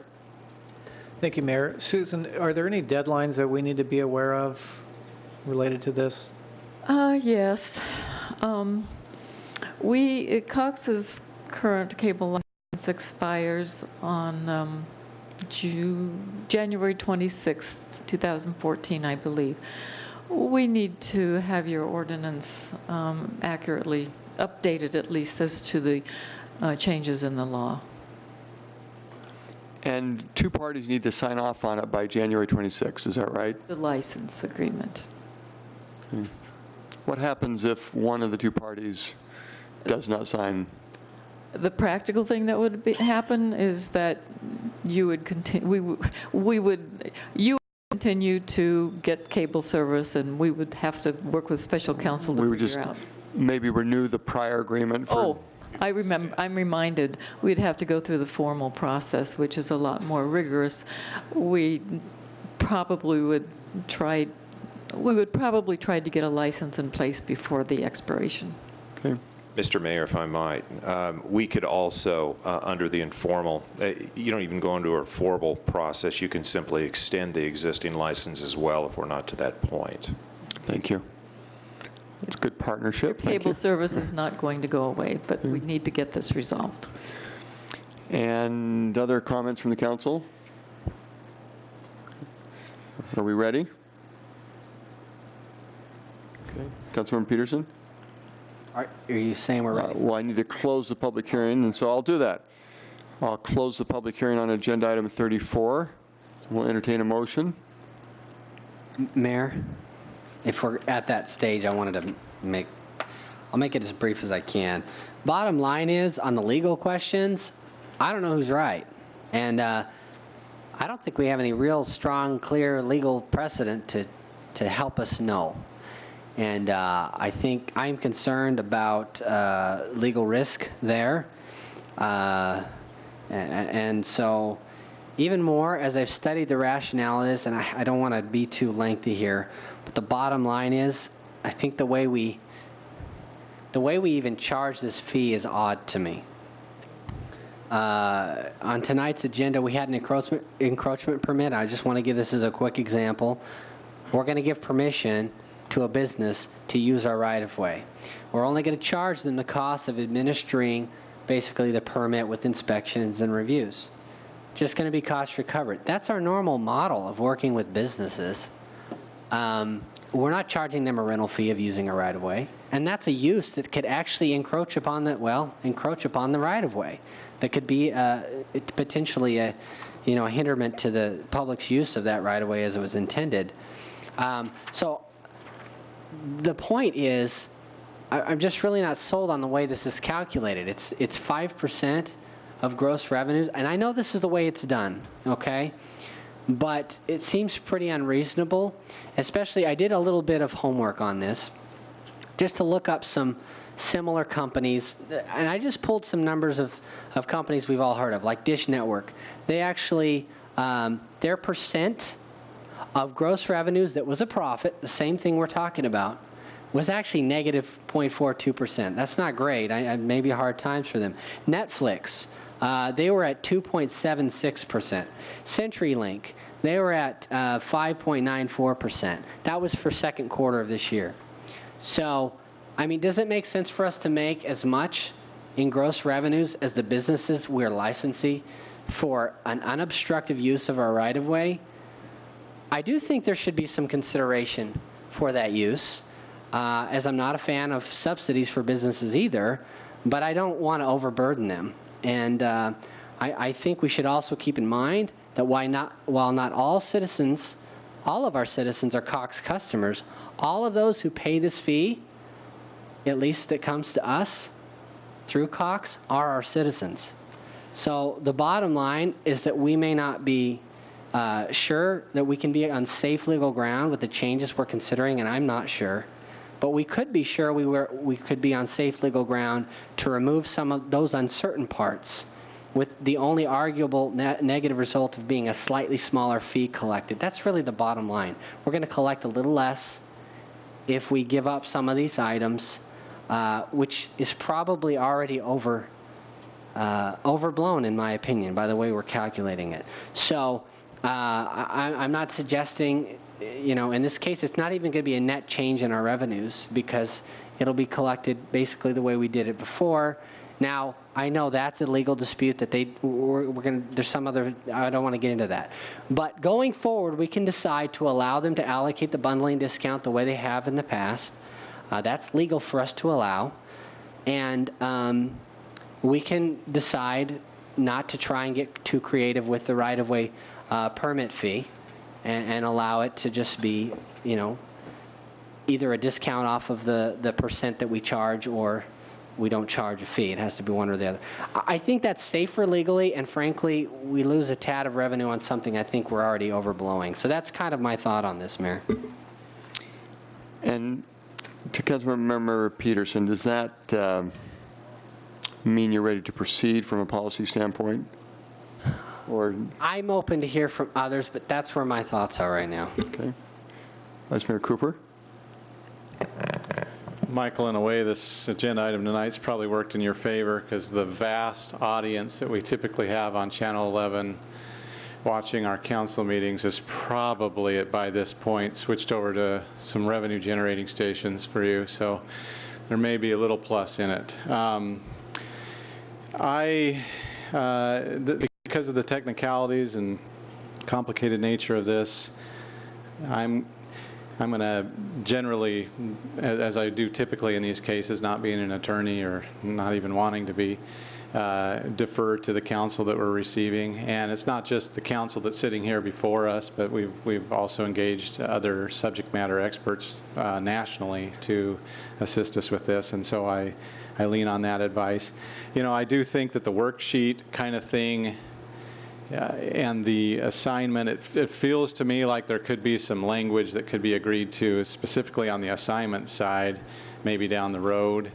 And the worksheet side, maybe we ought to, I don't know how much these audits cost, but maybe we ought to have a more regular audit, and that takes care of the whole worksheet side of things. But it seems like the worksheet might be easier than being subjected to an audit regularly by the town, but that's just an opinion that I'm having here on the dais. But again, I would defer to legal counsel on this. Okay.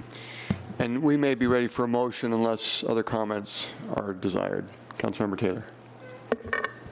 Mayor, Cox is a great, partner in the community, and they do a lot of things on multiple levels. I think they bring a couple of good points to the table that would improve the particular contract. I do think that the wording is taking advantage of them a little bit. I appreciate the legal advice, and I think that's critical to look at it, but also looking at it through the eyes of the market and the business, the business place that we're operating. To me, the bundling should be up to them. I think we're too much behind the curtain on that one, and if a business acts in their own best interest, is that a bad thing? And I definitely think we should have minimal regulations on things that really don't have definite legal positions. I mean, these are legal opinions, but there wasn't as much substance to them that justified us driving their pricing behavior. So that was one thing on the bundling. And then on the permits, it seems like we're just looking for more revenue on that, a little bit of fishing on that. All that's going to do is be passed right through to their customers. It's not going to hurt them. I think what's good for the Gilbert Treasury isn't always good for the marketplace itself. So Michael and Cox, they did not donate to my campaign or anything. I don't know anything, but I think they have some valid points here. And so my recommendation is that we just keep working on that wording. And I don't know if I could support some of the recommendations here tonight. Mayor Lewis, could I just ask a question, because Councilmember Taylor and Councilmember Peterson kind of alluded to it, and Michael Stull had kind of danced around an issue once that maybe we should have some clarification on. Michael, would it be possible for you in your business model that you would have a bundling discount that would be, say, as high as what would be owed for 5% on revenues, this would be owed on your license fee, which would net zero the license fee because it's allocated to all cable revenues? Well, Mr. Mayor, Susan, I leave those decisions up to our marketing department on how they allocate that. But I can tell you, first and foremost, eliminating that fee is not the #1 issue on their mind. Second of all, when they bundle and when they discount, those are not permanent discounts. When we bundle and we offer a special, they're for specific amounts of time. I think the maximum now is 2 years, and they're less than that. There are some packages that are less than that. The point I'm making there is once that special's up, everything in the bundle reverts to a la carte pricing, and the 5% is fully reinstated that the town would receive on the a la carte pricing anyway.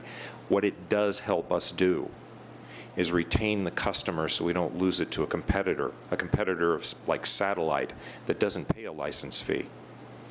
it helps us retain the customer, and in the end, the town realizes that benefit of that revenue as well. So it's a good thing. It's a win-win for both our entities. But that would be true whether you allocated it all to the cable revenues or across the board, because the customer wouldn't care.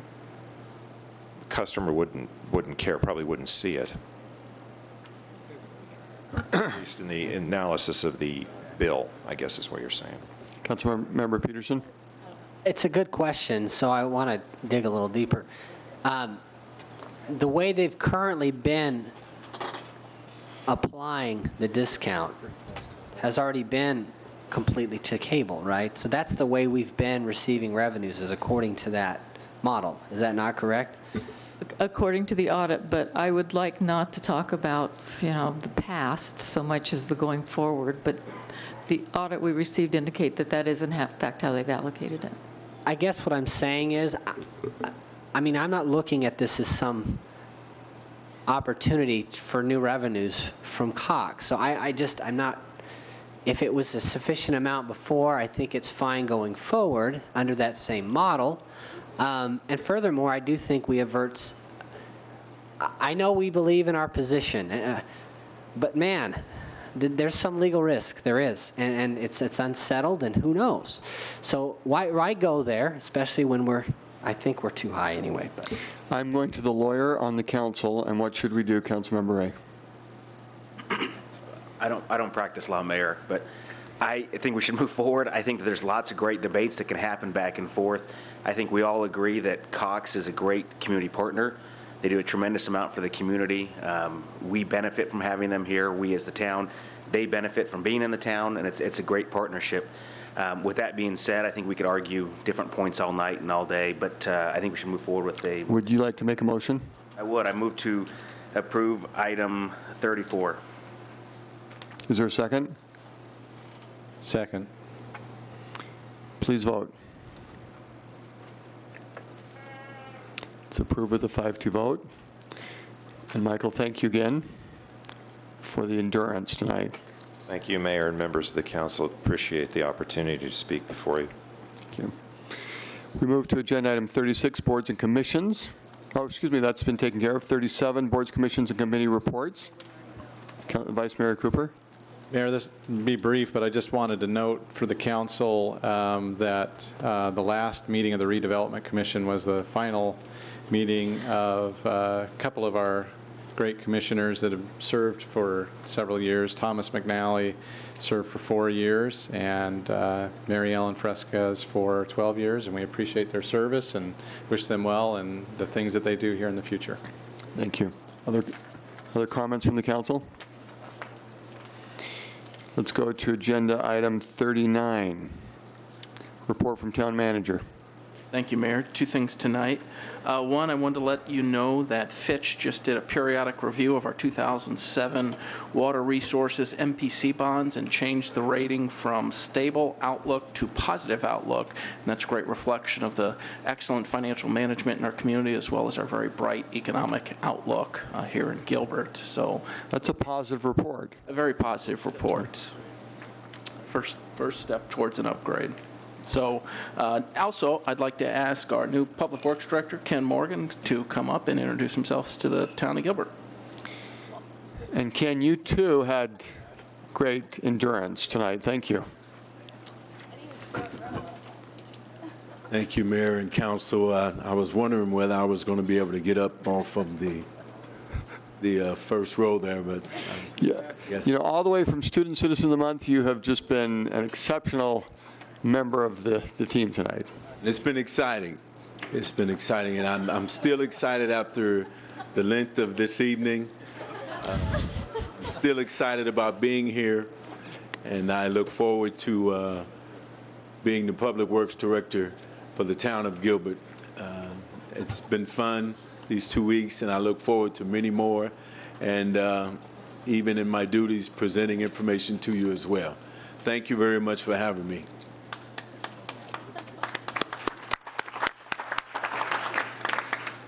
Agenda item 40, other reports from council members. Okay. Agenda item 41. I just have one I need to insert. I did make a pledge, and so publicly, a current event is to say I will pay my $25. It wasn't a bet, it was a pledge, and it will be going to the Gilbert Education Foundation. And I'm glad for the opportunity, and I'll leave it at that. Meeting adjourned. Let the mystery